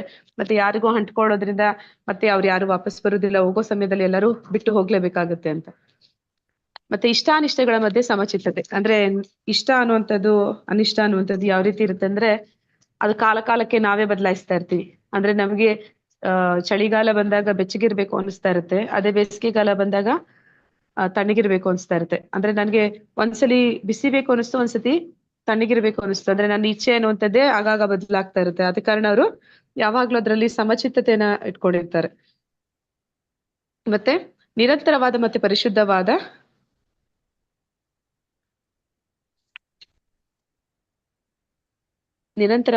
ಪರಿಶುದ್ಧವಾದ ಭಕ್ತಿ, ಅಂದ್ರೆ ಭಗವಂತನ ಮೇಲೆ ಭಕ್ತಿ ಅನ್ನುವಂಥದ್ದು ಅದು ನಿರಂತರವಾಗಿ ಇರುವಂತದ್ದು. ಯಾವಾಗ್ಲೂ ಇರುವಂತದ್ದು. ಮತ್ತೆ ಏಕಾಂತ ಪ್ರದೇಶದಲ್ಲಿ ವಾಸ ಮಾಡುವ ಅಭಿಲಾಷೆ. ಏಕಾಂತ ಪ್ರದೇಶ ಅಂತಂದ್ರೆ ಎಲ್ಲರನ್ನು ಬಿಟ್ಟು ಹೋಗ್ತಾರೆ ಅಂತಲ್ಲ, ಜನರ ಮಧ್ಯೆ ಇದ್ರೂ ಕೂಡ ಅವರ ಜೊತೆಯಲ್ಲಿ ಅವರು ಹೆಚ್ಚಿಗೆ ಅವರ ಒಂದು ಮನಸ್ಥಿತಿಯನ್ನ ಹೊಂದಿರೋದಿಲ್ಲ. ಅವರು ಅವರದೇ ಒಂದು ಪ್ರತ್ಯೇಕವಾದ ಒಂದು ಮನಸ್ಥಿತಿ ಇರುತ್ತೆ. ಅಂದ್ರೆ ಅವರು ಎಲ್ಲರ ಹಾಗೆ ಇರೋದಿಲ್ಲ ಅಂತ. ಮತ್ತೆ ಜನ ಸಮೂಹದಲ್ಲಿ ಆಸಕ್ತಿ ಇರೋದಿಲ್ಲ, ಅಂದ್ರೆ ಜನರ ಜೊತೆ ಹೆಚ್ಚಾಗಿ ಲೌಕಿಕ ವಿಷಯಗಳಿಗಾಗಿ ಬೆರೆಯೋದಿಲ್ಲ ಅಂತ. ಆತ್ಮ ಸಾಕ್ಷಾತ್ಕಾರದ ಮಹತ್ವವನ್ನ ಒಪ್ಪಿಕೊಳ್ತಾರೆ. ಅಂದ್ರೆ ಆತ್ಮ ಸಾಕ್ಷಾತ್ಕಾರ ಅನ್ನುವಂಥದ್ದು ಅದರ ಒಂದು ಪ್ರಾಮುಖ್ಯತೆಯನ್ನು ಅವರು ತಿಳಿದಿರ್ತಾರೆ. ಮತ್ತೆ ಪರಿಪೂರ್ಣ ಸತ್ಯದ ತತ್ವಜ್ಞಾನಾರ್ಥ ಅನ್ವೇಷಣೆ, ಅಂದ್ರೆ ಭಗವಂತನನ್ನ ಒಂದು ತತ್ವಜ್ಞಾನ ಅಂದ್ರೆ ಅವನನ್ನ ತಿಳಿಯುವಂತಹ ಜ್ಞಾನ ಪಡೆಯುವಂತಹ ಒಂದು ಶಾಸ್ತ್ರಗಳನ್ನ ಓದುವಂಥದ್ದು ಅದನ್ನ ಮಾಡ್ತಾರೆ. ಇವೆಲ್ಲ ಜ್ಞಾನ ಎಂದು ನಾನು ಘೋಷಿಸುತ್ತೇನೆ, ಇದಲ್ಲದೆ ಇರುವುದು ಎಲ್ಲವೂ ಕೂಡ ಅಜ್ಞಾನ ಅಂತಲ್ಲಿ ಕೃಷ್ಣ ಅರ್ಜುನನಿಗೆ ತಿಳಿಸ್ತಾ ಇದ್ದಾನೆ. ಜ್ಞೇಯಂ ಯತ್ ಪ್ರವಕ್ಷ್ಯಾಮಿ ಯಜ್ಞಾತ್ವಾಂ ಅಮೃತಮಶ್ನುತೆ ಅನಾದಿಮತ್ಪರಂ ಬ್ರಹ್ಮ ನಾಸತ್ತಾನ್ ಸದು ಉಚ್ಯತೆ. ಅಂದ್ರೆ ಭಗವಂತ ಇಲ್ಲಿ ಹೇಳ್ತಾ ಇದ್ದಾರೆ, ಯಾವ ಜ್ಞಾನವನ್ನ ತಿಳಿದುಕೊಂಡು ನೀನು ಅಮೃತವನ್ನು ಸವಿಯುವೆಯೋ ಆ ಜ್ಞೇಯವಾದದ್ದನ್ನು ವಿವರಿಸುತ್ತೇನೆ. ಅನಾದಿಯಾದ ಮತ್ತು ನನಗೆ ಅಧೀನವಾದ ಬ್ರಹ್ಮನ್ ಈ ಐಹಿಕ ಜಗತ್ತಿನ ಕಾರ್ಯಕಾರಣದ ಆಚೆ ಇದೆ. ಅಂದ್ರೆ ಇಲ್ಲಿ ಭಗವಂತ ಹೇಳ್ತಾ ಇದ್ದಾನೆ, ಯಾವ ಜ್ಞಾನವನ್ನ ತಿಳಿದುಕೊಂಡು ಅಮೃತವನ್ನ ಸವಿತೀಯ ಅಂತ ಇದ್ದಾನೆ. ಅಂದ್ರೆ ಯಾರು ಈ ಜ್ಞಾನವನ್ನ ಪಡ್ಕೊಂಡ್ರು ಅವರು ಮೃತ್ಯುವನ್ನ ಹೊಂದೋದಿಲ್ಲ. ಅಮೃತ ಅಂತಂದ್ರೆ ಮೃತ್ಯು ಇಲ್ಲದೆ ಇರುವಂತದ್ದು. ಅದನ್ನ ತಿಳಿದಂತವ್ರು ಭಗವಂತನ ಧಾಮಕ್ಕೆ ಹೋಗ್ತಾರೆ, ಅಲ್ಲಿ ಅವ್ರಿಗೆ ಜನ್ಮ ಮೃತ್ಯು ಜರ ವ್ಯಾಧಿ ಬರೋದಿಲ್ಲ. ಅಂತಹ ಒಂದು ಅಮೃತವನ್ನು ಅವರು ಸವಿತಾರೆ ಅಂತ ಇಲ್ಲಿ ಹೇಳ್ತಾ ಇದ್ದಾರೆ. ಆ ಜ್ಞೇಯವಾದದ್ದನ್ನು ಅಂದ್ರೆ ಆ ಜ್ಞೇಯವಾದದ್ದನ್ನು ವಿವರಿಸುತ್ತೇನೆ ಅಂತ ಹೇಳ್ತಾ ಇದ್ದಾನೆ. ಆ ಜ್ಞಾನದ ಗುರಿ ಜ್ಞೇಯ ಅಂತಂದ್ರೆ ಅದು ಪರಮಾತ್ಮ, ಅವನನ್ನ ತಿಳ್ಕೊಳ್ಳುವಂತಹ ಒಂದು ವಿಷಯವನ್ನ ಇಲ್ಲಿ ಹೇಳ್ತಾ ಇದ್ದಾನೆ. ಅನಾದಿಯಾದ ಮತ್ತು ನನಗೆ ಅಧೀನವಾದ ಬ್ರಹ್ಮನ್ ಈ ಐಹಿಕ ಜಗತ್ತಿನ ಕಾರ್ಯಕಾರಣದ ಆಚೆ ಇದೆ. ಅನಾದಿಯಾದ ಮತ್ತೆ ಅಧೀನವಾದ ಬ್ರಹ್ಮನ್ ಅಂದ್ರೆ ಭಗವಂತನಿಂದ ಹೊರಹೊಮ್ಮುತ್ತಿರುವಂತಹ ಒಂದು ಪ್ರಭೆ, ಆ ಒಂದು ಬ್ರಹ್ಮ ಜ್ಯೋತಿ, ಅದು ಈ ಐಹಿಕ ಜಗತ್ತಿನ ಆಚೆ ಇದೆ. ನಾವು ಆ ಒಂದು ಗೋಲೋಕ ವೃಂದಾವನ ಚಾಟ್ ನೋಡಿದ್ವಿ, ಈ ಬ್ರಹ್ಮಾಂಡಗಳೇನಿದೆ ಅವೆಲ್ಲವೂ ಕೂಡ ಐಹಿಕ ಜಗತ್ತಾದ್ರೆ ಆಧ್ಯಾತ್ಮಿಕ ಜಗತ್ತು ಅನ್ನುವಂಥದ್ದು ಆ ವೈಕುಂಠ ಲೋಕಗಳು. ಅದೆರಡರ ಮಧ್ಯೆ ಬರುವಂತದ್ದು ಆ ವೈಕುಂಠ ಲೋಕಗಳಿಂದ ಬರ್ತಾ ಇರುವಂತಹ ಆ ಪ್ರಭೆ, ಅದನ್ನೇ ಬ್ರಹ್ಮ ಜ್ಯೋತಿ ಅಂತ ಹೇಳ್ತಾ ಇದ್ದಾನೆ. ಆ ಬ್ರಹ್ಮ ಜ್ಯೋತಿ ಅನ್ನುವಂಥದ್ದು ಎಲ್ಲಿದೆ? ಈ ಒಂದು ಲೌಕಿಕ ಜಗತ್ತಿನ ಹೊರಗಡೆ ಇದೆ ಅಂತ ಇಲ್ಲಿ ಹೇಳ್ತಾ ಇದ್ದಾನೆ.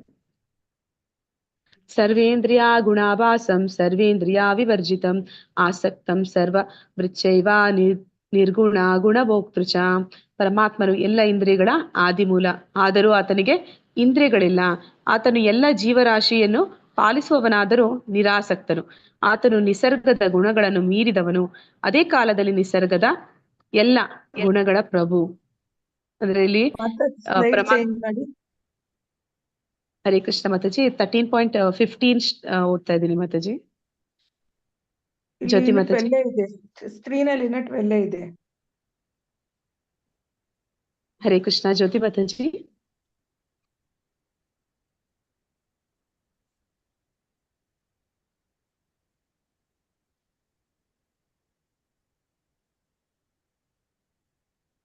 ಹರೇ ಕೃಷ್ಣ ಜ್ಯೋತಿ ಮಾತಾಜಿ.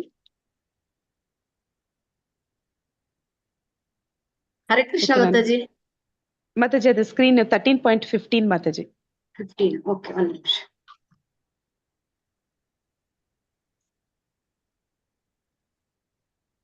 ಸರಿ ಹೋಯ್ತು ಮಾತಾಜಿ. ಹಾ ಮಾತಾಜಿ. ಪರಮಾತ್ಮನು ಎಲ್ಲ ಇಂದ್ರಿಯಗಳ ಆದಿಮೂಲ, ಆದರೂ ಆತನಿಗೆ ಇಂದ್ರಿಯಗಳಿಲ್ಲ. ಆತನು ಎಲ್ಲಾ ಜೀವರಾಶಿಯನ್ನು ಪಾಲಿಸುವವನಾದರೂ ನಿರಾಸಕ್ತನು.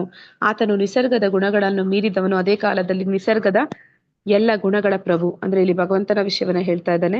ಪರಮಾತ್ಮ ಅಂದ್ರೆ ಅವನು ಋಷಿಕೇಶ ಅಂತ ಹೇಳ್ತಾರೆ. ಅಂದ್ರೆ ಎಲ್ಲಾ ಇಂದ್ರಿಯಗಳನ್ನ ನಾವು ಅವನ ಸೇವೆಯಲ್ಲಿ ತೊಡಗಿಸಿದ್ರೆ ಮಾತ್ರನೇ ನಮ್ಮ ಒಂದು ಆತ್ಮ ಸಾಕ್ಷಾತ್ಕಾರಕ್ಕೆ, ನಮ್ಮ ಒಂದು ಆಧ್ಯಾತ್ಮಿಕ ಉನ್ನತಿಗೆ ಅದು ಸಹಾಯ ಆಗುವಂಥದ್ದು. ಆಗ ನಾವು ಯಾವಾಗ ನಮ್ಮ ಇಂದ್ರಿಯಗಳನ್ನ ಅವನ ಸೇವೆಯಲ್ಲಿ ತೊಡಗಿಸ್ತೀವಿ, ಅವನು ಆ ಇಂದ್ರಿಯಗಳಿಗೆ ಒಡೆಯನಾಗ್ತಾನೆ.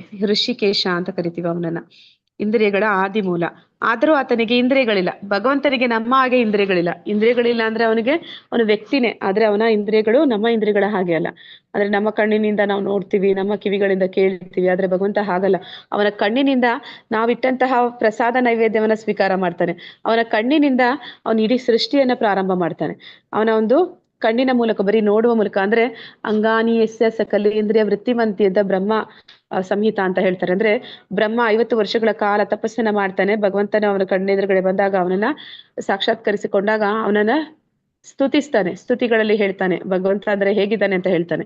ಆ ಒಂದು ಸ್ತುತಿಗಳಲ್ಲಿ ಹೇಳುವಂಥದ್ದು ಅಂಗಾನಿ ಯಸ್ಯ ಸಕಲೇಂದ್ರಿಯ ವೃತ್ತಿಮಂತಿ ಅಂತ. ಅಂದ್ರೆ ಅವನ ಒಂದು ಅಂಗಗಳು ಯಾವ ರೀತಿ ಇದೆ ಅಂತಂದ್ರೆ ಅವನ ಒಂದು ಅಂಗ ನಾವು ಮಾಡುವ ಇತರ ಅಂಗಗಳು ಮಾಡುವ ಎಲ್ಲ ಕಾರ್ಯವನ್ನು ಮಾಡುತ್ತೆ ಅಂತ.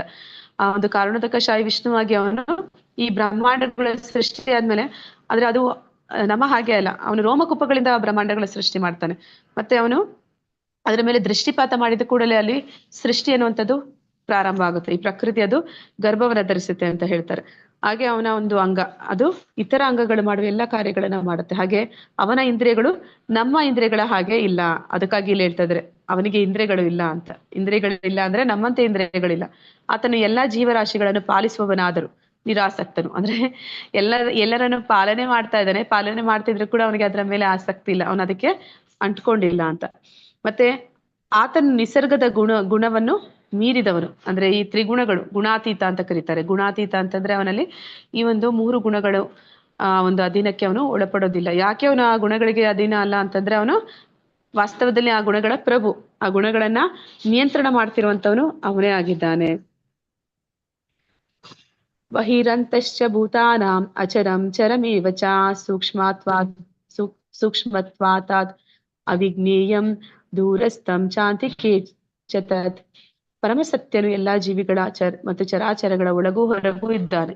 ಆತನು ಸೂಕ್ಷ್ಮನಾದದ್ದರಿಂದ ಐಹಿಕ ಇಂದ್ರಿಯಗಳು ಅವನನ್ನು ನೋಡಲಾರವು ಮತ್ತು ತಿಳಿಯಲಾರವು.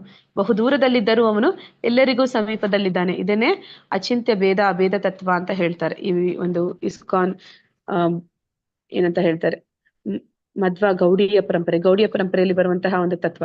ಅಂದ್ರೆ ಈಗ ನಾವು ನೋಡ್ತೀವಿ ಒಂದು ದ್ವೈತ, ಅದ್ವೈತ, ವಿಶಿಷ್ಟ ಅದ್ವೈತ ಅಂತ ತತ್ವಗಳು ಇದೆ. ಅದೇ ರೀತಿ ಈ ಗೌಡಿಯ ಪರಂಪರೆಯವರು ಹೇಳುವಂಥದ್ದು ಅಚಿಂತ್ಯ ಭೇದ ತತ್ವ ಅಂತ. ಅಂದ್ರೆ ನಮ್ಮ ಊಹೆಗೆ ನಿಲುಕದವನು ಭಗವಂತ ಅಂತ. ಅವನು ಹೇಗೆ ನಮ್ಮ ಊಹೆಗೆ ನಿಲ್ಕೋದಿಲ್ಲ ಅಂತಂದ್ರೆ ಅವನು ಎಲ್ಲಾ ಜೀವಿಗಳಲ್ಲೂ ಕೂಡ ಚರಾಚರ ಅಂದ್ರೆ ಯಾವುದು ವಸ್ತು ಇದೆ, ಜೀವ ಇದೆ, ಎಲ್ಲದರಲ್ಲೂ ಅಣುರೇಣು ತೃಣಕಾಷ್ಟದಲ್ಲಿ ಪರಮಾತ್ಮ ಅವನು ಹೊರಗೆ ಒಳಗೆ ಎಲ್ಲ ಕಡೆ ಇದ್ದಾನೆ. ವಿಶ್ವರೂಪದಲ್ಲಿ ನಾವು ನೋಡಿದ್ವಿ ಅವನ ಒಳಗಡೆ ಇದೆಲ್ಲ ಇದೆ. ಆ ಪರಮಾತ್ಮ ವಾಸ್ತವದಲ್ಲಿ ಪರಮಾತ್ಮನಾಗಿ ಕ್ಷೀರೋದಕಶಾಹಿ ವಿಷ್ಣುವಾಗಿ ಪ್ರತಿಯೊಂದರಲ್ಲೂ ಅವನು ಇದ್ದಾನೆ. ಹೀಗಿರ್ಬೇಕಾದ್ರೆ ಅವನನ್ನ ನಾವು ಅರ್ಥ ಮಾಡ್ಕೊಳ್ಳೋದಕ್ಕೆ ಸಾಧ್ಯ ಇಲ್ಲ. ಒಳಗೆ ಹೊರಗೆ 2 ಕಡೆ ಇದ್ದಾನೆ. ಮತ್ತೆ ಅವನು ಸೂಕ್ಷ್ಮನಾದ್ದರಿಂದ ನಮ್ಮ ಐಹಿಕ ಇಂದ್ರಿಯಗಳು ಅವನನ್ನ ನೋಡೋದಕ್ಕೆ ಸಾಧ್ಯ ಆಗ್ತಾ ಇಲ್ಲ. ನಮ್ಮ ಒಂದು ಈ ಭೌತಿಕ ಇಂದ್ರಿಯಗಳು ಏನಿದೆ ಅದು ಅವನು ಸೂಕ್ಷ್ಮನಾಗಿದ್ದಾನೆ. ಆದ ಕಾರಣ ಅಂದ್ರೆ ಈ ಮನಸ್ಸು, ಬುದ್ಧಿ, ಅಹಂಕಾರ ಅನ್ನುವಂಥದ್ದು ಸೂಕ್ಷ್ಮ ಶರೀರ ಅಂತೀವಿ. ನಮಗೆ ಮನಸ್ಸಿದೆ, ಬುದ್ಧಿ ಇದೆ, ಅಹಂಕಾರ ಇದೆ, ಆದ್ರೆ ಬೇರೊಬ್ರು ಅದನ್ನ ನೋಡಕ್ಕಾಗಲ್ಲ. ಹಾಗೆ ಆ ಭಗವಂತನು ಕೂಡ ಸೂಕ್ಷ್ಮನಾಗಿದ್ದಾನೆ. ಅವನನ್ನ ನಾವು ಇಂದ್ರಿಯಗಳ ಮೂಲಕ ಗ್ರಹಿಸೋದಕ್ಕೆ ಸಾಧ್ಯ ಇಲ್ಲ. ಮತ್ತೆ ಬಹುದೂರದಲ್ಲಿದ್ದರೂ ಅವನು ಎಲ್ಲರ ಸಮೀಪದಲ್ಲೂ ಇದ್ದಾನೆ. ಅಂದ್ರೆ ಅವನ ಒಂದು ವಾಸಸ್ಥಾನ ಗೋಲೋಕ ವೃಂದಾವನ ಆಧ್ಯಾತ್ಮಿಕ ಜಗತ್ತು ಈ ಭೌತಿಕ ಜಗತ್ತಿನಿಂದ ತುಂಬಾ ದೂರದಲ್ಲಿದೆ.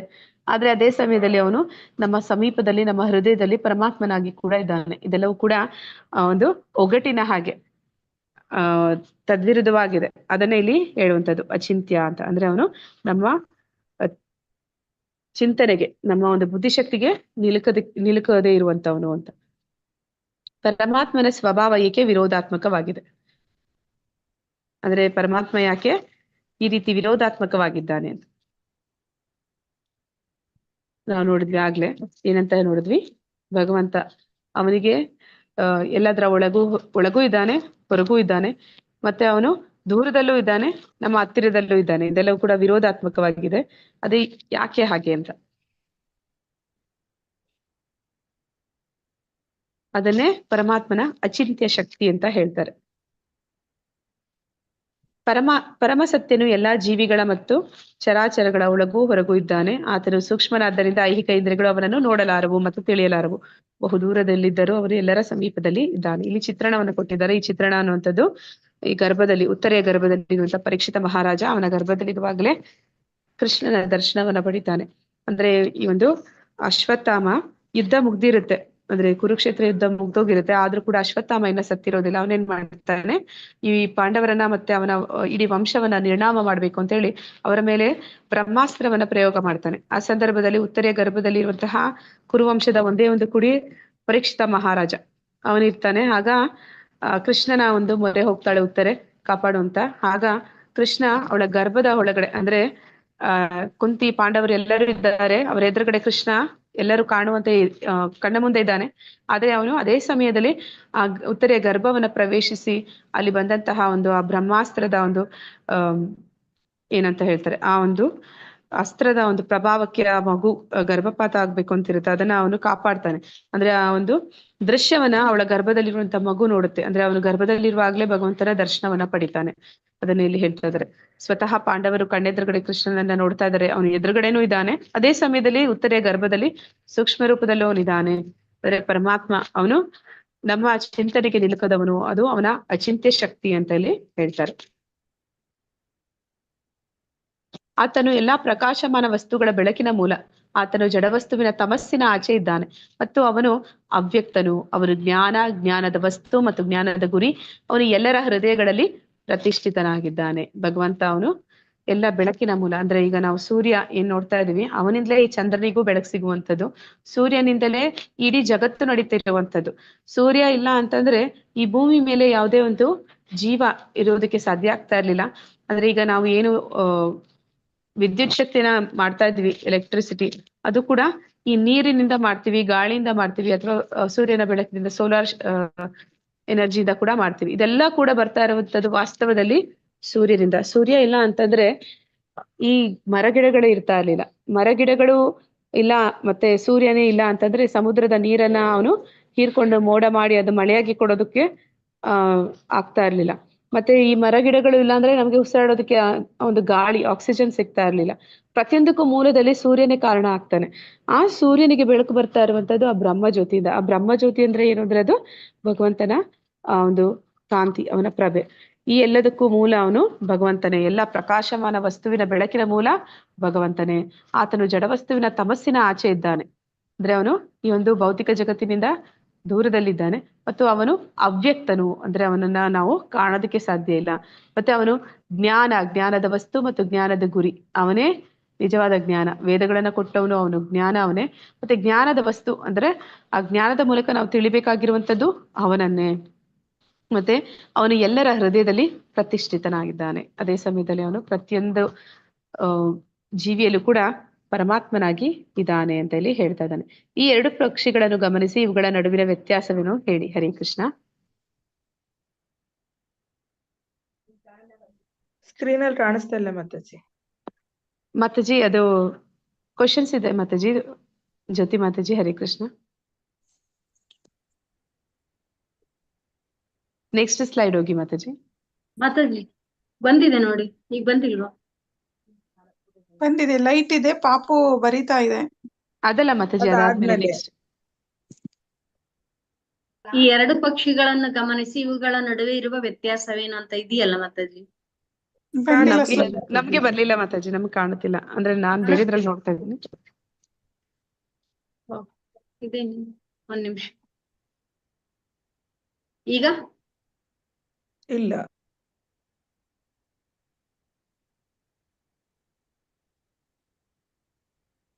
ನಾನೇ ಏನಾದ್ರು ಶೇರ್ ಮಾಡ್ಲಾ ಮಾತಾಜಿ? ಆಗುತ್ತಾ ನೋಡ್ಲಾ ಮಾತಾಜಿ? ಇಲ್ಲಿ ಬರ್ತಾ ಇದೆ ಮಾತಾಜಿ ನನಗೆ, ಇವರಿಗೆ ಇಲ್ಲ ಮಾತಾಜಿ.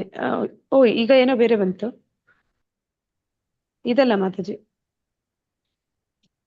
ಮೇಲೆ ಹೋಗಿ ಮಾತಾಜಿ, ಈಗ ಹಿಂದೆ ಹೋಗಿ. ಮಗುದು ಆಯ್ತು ಈಗ.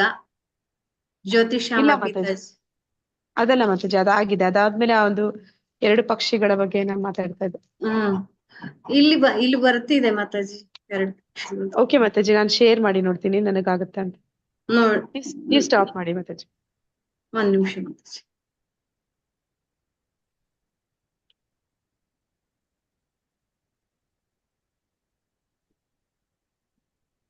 ಹರೇ ಕೃಷ್ಣ. ಕಾಣಿಸ್ತಿದ್ಯಾ ಮಾತಾಜಿ ಈಗ? ಕಾಣಿಸ್ತಿದೆ ಮಾತಾಜಿ. ಓಕೆ, ಈ ಎರಡು ಪಕ್ಷಿಗಳನ್ನ ಗಮನಿಸಿ ಮತ್ತೆ ಇವುಗಳ ನಡುವಿನ ವ್ಯತ್ಯಾಸವೇನು?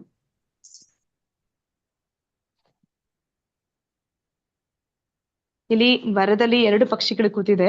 ಒಂದು ಪಕ್ಷಿ ಹಣ್ಣುಗಳನ್ನ ತಿಂತಾ ಇದೆ, ಇನ್ನೊಂದು ಪಕ್ಷಿ ಆ ಹಣ್ಣುಗಳನ್ನ ತಿಂತಾ ಇರುವ ಪಕ್ಷಿಯನ್ನ ನೋಡ್ತಾ ಇದೆ. ಅಂದ್ರೆ ಇದನ್ನ ಯಾವ ರೀತಿ ಹೋಲಿಸ್ತಾರೆ ಅಂದ್ರೆ, ಈ ಮರವನ್ನ ದೇಹಕ್ಕೆ ಹೋಲಿಸ್ತಾರೆ. ಮತ್ತೆ ಈ ದೇಹದ ಮೂಲಕ ಎಲ್ಲಾ ಒಂದು ಭೋಗ ಜೀವನವನ್ನ ಮಾಡ್ತಿರುವಂತದ್ದು ಜೀವಾತ್ಮ. ಆ ಒಂದು ಜೀವಾತ್ಮನನ್ನ ನೋಡ್ತಾ ಇರುವಂತದ್ದು ಇನ್ನೊಂದು ಪಕ್ಷಿ, ಅದು ಪರಮಾತ್ಮ. ಅಂದ್ರೆ ದೇಹದಲ್ಲಿ, ಮರದಲ್ಲಿ ಎರಡು ಪಕ್ಷಿಗಳು, ಹಾಗೆ ಒಂದು ದೇಹದಲ್ಲಿ ಎರಡೂ ಜೀವಾತ್ಮರು, ಅದೇ ಕ್ಷೇತ್ರಜ್ಞರು, ಒಂದು ಆತ್ಮ ಇನ್ನೊಂದು ಪರಮಾತ್ಮ. ಇತಿ ಕ್ಷೇತ್ರಂ ತಥಾ ಜ್ಞಾನಂ ಜ್ಞೇಯಂ ಚೋಕ್ತಂ ಸಮಾಸತಃ ಮದ್ಭಕ್ತ ಏತದ್ ವಿಜ್ಞಾಯ ಮದ್ಭಾವಾಯೋಪಪದ್ಯತೆ. ಹೀಗೆ ನಾನು ಕ್ಷೇತ್ರ ಅಂದ್ರೆ ದೇಹ, ಜ್ಞಾನ ಮತ್ತು ಜ್ಞಾನಕ್ಕೆ ನಿಲುಕುವುದು ಎಂದರೆ ಜ್ಞೇಯ, ಇವನು ಸಂಗ್ರಹವಾಗಿ ಹೇಳಿದ್ದಾಯಿತು. ನನ್ನ ಭಕ್ತರು ಮಾತ್ರ ಇದನ್ನು ಪರಿಪೂರ್ಣವಾಗಿ ಅರ್ಥ ಮಾಡಿಕೊಂಡು ನನ್ನ ಸ್ವಭಾವವನ್ನು ಪಡೆಯುತ್ತಾರೆ. ಅಂದ್ರೆ ಇಲ್ಲಿ ಹೇಳ್ತಾ ಇದ್ದಾನೆ, ಈಗ ನಾನು ಏನೆಲ್ಲ ಹೇಳ್ದೆ ಅದನ್ನ ನನ್ನ ಭಕ್ತರು ಮಾತ್ರ ಅರ್ಥ ಮಾಡ್ಕೊಳ್ಳೋಕೆ ಸಾಧ್ಯ ಅಂತ. ಅಂದ್ರೆ ನಾವು ನಮ್ಮ ಒಂದು ಪ್ರಥಮ ಒಂದು ಅರ್ಹತೆ ಏನು ಅಂತಂದ್ರೆ, ಈ ಒಂದು ಜ್ಞಾನವನ್ನ ಪಡಿಬೇಕು, ಭಗವದ್ಗೀತೆನ ತಿಳಿಬೇಕು ಅಂದ್ರೆ ಅದು ಭಕ್ತರ ಮೂಲಕ ಕೇಳ್ಬೇಕು, ಮತ್ತೆ ನಾವು ಭಕ್ತಿಯಲ್ಲಿ ತೊಡಗಿರ್ಬೇಕು. ಭಕ್ತಿಯಲ್ಲಿ ನಾವಿಲ್ಲ ಅಂತಂದ್ರೆ ನಾವು ರಜಗುಣ ತಮೋಗುಣದಲ್ಲಿ ಇದ್ದೀವಿ ಅಂತ ಅರ್ಥ. ಯಾರು ರಜಗುಣ ತಮೋಗುಣದಲ್ಲಿ ಇರ್ತಾರೆ ಅಂತವರಿಗೆ ಈ ಜ್ಞಾನ ಅನ್ನುವಂಥದ್ದು ಎಷ್ಟು ಹೇಳಿದ್ರು ಅವ್ರಿಗೆ ಅದು ಅರ್ಥ ಆಗೋದಿಲ್ಲ ಅಂತಲ್ಲಿ ಹೇಳ್ತಾ ಇದ್ದಾನೆ. ಪ್ರಕೃತಿಂ ಪುರುಷಂ ಚೈವ ವಿದ್ಯಾನಾದಿ ಉಪಾವಪಿ ವಿಕಾರಂಶ ಗುಣಶ್ಚೈವ ವಿದ್ಧಿ ಪ್ರಕೃತಿ ಸಂಭವಾನ್. ಪ್ರಕೃತಿ ಮತ್ತು ಜೀವಿಗಳು ಅನಾದಿ ಎಂದು ತಿಳಿಯಬೇಕು.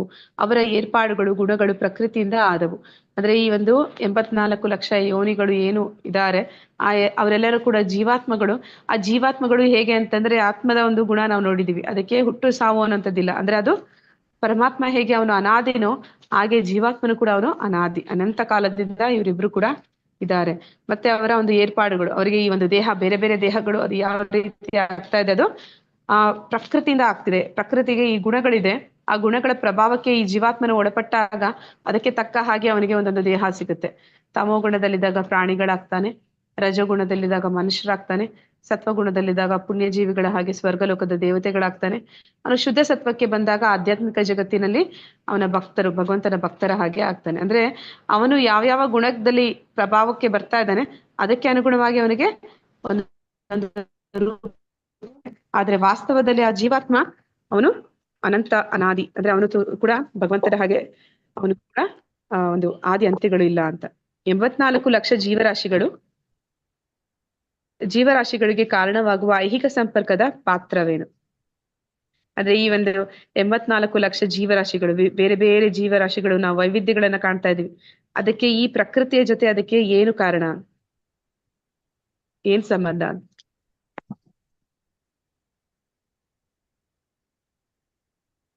ಹೀಗೆ ಹೇಳಿದೆ, ಪ್ರಕೃತಿಯಲ್ಲಿ ಗುಣಗಳಿದೆ, ಆ ಗುಣಗಳು ಆತ್ಮನ ಮೇಲೆ ಪ್ರಭಾವವನ್ನ ಬೀರ್ತಾನೆ.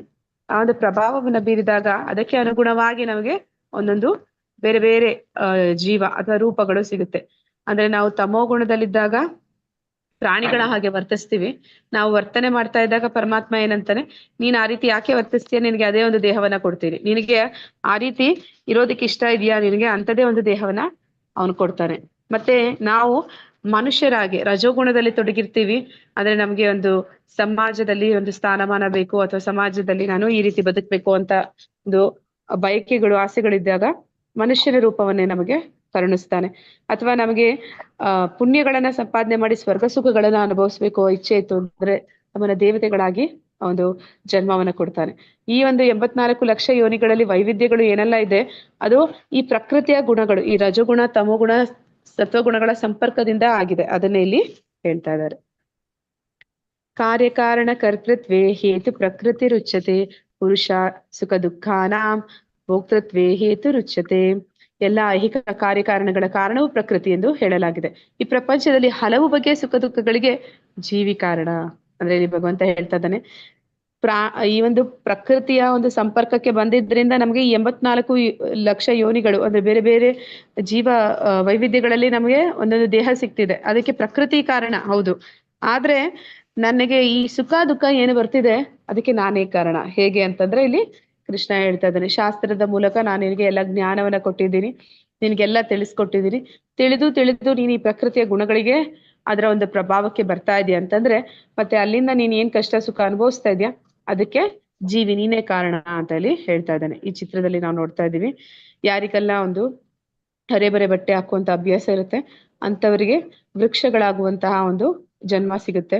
ಯಾರಿಗೆ ಒಂದು ಮಾಂಸ ಭಕ್ಷಣೆ ಮಾಡಬೇಕು ಅಂತಹ ಒಂದು ಕ್ರೂರ ಸ್ವಭಾವ ಇರುತ್ತೆ ಅವರಿಗೆ ಕ್ರೂರ ಪ್ರಾಣಿಗಳಾಗಿ ಕಾಡಿನಲ್ಲಿ ಬೇಟೆಯಾಡುವ ಒಂದು ಅವಕಾಶ ಸಿಗುತ್ತೆ. ಯಾರು ಸೋಮಾರಿಗಳಾಗಿರ್ತಾರೆ, ಯಾವಾಗ್ಲೂ ನಿದ್ದೆಯಲ್ಲಿ ಇರ್ತಾರೆ, ಕಾಲಹರಣ ಮಾಡ್ತಾರೆ, ಅಂತವರಿಗೆ ಕರಡಿ ಇಲ್ಲಿ ನಾವು ನೋಡ್ತಾ ಇದೀವಿ. ಅಂತಹ ಒಂದು ಜನ್ಮ, ಅಂತಹ ಒಂದು ರೂಪ ಸಿಗುತ್ತೆ. ಯಾರು ಯಾವ್ದನ್ನ ತಿನ್ನಬಾರ್ದು ಅಂತ ಹೇಳ್ತಾರೆ, ಅದನ್ನ ಇಷ್ಟಪಟ್ಟು ತಿನ್ನುವಂತ ಅಭ್ಯಾಸ ಇಟ್ಕೊಂಡಿರ್ತಾರೆ, ಅಂತವರಿಗೆ ಹಂದಿ ಜನ್ಮ ಸಿಗುತ್ತೆ. ಹೀಗೆ ನಾವು ಯಾವ ಯಾವ ಒಂದು ಜನ್ಮವನ್ನ ಪಡಿತಾ ಇದೀವಿ, ಅದಕ್ಕೆ ನಾವು ಪ್ರಕೃತಿಯ ಗುಣಗಳು ಅಂದ್ರೆ ನಮ್ಮಲ್ಲಿ ಸತ್ವಗುಣ, ರಜೋಗುಣ, ತಮೋಗುಣಗಳ ಪ್ರಭಾವಕ್ಕೆ ನಾವು ಒಳಪಟ್ಟಾಗ ಈ ಒಂದು ಇಚ್ಛೆಗಳು ನಮ್ಮಲ್ಲಿ ಬರುತ್ತೆ. ಅದಕ್ಕೆ ಅನುಗುಣವಾಗಿ ಇನ್ನೊಂದು ದೇಹ ಸಿಗುತ್ತೆ. ಆದ್ರೆ ಆ ದೇಹದಲ್ಲಿ ನಾವು ಹೋಗಿ ಸೇರ್ಕೊಂಡ್ಮೇಲೆ, ಅಂದ್ರೆ ಈ ಒಂದು ಗುಣಗಳ ಬಗ್ಗೆ ತಿಳಿದು ನಾವು ಆ ಗುಣದ ಪ್ರಭಾವಕ್ಕೆ ಒಳಗಾಗಿ ಅಂತ ಒಂದು ದೇಹ ಸಿಕ್ಕಿದ್ಮೇಲೆ ನಾವು ಕಷ್ಟ ಸುಖಗಳನ್ನ ಅನುಭವಿಸ್ಲೇಬೇಕಾಗುತ್ತೆ. ಅದು ತಪ್ಪಿಸ್ಲಿಕ್ಕೆ ಸಾಧ್ಯ ಇಲ್ಲ. ಅಂದ್ರೆ ನಾಯಿ ಅದ್ರಾಗ ನಾವು ಬೊಗಳ್ಬೇಕಾಗತ್ತೆ, ಮೀನಾದಾಗ ನಾವು ಈಜ್ಬೇಕಾಗತ್ತೆ, ಪಕ್ಷಿಗಳಾದ್ರೆ ನಾವು ಹಾರ್ಬೇಕಾಗತ್ತೆ. ಅಂದ್ರೆ ಅದಕ್ಕೆ ಅದರದೇ ಆದಂತಹ ಒಂದು ಏನಂತಾರೆ ಲಿಮಿಟೇಷನ್ಸ್ ಅಂತ ಇರುತ್ತೆ. ಅಂದ್ರೆ ಅದರದೇ ಆದಂತಹ ಒಂದು ಅಡ್ವಾಂಟೇಜಸ್, ಡಿಸ್ಅಡ್ವಾಂಟೇಜಸ್ ಇರುತ್ತೆ ಅಂತ ಹೇಳ್ತಾರೆ. ಅದೆಲ್ಲವನ್ನು ಕೂಡ ನಾವು ಅನುಭವಿಸ್ಲೇಬೇಕಾಗುತ್ತೆ ಅಂತ ಇಲ್ಲಿ ಹೇಳ್ತಾ ಇದ್ದಾನೆ. ಅದಕ್ಕೆ ಜೀವಿ ಕಾರಣ ಅಂತ. ಪುರುಷ ಪ್ರಕೃತಿ ಸ್ಥೋ ಹಿ ಭುಂಕ್ತೆ ಪ್ರಕೃತಿ ಜಾನ್ ಗುಣಾತ್ ಕಾರಣಂ ಗುಣಸಂಗೋಸ್ಯ ಸದ್ ಅಸದ್ ಯೋನಿ ಜನ್ಮಸು. ಐಹಿಕ ಪ್ರಕೃತಿಯಲ್ಲಿ ಜೀವಾತ್ಮನು ಹೀಗೆ ತ್ರಿಗುಣಗಳನ್ನು ಅನುಭವಿಸುತ್ತಾ ಬದುಕಿನ ರೀತಿಗಳನ್ನು ಅನುಸರಿಸುತ್ತಾನೆ. ಇದಕ್ಕೆ ಐಹಿಕ ಪ್ರಕೃತಿಯೊಡನೆ ಅವನ ಸಹಯೋಗವೇ ಕಾರಣ. ಹೀಗೆ ಆತನ ವಿವಿಧ ಜೀವಿ ವರ್ಗಗಳಲ್ಲಿ ಒಳ್ಳೆಯದನ್ನು ಕೆಟ್ಟದ್ದನ್ನು ಅನುಭವಿಸ್ತಾನೆ. ಅಂದ್ರೆ ಅವನು ಯಾವಾಗ ಈ ತ್ರಿಗುಣಗಳ ಒಂದು ಪ್ರಭಾವಕ್ಕೆ ಬರ್ತಾನೆ. ಮುಂದೆ ನಾವು ನೋಡ್ತೀವಿ ಈ 6 ಅಧ್ಯಾಯಗಳು ಈ 3 ಗುಣಗಳ ಬಗ್ಗೆ ಹೆಚ್ಚು ತಿಳಿಸ್ಕೊಡುತ್ತೆ. ಈ 3 ಗುಣಗಳನ್ನ ನಾವು ಹೇಗೆ ನಿಯಂತ್ರಣ ಮಾಡ್ಬೋದು, ಈ 3 ಗುಣಗಳು ನಮ್ಮನ್ನ ಹೇಗೆ ನಿಯಂತ್ರಣ ಮಾಡ್ತವೆ, ಮತ್ತೆ ಆ 3 ಗುಣಗಳ ಪ್ರಭಾವಕ್ಕೆ ಒಳಪಟ್ಟಾಗ ನಾವ್ ಏನಾಗ್ತೀವಿ, ಇದನ್ನೇ ಈ ಒಂದು 6 ಅಧ್ಯಾಯಗಳು ನಮ್ಗೆ ಹೆಚ್ಚು ಹೆಚ್ಚು ಹೇಳ್ತಾ ಹೋಗುತ್ತೆ. ಐಹಿಕ ಪ್ರಕೃತಿಯಲ್ಲಿ ಜೀವಾತ್ಮ ಈ ತ್ರಿಗುಣಗಳನ್ನ ಅನುಭವಿಸ್ತಾನೆ. ಅಂದ್ರೆ ಈ ಪ್ರಕೃತಿಯಲ್ಲಿ ಇರುವಷ್ಟು ದಿನ ನಾವು ಈ ಗುಣಗಳಿಂದ ತಪ್ಪಿಸ್ಕೊಳ್ಳಿಕ್ಕೆ ಸಾಧ್ಯ ಇಲ್ಲ. ಇದಕ್ಕೆ ಆ ಪ್ರಕೃತಿ ಜೊತೆ ಅವನ ಒಂದು ಸಹಯೋಗ, ಅಂದ್ರೆ ದೇಹ ನಮ್ಮದು ಪಂಚಭೂತಗಳಿಂದ ಆಗಿದೆ. ಆ ಪಂಚಭೂತಗಳಲ್ಲಿ ಈ 3 ಗುಣಗಳ ಒಂದು ಪ್ರಭಾವ ಸದಾ ಇರುತ್ತೆ. ಆ ಕಾರಣದಿಂದ ನಾವು ಈ ಗುಣಗಳ ಒಂದು ಪ್ರಭಾವಕ್ಕೆ ಒಳಪಡ್ತೀವಿ. ಹೀಗೆ ಆತನು ವಿವಿಧ ಜೀವಿ ವರ್ಗಗಳಲ್ಲಿ ಒಳ್ಳೆದನ್ನು ಕೆಟ್ಟದನ್ನು ಅನುಭವಿಸ್ತಾನೆ. ಅಂದ್ರೆ ನಾ ಹೇಳಿದ ಹಾಗೆ ಯಾವ ಒಂದು ದೇಹ ಪಡಿತಾನೆ ಆ ದೇಹಕ್ಕೆ ತಕ್ಕ ಹಾಗೆ ಅವನು ವರ್ತಿಸ್ಬೇಕಾಗತ್ತೆ. ಪರಮಾತ್ಮನು ಮಾಡುವ 2 ಕಾರ್ಯಗಳು ಯಾವುದು? ಪರಮಾತ್ಮ ಏನ್ ಮಾಡ್ತಾನೆ? ನಮ್ಮ ಪ್ರತಿಯೊಂದು ದೇಹದಲ್ಲಿ ಪರಮಾತ್ಮನಿದ್ದಾನೆ ಅಂತ ನಾವು ಕೇಳಿದೀವಿ. ಈಗ ಪರಮಾತ್ಮ ಏನ್ ಕೆಲಸ ಮಾಡ್ತಾ ಇರ್ತಾನೆ?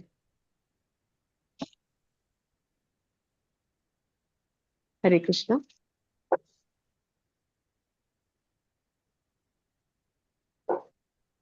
ಪರಮಾತ್ಮ 2 ಕೆಲಸ ಮಾಡ್ತಾನೆ ಅಂತ ಹೇಳ್ತಾರೆ. ನಾವ್ ಹೇಳ್ತೀವಿ ಮನಸ್ಸಾಕ್ಷಿ ಅಂತ. ಮನಸ್ಸಾಕ್ಷಿ ಅಂತಂದ್ರೆ ಸಾಕ್ಷಿ ಕೊಡ್ತಾನೆ. ಅಂದ್ರೆ ನಾವು ಯಾರಿಗ್ ಬೇಕಾದ್ರೂ ಸುಳ್ಳು ಹೇಳ್ಬೋದು, ನಾನು ಇದನ್ ಮಾಡಿಲ್ಲ, ನಾನು ಸುಳ್ಳು ಹೇಳಿ ಯಾರಿಗ್ ಬೇಕಾದ್ರೂ ಮೋಸ ಮಾಡ್ಬೋದು. ಆದ್ರೆ ಪರಮಾತ್ಮನಿಗೆ ಮಾಡೋದಕ್ಕೆ ಸಾಧ್ಯ ಇಲ್ಲ. ಅಂದ್ರೆ ಈ CC ಕ್ಯಾಮ್ರಾ ಅನ್ನುವಂಥದ್ದು ಅದು ಸದಾ ನಮ್ಮನ್ನ ನೋಡ್ತಾ ಇರುತ್ತೆ ಅಂತ ಹೇಳ್ತಾರೆ, ರೆಕಾರ್ಡ್ ಆಗ್ತಾ ಇರುತ್ತೆ ಅಂತ. ಅದನ್ನ ಬೇಕಿದ್ರೆ ಯಾರಾದ್ರೂ ಹೋಗಿ ಡಿಲೀಟ್ ಮಾಡ್ಬೋದು. ಆದ್ರೆ ಪರಮಾತ್ಮನನ್ನ ಏನು ಮಾಡಕ್ಕಾಗಲ್ಲ. ಅಂದ್ರೆ ಅವನು ಎಲ್ಲದಕ್ಕೂ ಮನಸ್ಸಾಕ್ಷಿ, ಆತ್ಮಸಾಕ್ಷಿಯಾಗಿ ಅಲ್ಲಿ ಕಾಣ್ತಾ ಇರ್ತಾನೆ. ಪ್ರತಿಯೊಂದನ್ನು ಕೂಡ ಅದು ಎಷ್ಟರ ಮಟ್ಟಿಗೆ ಅಂತಂದ್ರೆ ಅವನು ನಾವು ಮಾಡೋದನ್ನ ಮಾತ್ರ ಅಲ್ಲ, ನಮ್ಮ ಯೋಚನೆಗಳನ್ನ, ನಮ್ಮ ಮನಸ್ಸಿನ ಮೇಲೆ, ನಮ್ಮ ಬುದ್ಧಿಯಲ್ಲಿ, ನಮ್ಮ ಒಳಗಡೆ ಆತ್ಮನಲ್ಲಿ ಏನೆಲ್ಲ ವ್ಯತ್ಯಾಸಗಳು ನಾವೇನು ಅನುಭವಿಸ್ತಾ ಇದ್ವಿ, ಏನೆಲ್ಲ ನಾವು ಮಾಡ್ತಾ ಇದ್ವಿ, ಪ್ರತಿಯೊಂದನು ಅವನು ಸದಾ ಗಮನದಲ್ಲಿ ಇಟ್ಕೊಂತಾನೆ. ಅವನು ಪ್ರತಿಯೊಂದು ಅವನು ನೋಡ್ತಾ ಇರ್ತಾನೆ, ಅವನಿಗೆ ತಿಳಿದಿರುತ್ತೆ. ಮತ್ತೆ ಅದೇ ಸಮಯದಲ್ಲಿ ಅವನು ಅನುಮತಿ ಕೊಡ್ತಾನೆ. ಅಂದ್ರೆ ನಾವ್ ಏನನ್ನೇ ಮಾಡ್ಬೇಕಂದ್ರೂ ಕೂಡ ಪರಮಾತ್ಮನ ಒಂದು ಸಹಾಯ ಇಲ್ಲದೆ ಮಾಡಕ್ ಸಾಧ್ಯ ಇಲ್ಲ ಅಂತ. ನಾವ್ ಏನಾದ್ರೂ ಮಾಡ್ಬೇಕು ಅಂತ ಅನ್ಕೊಂಡ್ರು ಕೂಡ ಪರಮಾತ್ಮ ನಮಗೆ ಅನುಮತಿ ಕೊಟ್ರೆ ಮಾತ್ರನೇ ನಾವು ಅದನ್ನ ಮಾಡಕ್ಕಾಗುತ್ತೆ.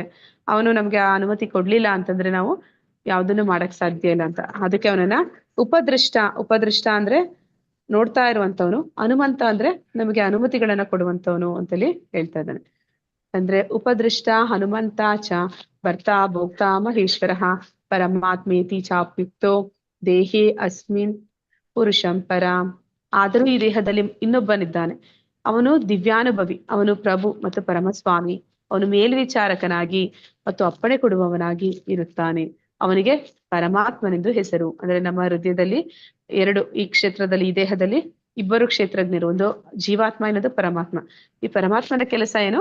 ಮೇಲ್ವಿಚಾರಣೆ ಮಾಡುವವನು, ಅಂದ್ರೆ ಎಲ್ಲವನ್ನು ಕೂಡ ನೋಡ್ಕೊಳ್ಳುವಂತವನು. ಏನ್ ನಡೀತಾ ಇದೆ ಅದೆಲ್ಲದಕ್ಕೂ ಕೂಡ ಅವನು ಸಾಕ್ಷಿಯಾಗಿ ಅಲ್ಲಿದ್ದಾನೆ.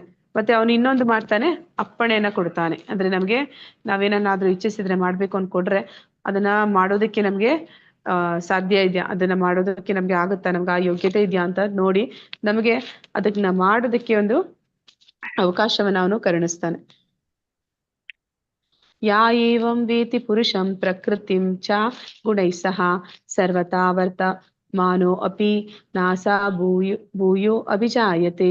ಪ್ರಕೃತಿಯನ್ನು, ಜೀವಿಯನ್ನು ಮತ್ತು ಗುಣಗಳ ಪರಸ್ಪರ ಪ್ರಕ್ರಿಯೆಯನ್ನು ಕುರಿತ ಈ ತತ್ವಜ್ಞಾನವನ್ನು ಅರ್ಥ ಮಾಡಿಕೊಂಡವನು ಮುಕ್ತಿಯನ್ನು ಪಡೆಯುವುದು ನಿಶ್ಚಯ. ಅವನ ಪ್ರಸ್ತುತ ಸ್ಥಿತಿ ಏನೇ ಆಗಿರಲಿ ಅವನು ಇಲ್ಲಿ ಮತ್ತೆ ಹುಟ್ಟುವುದಿಲ್ಲ. ಆದ್ರೆ ಪ್ರಕೃತಿ ಮತ್ತೆ ಜೀವಿ ಮತ್ತೆ ಅದರ ಗುಣಗಳ ಪರಸ್ಪರ ಪ್ರಕ್ರಿಯೆ. ಅದ್ರ ಪ್ರಕೃತಿ ಅಂದ್ರೆ ಏನು? ಅದು ಗುಣಗಳಿಂದ ಕೂಡಿರುವಂತದ್ದು. ಜೀವಿ ಆ ಗುಣಗಳ ಒಂದು ಅಧೀನಕ್ಕೆ ಬರುತ್ತೆ. ಮತ್ತೆ ಆ ಪ್ರಕ್ರಿಯೆ ಅದನ್ನ ತಿಳಿದಂಥವ್ನು, ಅಂದ್ರೆ ಗುಣಗಳು ಹೇಗೆ ನಮ್ಮ ಮೇಲೆ ಪ್ರಭಾವವನ್ನು ಬೀರುತ್ತೆ ಅನ್ನೋದನ್ನ ಪರಿಪೂರ್ಣವಾಗಿ ತಿಳಿದವನು, ಆ ತತ್ವಜ್ಞಾನ, ಆ ಒಂದು ಜ್ಞಾನವನ್ನು ಪಡೆದಂಥವನು ಏನ್ ಮಾಡ್ತಾನೆ? ಅವನು ಮುಕ್ತಿಯನ್ನ ಪಡಿತಾನೆ. ಅಂದ್ರೆ ಆ ಗುಣಗಳು ನಮ್ಗೆ ಈಗ ಗೊತ್ತಾಗಿದೆ, ಯಾವ್ದು ನಮ್ಮ ಕೈಗೆ ಕಟ್ಟಾಕಿದೆ ನಾವು ಅದನ್ನ ಹೇಗೆ ಬಿಡಿಸ್ಕೋಬಹುದು, ಮತ್ತೆ ಅದನ್ನ ಬಿಡಿಸ್ಕೊಂಡ್ಮೇಲೆ ನಾವ್ ಏನಾಗ್ತೀವಿ, ಆ ಎಲ್ಲವನ್ನು ವಿಷಯವನ್ನ ನಮ್ಗೆ ಯಾವಾಗ ಆ ಜ್ಞಾನ ಸಿಕ್ಕುತ್ತೆ ಆಗ ನಾವೇನ್ ಮಾಡ್ತೀವಿ? ಆ ಬಂಧನದಿಂದ ಬಿಡಿಸ್ಕೊಂತೀವಿ, ನಮ್ಮನ್ನ ನಾವು ಮುಕ್ತಿನ ಅಂದ್ರೆ ಆ ಮುಕ್ತಿಯನ್ನ ನಾವು ಪಡ್ಕೋತೀವಿ. ಅದನ್ನೇನು ಹೇಳ್ತಾ ಇದ್ದಾನೆ, ಅವನ ಪ್ರಸ್ತುತ ಸ್ಥಿತಿ ಏನೇ ಆಗಿರ್ಲಿ, ಅಂದ್ರೆ ಈಗ ಅವನು ಎಂಥದೇ ಪರಿಸ್ಥಿತಿಯಲ್ಲಿ ಅವನು ಇರ್ಲಿ, ಯಾವಾಗ ಅವನಿಗೆ ಈ ಜ್ಞಾನ ಸಿಗುತ್ತೆ ಮತ್ತೆ ಅವನು ಈ ಒಂದು ಭವಸಾಗರದಲ್ಲಿ ಬೀಳೋದಿಲ್ಲ, ಮತ್ತೆ ಅವನು ಇಲ್ಲಿ ಹುಟ್ಟೋದಿಲ್ಲ ಈ ಭೌತಿಕ ಜಗತ್ತಿನಲ್ಲಿ ಅಂತೇಳಿ ಹೇಳ್ತಾ ಇದ್ದಾನೆ. ಧ್ಯಾನೇನಾತ್ಮನಿ ಪಶ್ಯಂತಿ ಕೇಚಿತ್ ಆತ್ಮನಮಾತ್ಮನ ಅನ್ಯೇ ಸಾಂಖ್ಯೇನ ಯೋಗೇನ ಕರ್ಮ ಯೋಗೇನ ಚಾಪರೆ. ಕೆಲವರು ಧ್ಯಾನದಿಂದ ಮತ್ತೆ ಕೆಲವರು ಜ್ಞಾನವನ್ನು ಬೆಳೆಸಿಕೊಂಡು ಇನ್ನು ಕೆಲವರು ನಿಷ್ಕಾಮ ಕರ್ಮದಿಂದ ತಮ್ಮೊಳಗಿರುವ ಪರಮಾತ್ಮನನ್ನ ಕಾಣ್ತಾರೆ. ಪರಮಾತ್ಮನನ್ನ ಕಾಣೋದಕ್ಕೆ ಇಲ್ಲಿ ಅನೇಕ ಮಾರ್ಗಗಳನ್ನ ಹೇಳ್ತಾ ಇದ್ದಾರೆ. ಧ್ಯಾನದಿಂದ ಅಂದ್ರೆ ಅಷ್ಟಾಂಗ ಯೋಗಿಗಳು, ಜ್ಞಾನದಿಂದ ಅಂದ್ರೆ ವೇದಾಧ್ಯಯನವನ್ನು ಮಾಡುವಂತವ್ರು, ಮತ್ತೆ ನಿಷ್ಕಾಮ ಕರ್ಮದಿಂದ ಅಂತಂದ್ರೆ ಭಕ್ತಿ ಸೇವೆ ಮಾಡುವ ಮೂಲಕ ಪರಮಾತ್ಮನನ್ನ ಅರ್ಥ ಮಾಡ್ಕೊಳ್ಳುವಂತ ವಿಧಗಳಿದೆ ಅಂತ ಇಲ್ಲಿ ಹೇಳ್ತಾ ಇದ್ದಾನೆ. ಆದ್ರೆ ಇಲ್ಲಿ ಇನ್ನೂ ಒಂದು ಜನ ಇದ್ದಾರೆ, ಇನ್ನೊಂದು ರೀತಿಯ ಜನ. ಅವ್ರು ಯಾರು ಅಂದ್ರೆ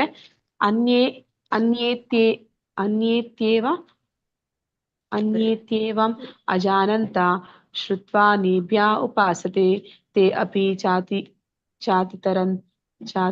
ತರಂತೈವ ಮೃತ್ಯುಂ ಶ್ರುತಿ ಪರಾಯಣಃ. ಇನ್ನೂ ಕೆಲವರಿದ್ದಾರೆ, ಅವರಿಗೆ ಹೆಚ್ಚು ಆಧ್ಯಾತ್ಮಿಕ ಜ್ಞಾನ ಇರುವುದಿಲ್ಲ, ಆದರೂ ಪರಮಪುರುಷನ ವಿಷಯವನ್ನು ಇತರರಿಂದ ಕೇಳಿ ಅವನನ್ನು ಪೂಜಿಸಲು ಪ್ರಾರಂಭಿಸುತ್ತಾರೆ. ಆಚಾರ್ಯರಿಂದ ಕೇಳಿ ತಿಳಿದು ಬರುವ ಪ್ರವೃತ್ತಿಯಿಂದ ಅವರು ಹುಟ್ಟು ಸಾವುಗಳನ್ನು ದಾಟುತ್ತಾರೆ. ಅಂದ್ರೆ ಇಲ್ಲಿ ಏನಂತ ಹೇಳ್ತಾ ಇದ್ದಾರೆ, ವೇದಾಧ್ಯಯನ ಮಾಡ್ಬೇಕು ಅಂದ್ರೆ ಅದಕ್ಕೆ ತುಂಬಾ ಸಮಯ ಹಿಡಿಯುತ್ತೆ. ಅಷ್ಟಾಂಗ ಯೋಗ ಮಾಡ್ಬೇಕಂದ್ರೂ ಕೂಡ ಅದು ಅಷ್ಟು ಸುಲಭ ಇಲ್ಲ. ಮತ್ತೆ ನಿಷ್ಕಾಮ ಕರ್ಮ ಮಾಡುವಂಥದ್ದು, ನಿಷ್ಕಾಮ ಕರ್ಮ ಸೇವೆ ಮಾಡುವಂಥದ್ದು, ಅದು ಕೂಡ ಒಂದು ರೀತಿಯಲ್ಲಿ ನಾವು ತಿಳಿಲಿಕ್ಕೆ ಸಾಧ್ಯ ಇದೆ. ಆದ್ರೆ ಇದು ಯಾವ್ದನ್ನು ಮಾಡದೇ ಇರೋರು ಏನ್ ಮಾಡ್ತಾರೆ? ಅವರು ಗುರುವನ್ನ ಆಶ್ರಯಿಸ್ತಾರೆ, ಗುರುವಿನ ಮೂಲಕ ಈ ವಿಷಯಗಳನ್ನ ಆ ಜ್ಞಾನವನ್ನ ಪಡಿತಾರೆ. ಆ ರೀತಿ ಪಡೆಯೋದ್ರಿಂದನೂ ಕೂಡ ಅವರು ಈ ಒಂದು ಭವಸಾಗರವನ್ನ ದಾಟೋದಿಕ್ಕೆ ಸಾಧ್ಯ ಇದೆ ಅಂತ ಹೇಳಿ ಹೇಳ್ತಾ ಇದ್ದಾರೆ. ಯಾವಾತ್ ಸಂಜಾಯತೆ ಕಿಂಚಿತ್ ಸತ್ವಂ ಸ್ಥಾವರ ಜಂಗಮಂ ಕ್ಷೇತ್ರಜ್ಞ ಸಂಯೋಗಾತ್ ತದ್ವಿದ್ಧಿ ಭರತರ್ಷಭ. ಭರತರಲ್ಲಿ ಶ್ರೇಷ್ಠನಾದ ಅರ್ಜುನನೇ, ಚರಾಚರಗಳಾಗಿ ಅಸ್ತಿತ್ವದಲ್ಲಿ ಇರುವ ಏನನ್ನೇ ನೀನು ಕಂಡರೂ ಅದು ಕ್ಷೇತ್ರ ಮತ್ತು ಕ್ಷೇತ್ರಜ್ಞರ ಸಂಯೋಗ ಎಂದು ತಿಳಿದುಕೋ. ಅಂದ್ರೆ ನಾವು ಯಾವುದನ್ನೇ ನೋಡಲಿ, ಈ ಭೂಮಿ ಮೇಲೆ ಯಾವುದೇ ಒಂದು ವಸ್ತುಗಳನ್ನ ನೋಡ್ಲಿ, ಜಡ ವಸ್ತುಗಳನ್ನ ನೋಡ್ಲಿ, ಅಥವಾ ಯಾವುದೇ ಒಂದು ಜೀವಿಗಳನ್ನ ನೋಡ್ಲಿ, ಪ್ರತಿಯೊಂದು ಕೂಡ ಈ ಕ್ಷೇತ್ರ ಮತ್ತೆ ಕ್ಷೇತ್ರಜ್ಞನ ಸಂಯೋಗ. ಅಂದ್ರೆ ಅಲ್ಲಿ ಅಣುರೇಣು ತೃಣಕಾಶದಲ್ಲಿ ಪರಮಾತ್ಮನಿದ್ದಾನೆ ಅಂದ್ರೆ ಅವನು ಕ್ಷೇತ್ರಜ್ಞ, ಅವನು ಜಡವಸ್ತುವಿನಲ್ಲೂ ಇದ್ದಾನೆ. ಜೀವಿಗಳಲ್ಲಿ ಇಬ್ಬರು ಕ್ಷೇತ್ರಜ್ಞರಿದ್ದಾರೆ, ಒಂದು ಆತ್ಮ ಮತ್ತೆ ಪರಮಾತ್ಮ. ಮತ್ತೆ ಆ ದೇಹ ಅನ್ನುವಂಥದ್ದು ಪ್ರಕೃತಿಯಿಂದ ಆಗಿದೆ. ಹೀಗೆ ನಾವು ಏನನ್ನೇ ನೋಡಲಿ ಆ ಪ್ರತಿಯೊಂದು ಕೂಡ ಪ್ರಕೃತಿ ಮತ್ತೆ ಪರಮಾತ್ಮನ ಸಂಯೋಜನೆ ಅಂತ ಹೇಳಿ ಹೇಳ್ತಾ ಇದ್ದಾನೆ. ಸಮಂ ಸರ್ವೇಷು ಭೂತೇಷು ತಿಷ್ಠಂತಂ ಪರಮೇಶ್ವರಂ ವಿನಶ್ಯಂತಂ ಯಾ ಪಶ್ಯತಿ ಸ ಪಶ್ಯತಿ. ಎಲ್ಲಾ ದೇಹಗಳಲ್ಲಿ ಜೀವಾತ್ಮನ ಜೊತೆಗಿರುವ ಪರಮಾತ್ಮನನ್ನು ಕಂಡುಕೊಂಡು ನಾಶವಾಗುವ ದೇಹದಲ್ಲಿರುವ ಜೀವಾತ್ಮನಾಗಲಿ ಪರಮಾತ್ಮನಾಗಲಿ ಅಳಿಯುವುದಿಲ್ಲ ಎನ್ನುವುದನ್ನು ಅರ್ಥ ಮಾಡಿಕೊಳ್ಳುವವನೇ ನಿಜವಾಗಿ ನೋಡುತ್ತಾನೆ. ಅಂದ್ರೆ ಯಾರು ಜ್ಞಾನಿ ಇದ್ದಾನೆ ಅವನಿಗೆ ಪ್ರತಿಯೊಂದು ಕೂಡ ಸ್ಪಷ್ಟವಾಗಿ ತಿಳಿದಿರುತ್ತೆ. ಅಂದ್ರೆ ಅವನಿಗೆ ಏನನ್ನೇ ನೋಡ್ಲಿ ಅವನಿಗೆ ಗೊತ್ತಾಗುತ್ತೆ, ಪ್ರತಿಯೊಂದು ಕೂಡ ಅದು ಸಂಯೋಜನೆ, ಭಗವಂತ ಮತ್ತೆ ಪ್ರಕೃತಿಯ ಸಂಯೋಜನೆ. ಆದ್ರೆ ಈ ಪ್ರಕೃತಿ ಅನ್ನುವಂಥದ್ದು ಅದು ಬದಲಾಗ್ತಾ ಇರುತ್ತೆ, ಆದ್ರೆ ಆತ್ಮ, ಅದ್ರೊಳಗಡೆ ಇರುವಂತಹ ಪರಮಾತ್ಮ ಮತ್ತೆ ಜೀವಾತ್ಮ, ಆ ಒಂದು ಅವೆರಡು ಕೂಡ ಅನಾದಿ, ಅವುಗಳಲ್ಲಿ ಯಾವುದೇ ಒಂದು ಅವು ನಾಶವನ್ನ ಹೊಂದುವುದಿಲ್ಲ, ಅವು ನಿರಂತರವಾಗಿ ಇರುವಂತವು. ಆದ್ರೆ ಅದು ಬೇರೆ ಬೇರೆ ದೇಹಗಳಲ್ಲಿ ಬರ್ಬೋದು, ಆ ದೇಹಗಳು ಬದಲಾಗ್ತಾ ಇರ್ಬೋದು, ಪ್ರಕೃತಿ ಬದಲಾಗ್ತಾ ಇರ್ಬೋದು, ಆದ್ರೆ ಒಳಗಡೆ ಇರುವಂತಹ ಕ್ಷೇತ್ರಜ್ಞ ಜೀವಾತ್ಮ ಮತ್ತೆ ಪರಮಾತ್ಮ ಅವರು ಶಾಶ್ವತವಾಗಿ ಇರುವಂತವ್ರು. ಅದನ್ನ ತಿಳಿದಂತವನು ಜ್ಞಾನಿ ಅಂತ ಇಲ್ಲಿ ಹೇಳ್ತಾ ಇದ್ದಾರೆ. ಸಮಂ ಪಶ್ಯನ್ ಹಿ ಸರ್ವತ್ರ ವಸ್ಥಿತಂ ಈಶ್ವರಂ ನಾಹೀನಸ್ತ್ಯಾತ್ಮ ಆತ್ಮಾನಾಂ ತಥೋ ಯಾತಿ ಪರಾಂ ಗತಿಂ. ಎಲ್ಲೆಲ್ಲಿಯೂ ಪ್ರತಿಯೊಂದು ಜೀವಂತ ಪ್ರಾಣಿಯಲ್ಲಿಯೂ ಒಂದೇ ಸಮನಾಗಿ ಪರಮಾತ್ಮ ಇರುವುದನ್ನು ಕಾಣಬಲ್ಲವನು ತನ್ನ ಮನಸ್ಸಿನಿಂದ ತನ್ನೂ ಹೀನ ಸ್ಥಿತಿಗೆ ತಂದುಕೊಳ್ಳುವುದಿಲ್ಲ. ಹೀಗೆ ಅವನು ಪರಮಗತಿಯನ್ನು ಸೇರುತ್ತಾನೆ. ಅಂದ್ರೆ ಯಾರು ಜ್ಞಾನಿ ಇದ್ದಾನೆ ಅವನೇನ್ ಮಾಡ್ತಾನೆ, ತನ್ನನ್ನ ಹೀನ ಸ್ಥಿತಿಗೆ ತಂದುಕೊಳ್ಳೋದಿಲ್ಲ. ಅಂದ್ರೆ ಅವನಿಗೆ ಗೊತ್ತಿದೆ ಪ್ರತಿಯೊಂದು ಯಾವ ಜೀವಿಯನ್ನು ಕಾಣ್ತಾ ಇದ್ದಾನೆ ಅವೆಲ್ಲವೂ ಕೂಡ ಜೀವಾತ್ಮಗಳು. ಅಂದ್ರೆ ತನ್ನ ಹಾಗೆ ಇನ್ನೊಂದು ಜೀವಾತ್ಮ, ಅದರ ಒಂದು ಕರ್ಮಾನುಸಾರ ಅದಕ್ಕೆ ಈ ಒಂದು ದೇಹ ಅನ್ನುವಂಥದ್ದು ಸಿಕ್ಕಿದೆ. ಆದ್ರೆ ಆ ಒಂದು ದೇಹದಲ್ಲಿ ಜೀವಾತ್ಮನ ಜೊತೆ ಪರಮಾತ್ಮನೂ ಇದ್ದಾನೆ. ಅವನು ಏನನ್ನೇ ಕಂಡ್ರು ಕೂಡ ಅವನಿಗೆ ತಿಳಿತಾ ಇದೆ. ಅಂದ್ರೆ ಅವನು ಎಲ್ಲರನ್ನೂ ಕೂಡ ಸಮಾನವಾಗಿ ಕಾಣ್ತಾನೆ ಅಂತ ಹೇಳ್ತಾರೆ. ಒಂದು ಪ್ರಾಣಿಯನ್ನಾಗ್ಲಿ, ಒಬ್ಬ ಬ್ರಾಹ್ಮಣನನ್ನಾಗ್ಲಿ ಅಥವಾ ಒಬ್ಬ ಶೂದ್ರನನ್ನಾಗ್ಲಿ ಅವರನ್ನ ವ್ಯತ್ಯಾಸ ಮಾಡಿ ನೋಡೋದಿಲ್ಲ. ಅವರನ್ನ ಒಂದು ಆತ್ಮರೂಪದಲ್ಲಿ ಕಾಣ್ತಾನೆ, ಆತ್ಮಸ್ಥಿತಿಯಲ್ಲಿ ಕಾಣ್ತಾನೆ, ಅವರಲ್ಲಿ ಪರಮಾತ್ಮನನ್ನ ಕಾಣ್ತಾನೆ. ಆ ರೀತಿ ಅವನು ವ್ಯತ್ಯಾಸ ಮಾಡದೆ ಅವರನ್ನ ನೋಡೋದ್ರಿಂದ ಏನ್ ಮಾಡ್ತಾನೆ, ತನ್ನನ್ನ ತಾನು ಹೀನ ಸ್ಥಿತಿಗೆ ತಂದ್ಕೊಳ್ಳೋದಿಲ್ಲ. ಅಂತಂದ್ರೆ ಯಾವಾಗ ಅಂತ ಒಂದು ಜ್ಞಾನ ಇಲ್ಲದೆ ಇರೋರು ಏನ್ ಮಾಡ್ತಾರೆ, ಇತರರಿಗೆ ಹಿಂಸೆಯನ್ನ ಕೊಡ್ತಾರೆ. ಆ ಕೆಲಸವನ್ನು ಅವನು ಮಾಡೋದಿಲ್ಲ. ಪ್ರಕೃತಿ ಚ ಕರ್ಮಾಣಿ ಕ್ರಿಯಾಮಾಣಾನಿ ಸರ್ವಶಃ ಯಾ ಪಶ್ಯತಿ ತಥಾತ್ಮಾನಂ ಅಕರ್ತಾರಾಂ ಸ ಪಶ್ಯತಿ.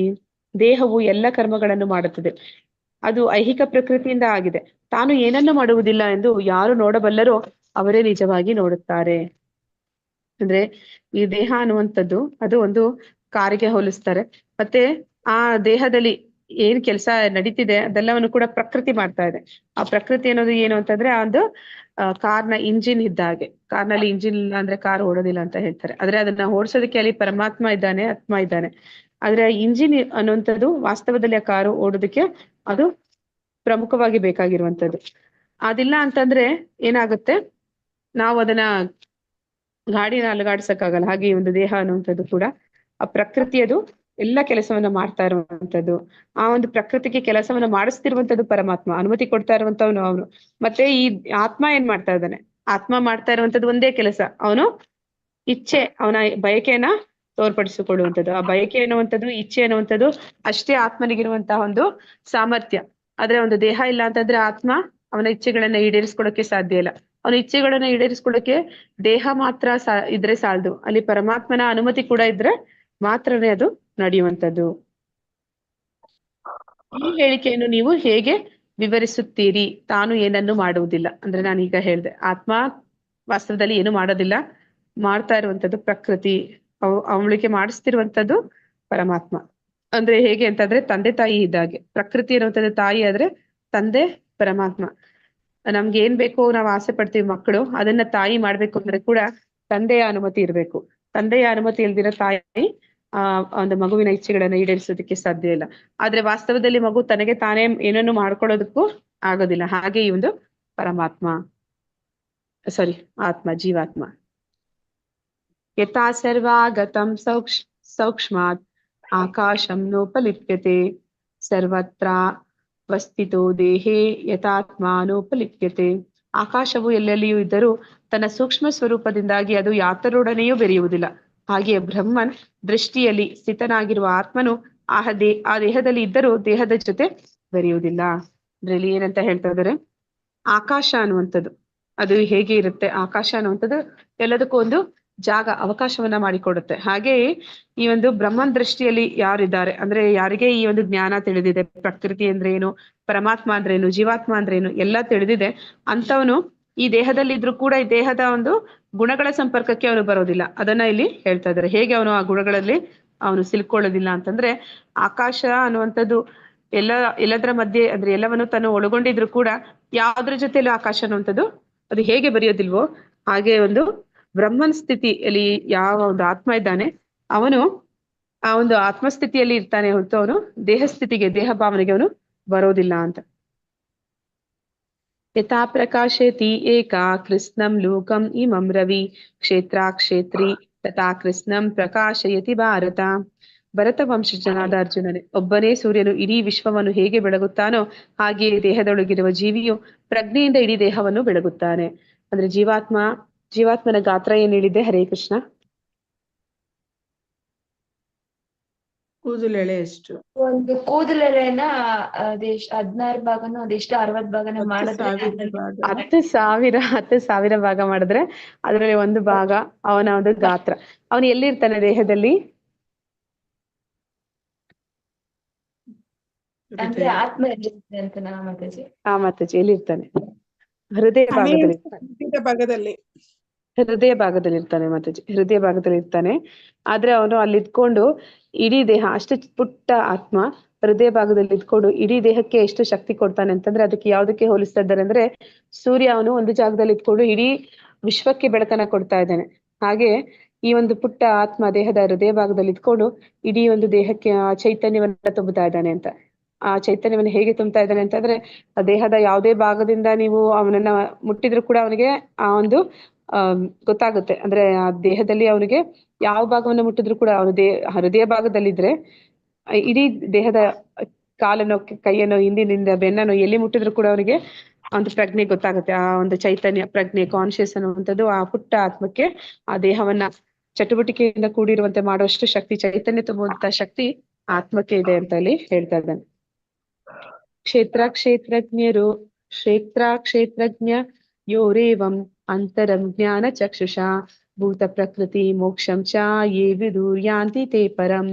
ಜ್ಞಾನದ ಕಣ್ಣುಗಳಿಂದ ಕ್ಷೇತ್ರ ಮತ್ತು ಕ್ಷೇತ್ರಜ್ಞನ ನಡುವಣ ವ್ಯತ್ಯಾಸವನ್ನು ಕಾಣಬಲ್ಲವರು ಮತ್ತು ಐಹಿಕ ಪ್ರಕೃತಿಯಲ್ಲಿ ಬಂಧನದಿಂದ ಮೋಕ್ಷ ಪಡೆಯುವ ಪ್ರಕ್ರಿಯೆಯನ್ನು ಅರ್ಥ ಮಾಡಿಕೊಳ್ಳಬಲ್ಲವರು ಪರಮ ಗುರಿಯನ್ನು ಮುಟ್ಟುತ್ತಾರೆ. ಅಂದ್ರೆ ಯಾರು ಜ್ಞಾನಿಗಳಿದ್ದಾರೆ ಅವರು ದೇಹಕ್ಕೂ ಮತ್ತೆ ಆತ್ಮಕ್ಕೂ ಇರುವಂತಹ ಗುಣಗಳನ್ನ, ವ್ಯತ್ಯಾಸಗಳನ್ನ ತಿಳಿದಿರ್ತಾರೆ. ಮತ್ತೆ ಅವರು ಪ್ರಕೃತಿಯಿಂದ ಹೇಗೆ ಬಂಧನದಲ್ಲಿ ಒಳಪಟ್ಟಿದ್ದೀನಿ, ಆ ಒಂದು ಬಂಧನವನ್ನು ಹೇಗೆ ಬಿಡುಗಡೆ ಮಾಡ್ಕೋಬಹುದು ಅನ್ನೋದನ್ನ ತಿಳಿತಾರೆ. ಅಂತವರು ಆ ಒಂದು ಬಂಧನದಿಂದ ಬಿಡುಗಡೆನ ಹೊಂದಿ ಪರಮಾತ್ಮನನ್ನ ಹೊಂದುತ್ತಾರೆ ಅಂತ ಹೇಳಿ ಹೇಳ್ತಾ ಇದ್ದಾನೆ. ಇಲ್ಲಿಗೆ ಇವತ್ತಿನ ಅಧ್ಯಾಯ ಮುಗಿತಾ ಇದೆ.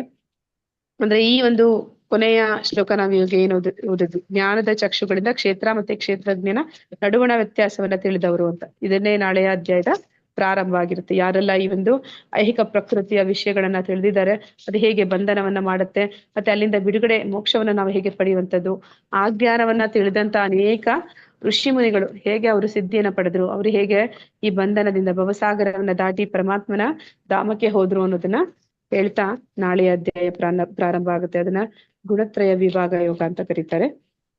ಇವತ್ತಿನ ಅಧ್ಯಾಯ ಇಲ್ಲಿಗೆ ಮುಗಿದಿದೆ. ಈ ಅಧ್ಯಾಯದಲ್ಲಿ ನಾವೇನೆಲ್ಲ ತಿಳಿದ್ವಿ ಅಂತಂದ್ರೆ, ಅರ್ಜುನನ 6 ಪ್ರಶ್ನೆಗಳು, ಏನು 6 ಪ್ರಶ್ನೆಗಳನ್ನ ಕೇಳ್ತಾನೆ ಅವನು. ಯಾವ್ದೆಲ್ಲ 6 ಪ್ರಶ್ನೆಗಳನ್ನು ಕೇಳಿದ್ದು? ಪ್ರಕೃತಿ ಅಂದ್ರೆ ಏನು, ಪುರುಷ ಅಂದ್ರೆ ಯಾರು, ಕ್ಷೇತ್ರ ಅಂದ್ರೆ ಏನು, ಕ್ಷೇತ್ರಜ್ಞ ಅಂದ್ರೆ ಯಾರು, ಜ್ಞಾನ ಅಂದ್ರೆ ಏನು, ಜ್ಞೇಯ, ಜ್ಞಾನದ ಗುರಿ ಏನು, ಈ 6 ಪ್ರಶ್ನೆಗಳನ್ನ ನಾವು ಕೇಳ್ತಾನೆ. ಅದಕ್ಕೆ ಭಗವಂತ ಕ್ಷೇತ್ರ ಅಂದ್ರೆ ದೇಹ, ಕ್ಷೇತ್ರಜ್ಞ ಅಂದ್ರೆ ದೇಹದಲ್ಲಿರುವಂತಹ ಆತ್ಮ ಮತ್ತೆ ಪರಮಾತ್ಮ ಅಂತ ಹೇಳ್ತಾನೆ. ಯಾರು ಈ ಒಂದು ವ್ಯತ್ಯಾಸವನ್ನ ತಿಳಿತಾರೆ, ದೇಹಕ್ಕೂ ಆತ್ಮಕ್ಕೂ ಪರಮಾತ್ಮನಿಗೂ ಇರುವ ವ್ಯತ್ಯಾಸಗಳನ್ನ ತಿಳಿತಾರೆ, ಅದನ್ನೇ ಜ್ಞಾನ ಅಂತ ಹೇಳ್ತಾನೆ. ಅದನ್ನ ಉದ್ದೇಶ ಏನು, ಈ ಜ್ಞಾನವನ್ನ ಪಡೆಯುವ ಉದ್ದೇಶ ಏನು, ಕೊನೆಯಲ್ಲಿ ಪರಮಾತ್ಮನನ್ನ ತಿಳಿಯುವಂಥದ್ದು, ಅದೇ ಜ್ಞೇಯಂ, ಜ್ಞಾನದ ವಸ್ತು ಅಂತ ಹೇಳ್ತಾನೆ. ಈ ಒಂದು ಜ್ಞಾನವನ್ನ ಪಡೆಯುವ ಪ್ರಕ್ರಿಯೆ ಏನು ಅಂತಂದ್ರೆ, ಅದು ಆ ಒಂದು ಗುರುಗಳ ಮೂಲಕ ನಾವು ಅದನ್ನ ತಿಳಿಬಹುದು. ಅದೇ ಜ್ಞಾನವನ್ನ ತಿಳಿಯುವಂತಹ ಪ್ರಕ್ರಿಯೆ. ಮತ್ತೆ ಪ್ರಕೃತಿ, ಪುರುಷ ಮತ್ತು ಅವರ ಸಹಯೋಗ ಅಂತಂದ್ರೆ, ಈ ದೇಹ ಅನ್ನುವಂಥದ್ದು ಹೇಗೆ ಅದು ಪ್ರಕೃತಿ, ಈ ಆತ್ಮ ಅನ್ನುವುದಕ್ಕೆ ಬಯಕೆ ಅನ್ನುವಂಥದ್ದು ಇರುತ್ತೆ, ಅದನ್ನ ಈಡೇರಿಸುವಂತವಳು ಪ್ರಕೃತಿ. ಮತ್ತೆ ಆ ಪುರುಷ ಆತ್ಮನ ಒಂದು ಬಯಕೆಗಳನ್ನ ಈಡೇರಿಸುವಾಗ ಅವಳಿಗೆ ಪರಮಾತ್ಮನ ಒಂದು ಅನುಮತಿ ಬೇಕು. ಪರಮಾತ್ಮನ ಒಂದು ಅನುಮತಿ ಸಿಕ್ಕಾಗ, ಅಂದ್ರೆ ಪರಮಾತ್ಮನ ಒಂದು ಕಾರ್ಯ ಏನು ಅಂತಂದ್ರೆ ಹನುಮಂತ ಉಪದೃಶ್ಯ, ಅಂದ್ರೆ ಎಲ್ಲದಕ್ಕೂ ಸಾಕ್ಷಿ ರೂಪದಲ್ಲಿ ಅವನಿದ್ದಾನೆ. ಅದೇ ಸಮಯದಲ್ಲಿ ಅವನು ಅನುಮತಿಯನ್ನ ಕೊಡ್ತಾನೆ. ಜೀವಾತ್ಮನ ಬಯಕೆಗಳನ್ನ ಈಡೇರಿಸುವ ಅನುಮತಿ ಕೊಡುವಂಥದ್ದು, ನಿರಾಕರಣೆ ಮಾಡುವಂಥದ್ದು, ಆ ಒಂದು ಜವಾಬ್ದಾರಿ ಅದು ಪರಮಾತ್ಮನದಾಗಿರುತ್ತೆ. ಮತ್ತೆ ಜ್ಞಾನದ ದೃಷ್ಟಿ, ಯಾರು ಜ್ಞಾನಿಯಾಗಿದ್ದಾನೆ ಅವನು ಎಲ್ಲವನ್ನು ಯಾವ ಒಂದು ದೃಷ್ಟಿಕೋನದಲ್ಲಿ ಅವನು ನೋಡ್ತಾನೆ. ಅಂದ್ರೆ ಅವನಿಗೆ ಗೊತ್ತಿದೆ ಆತ್ಮ, ಪರಮಾತ್ಮ ಮತ್ತೆ ಆ ಒಂದು ದೇಹ, ಪ್ರಕೃತಿ, ಮತ್ತೆ ಯಾವುದೇ ಒಂದು ಪ್ರಕೃತಿದಾದಂತಹ ದೇಹವನ್ನು ಹೊಂದಿರುವಂತಹ ಜೀವಾತ್ಮಗಳನ್ನ ಕಂಡಾಗ ಅವರ ಕರ್ಮಾನುಸಾರ ಅವರಿಗೆ ಈ ಒಂದು ದೇಹ ಸಿಕ್ಕಿದೆ. ಆದ್ರೆ ಅವರಲ್ಲೂ ಕೂಡ ನನ್ನ ಹಾಗೆ ಜೀವಾತ್ಮನು ಇದ್ದಾನೆ, ಪರಮಾತ್ಮನು ಇದ್ದಾನೆ ಅನ್ನುವಂತ ರೀತಿಯಲ್ಲಿ ಅವನು ಕಾಣೋದ್ರಿಂದ ಅವನು ಇತರ ಜೀವಿಗಳಿಗೆ ಹಿಂಸೆನ ಕೊಡೋದಿಲ್ಲ, ತನ್ನ ಆತ್ಮಕ್ಕೂ ಅವನು ಗ್ಲಾನಿ, ನಾಶವನ್ನ, ಪತನವನ್ನ ಅವನು ಮಾಡ್ಕೊಳ್ಳೋದಿಲ್ಲ ಅನ್ನೋದನ್ನ ನಾವು ನೋಡ್ತೀವಿ. ಇಲ್ಲಿಗೆ ಇವತ್ತಿನ ಅಧ್ಯಾಯ ಮುಗಿದಿದೆ. ವಾಂಚಾ ಕಲ್ಪತರುಶ್ಚ ಕೃಪಾ ಸಿಂಧುಭ್ಯ ಏವ ಚ ಪತಿತನಾಂ ಪಾವನೇಭ್ಯೋ ವೈಷ್ಣವೇಭ್ಯೋ ನಮೋ ನಮಃ. ಅನಂತ ಕೋಟಿ ವೈಷ್ಣವೃಂದ ಕಿ ಜೈ, ನಾಮಾಚಾರಿ ಹರಿದಾಸ್ ಠಾಕೂರ್ ಕಿ ಜೈ. ಇಲ್ಲಿ ಬಂದಿರುವಂತ ಎಲ್ಲ ಭಕ್ತರಿಗೂ ಜೈ. ಹರೇ ಕೃಷ್ಣ. ಕ್ವಿಜ್ ನಾಳೆ ಮಾಡೋಣ, ಯಾಕಂದ್ರೆ ನನಗೂ ಓಪನ್ ಆಗಿಲ್ಲ. ನಿಮ್ಗೂ ಓಪನ್ ಆಯ್ತಾ ಇಲ್ವಾ ನನಗೆ ಗೊತ್ತಿಲ್ಲ. ಯಾರಿಗಾದ್ರೂ ಓಪನ್ ಆಯ್ತಾ? ಹರೇ ಕೃಷ್ಣ. ಹರೇ ಕೃಷ್ಣ. ಕೇಳಿಸ್ತಿದ್ಯಾ? ಮಾತಾಡಿ. ಕ್ವಿಸ್ ಓಪನ್ ಆಯ್ತಾ ಯಾರಿಗಾದ್ರು? ಮಾತಾಜಿ ವಾಟ್ಸ್ಆಪ್ ಬರ್ತಾ ಇದೆ ಮೇಡಮ್. ಅದು ನನಗೆ ಕ್ವಿಸ್ ಬೆಳಿಗ್ಗೆಯಿಂದ ನಾನು ಓಪನ್ ಆಗ್ಲಿಲ್ಲ ಮಾತಾಜಿ, ಅದೇನೋ ಆಗ್ತಿಲ್ಲ ಅಂತ ತೋರಿಸ್ತೆ ನೋಡಿ. You don't currently have access to this content ಅಂತ ಬರ್ತಿದೆ. ನಾನು ಅದು ಕ್ವಿಸ್ ಕ್ವಶನ್ಸ್ ತೆಗಿಯಕ್ಕಾಗ್ಲಿಲ್ಲ. ನಾನು ನಾಳೆ ಟ್ರೈ ಮಾಡ್ತೀನಿ, ಆಮೇಲೆ ಕೇಳ್ತೀನಿ. ಇವತ್ತು ಯಾರಿಗಾದ್ರೂ ಏನಾದ್ರು ಪ್ರಶ್ನೆಗಳಿದ್ರೆ ಕೇಳ್ಬೋದು. ಹರೇ ಕೃಷ್ಣ. ಅದೇ ಮಾತಾಜಿ, ಇವಾಗ ನೀವ್ ಹೇಳಿದ್ರಿ ಜ್ಞಾನ ಕೊಡೋನು ಪರಮಾತ್ಮ, ಬುದ್ಧಿ ಕೊಡೋನು ಪರಮಾತ್ಮ, ಪ್ರತಿಯೊಂದ್ರಲ್ಲೂ ಪರಮಾತ್ಮ ಇದ್ದಾನೆ. ಹಾಗಾದ್ರೆ ನಾವು ತಪ್ಪು ಮಾಡದೇ ಇರೋಂಗೆ ಬುದ್ಧಿ ಯಾಕೆ ಕೊಡ್ತಾ ಇಲ್ಲ, ಜ್ಞಾನ ಯಾಕೆ ಕೊಡ್ತಾ ಇಲ್ಲ, ತಿಳುವಳಿಕೆ ಯಾಕೆ ಕೊಡ್ತಾ ಇಲ್ಲ? ಅಂದ್ರೆ ನೀವು ಸರಿ ತಪ್ಪುಗಳನ್ನ ನಮ್ಗೆ ಯಾಕೆ ಬಿಡ್ತಾ ಇದ್ದಾನೆ ಭಗವಂತ? ಅಂದ್ರೆ ಮಾತಾಜಿ ತಿಳುವಳಿಕೆ ಕೊಡ್ತಾ ಇದ್ದಾನೆ, ಯಾವ್ದು ಸರಿ ಯಾವ್ದು ತಪ್ಪು. ಈಗ ನೀವೆಲ್ಲ ಕೇಳಿದ್ರಿ, ಅವನು ಹೇಳ್ದ, ನೀವು ಶಾಸ್ತ್ರದ ಮೂಲಕ ಕೇಳಿದ್ರಿ, ಮತ್ತೆ ಅದನ್ನ ಮಾಡೋ ಸ್ವಾತಂತ್ರ್ಯ ನಿಮ್ಗೆ ಕೊಡ್ತಾ ಇದ್ದಾನೆ. ಮಾಡ್ತೀರಾ ಬಿಡ್ತೀರಾ, ಅದು ನಿಮ್ಗೆ ಪುಟ್ಟ ಸ್ವಾತಂತ್ರ್ಯ ನಿಮ್ಗೆ ಕೊಡ್ತಾ ಇದ್ದಾನೆ. ಅದನ್ನು ಅವ್ನು ಕಸಿದ್ಕೊಂಡ ಅಂತಂದ್ರೆ ನಾವ್ಯಾರು ಜೀವಾತ್ಮರಲ್ಲ, ನಾವೆಲ್ಲ ಬರೀ ಜಡವಸ್ತುಗಳಷ್ಟೇ. ಅವನಿಗೆ ನಮ್ಮನ್ನೆಲ್ಲ ಜಡವಸ್ತುವಾಗಿ ಇಟ್ಕೊಳಕ್ ಇಷ್ಟ ಇಲ್ಲ. ನಮಗೆ ಜೀವ ಇದೆ, ನಾವು ಸ್ವತಂತ್ರವಾಗಿ ಭಗವಂತನನ್ನ ಏನಂತ ಹೇಳ್ತಾರೆ, ವಾಲಂಟಿಯರ್ ಆಗಿ, ಅಂದ್ರೆ ಏನಂತ ಹೇಳ್ತಾರೆ, ವಾಲಂಟಿಯರ್ ಆಗಿದ್ರೆ ತಾವಾಗಿಯೇ ಅವನನ್ನ ಆಯ್ಕೆ ಮಾಡ್ಕೋಬೇಕು ಅನ್ನೋಂಥದ್ದು ಅವನ ಇಚ್ಛೆ. ಅದಕ್ಕಾಗಿ ನಮ್ಗೆ ಆ ಸ್ವಾತಂತ್ರ್ಯನೂ ಕೊಡ್ತಾನೆ, ಜ್ಞಾನನೂ ಕೊಡ್ತಾನೆ. ಜ್ಞಾನನೂ ಕೊಡ್ತಾನೆ, ತಿಳಿದ ಮೇಲೆ ನಾವ್ ಏನ್ ಮಾಡ್ಬೇಕು ಅದನ್ನ ಸ್ವಾತಂತ್ರ್ಯನೂ ಕೊಡ್ತಾನೆ. ಅದೇ ಮತ್ತೆ ಇವಾಗ ಹೆಂಗಾಗಿದೆ ಅಂದ್ರೆ, ಇವಾಗ ನಾವು ತಿಳ್ಕೊತಾ ಇದೀವಿ, ಸ್ವಾತಂತ್ರ್ಯ ಏನೋ ಕೊಟ್ಟಿದ್ದಾನೆ, ಆದ್ರೆ ಅದ ಇನ್ನ ಪರಿವಾರ ಏನಿದೆ ಅದಕ್ಕೆ ಕನ್ವಿನ್ಸ್ ಮಾಡಕ್ ನಮ್ಗೆ ಆಗ್ತಾ ಇಲ್ಲ. ಹಿಂಗಾದಾಗ ನಾವು ತಿಳ್ಕೊಳ್ತಾ ಇದ್ದನು ನಾವು ತಪ್ಪು ಮಾಡ್ತಿದ್ವಿ ಅಂತ ನಮ್ ಕೊರಗ್ಬೇಕು, ಹಂಗಾಗ್ಬಿಟ್ಟಿದೆ. ಆತರ ಅಲ್ಲ, ತುಂಬಾ ಇದ್ ಮಾಡ್ಕೋಬೇಡಿ ಮಾತಾಜಿ. ನೀವು ಆಗ್ಲೇ ನಾವು ಭಗವಂತನಿಗೆ ಜಾಸ್ತಿ ಹತ್ರ ಆಗೋದು. ಆದ್ರೆ ನಾವು ಹೋಗಿ ಅವನ ಹತ್ರ ಬೇಡ್ಕೋತೀವಿ, ಅದೇ ಮನಸಾರೆ ಬೇಡ್ಕೋತೀವಿ, ಕಣ್ಣೀರಿಟ್ಟು ಬೇಡ್ಕೊಳ್ತೀವಿ. ಪರಮಾತ್ಮ ಇಷ್ಟು ನನ್ಗೆ ತಿಳಿಸ್ಕೊಟ್ಟೆ, ಈಗ ಅದನ್ನ ಮಾಡೋದಕ್ಕೆ ಶಕ್ತಿ ಕೂಡ ನನ್ನ ಹತ್ರ ಇಲ್ಲ, ಅದನ್ನು ಕೂಡ ನೀನೇ ಕೊಡ್ಬೇಕು ಅಂತ ಅವನ್ನ ನಾವು ಆ ದೈನ್ಯ ಭಾವದಿಂದ ಅವನಿಗೆ ಶರಣಾಗ್ತೀವಿ. ಅದೆಲ್ಲರಿಗೂ ಆಗತ್ತೆ ಮಾತಾಜಿ, ನನ್ಗೂ ಆಗತ್ತೆ. ಅಂದ್ರೆ ತುಂಬಾ ವಿಷಯಗಳು ನಾವು ತಿಳಿದು ಕೂಡ ನಮ್ಗೆ ಮಾಡಕ್ ಆಗ್ತಾ ಇಲ್ಲ ಅಂತಂದಾಗ ನಮ್ಗೆ ಗೊತ್ತಾಗುತ್ತೆ ನಮ್ಮ ಒಂದು ಪರಿಸ್ಥಿತಿ ಏನು ಅಂತ. ಅಂದ್ರೆ ನಮ್ಗೆ ಏನೇನೂ ಶಕ್ತಿ ಇಲ್ಲ, ನಮ್ಮಿಂದ ಏನೂ ಆಗೋದಿಲ್ಲ. ನಾವು ಎಷ್ಟೋ ಭಗವಂತನ ಮೇಲೆ ಅವಲಂಬಿತರಾಗಿದ್ದೀವಿ. ಅವನ ಒಂದು ಕರುಣೆ ಇಲ್ಲ ಅಂತಂದ್ರೆ ಎಲ್ಲರೂ ಹೇಳ್ತಾರೆ, ಅಣುರೇಣು ತೃಣಕಷ್ಟ, ಅಂದ್ರೆ ಒಂದು ಹುಲ್ಲುಕಡ್ಡಿ ಕೂಡ ಅಲಗಾಡೋದಿಲ್ಲ ಅಂತ. ಅದು ಯಾರಾದ್ರೂ ನಾಸ್ತಿಕರ ಹತ್ರ ಹೋಗಿ ಹೇಳಿದ್ರೆ, ಒಂದು ಹುಲ್ಲುಕಡ್ಡಿ ತಗೋ ನನ್ನ ಆಡಿಸ್ತಾ ಇದೀನಿ ನೋಡು ಅಂತಾರೆ. ಆದ್ರೆ ನಾವು ಯಾವಾಗ ಭಕ್ತರು ಅದನ್ನ ನೋಡ್ತೀವಿ, ಅನುಭವಿಸ್ತೀವಿ, ನಮ್ಗೆ ಅದ್ರ ಅನುಭವ ಆಗುತ್ತೆ.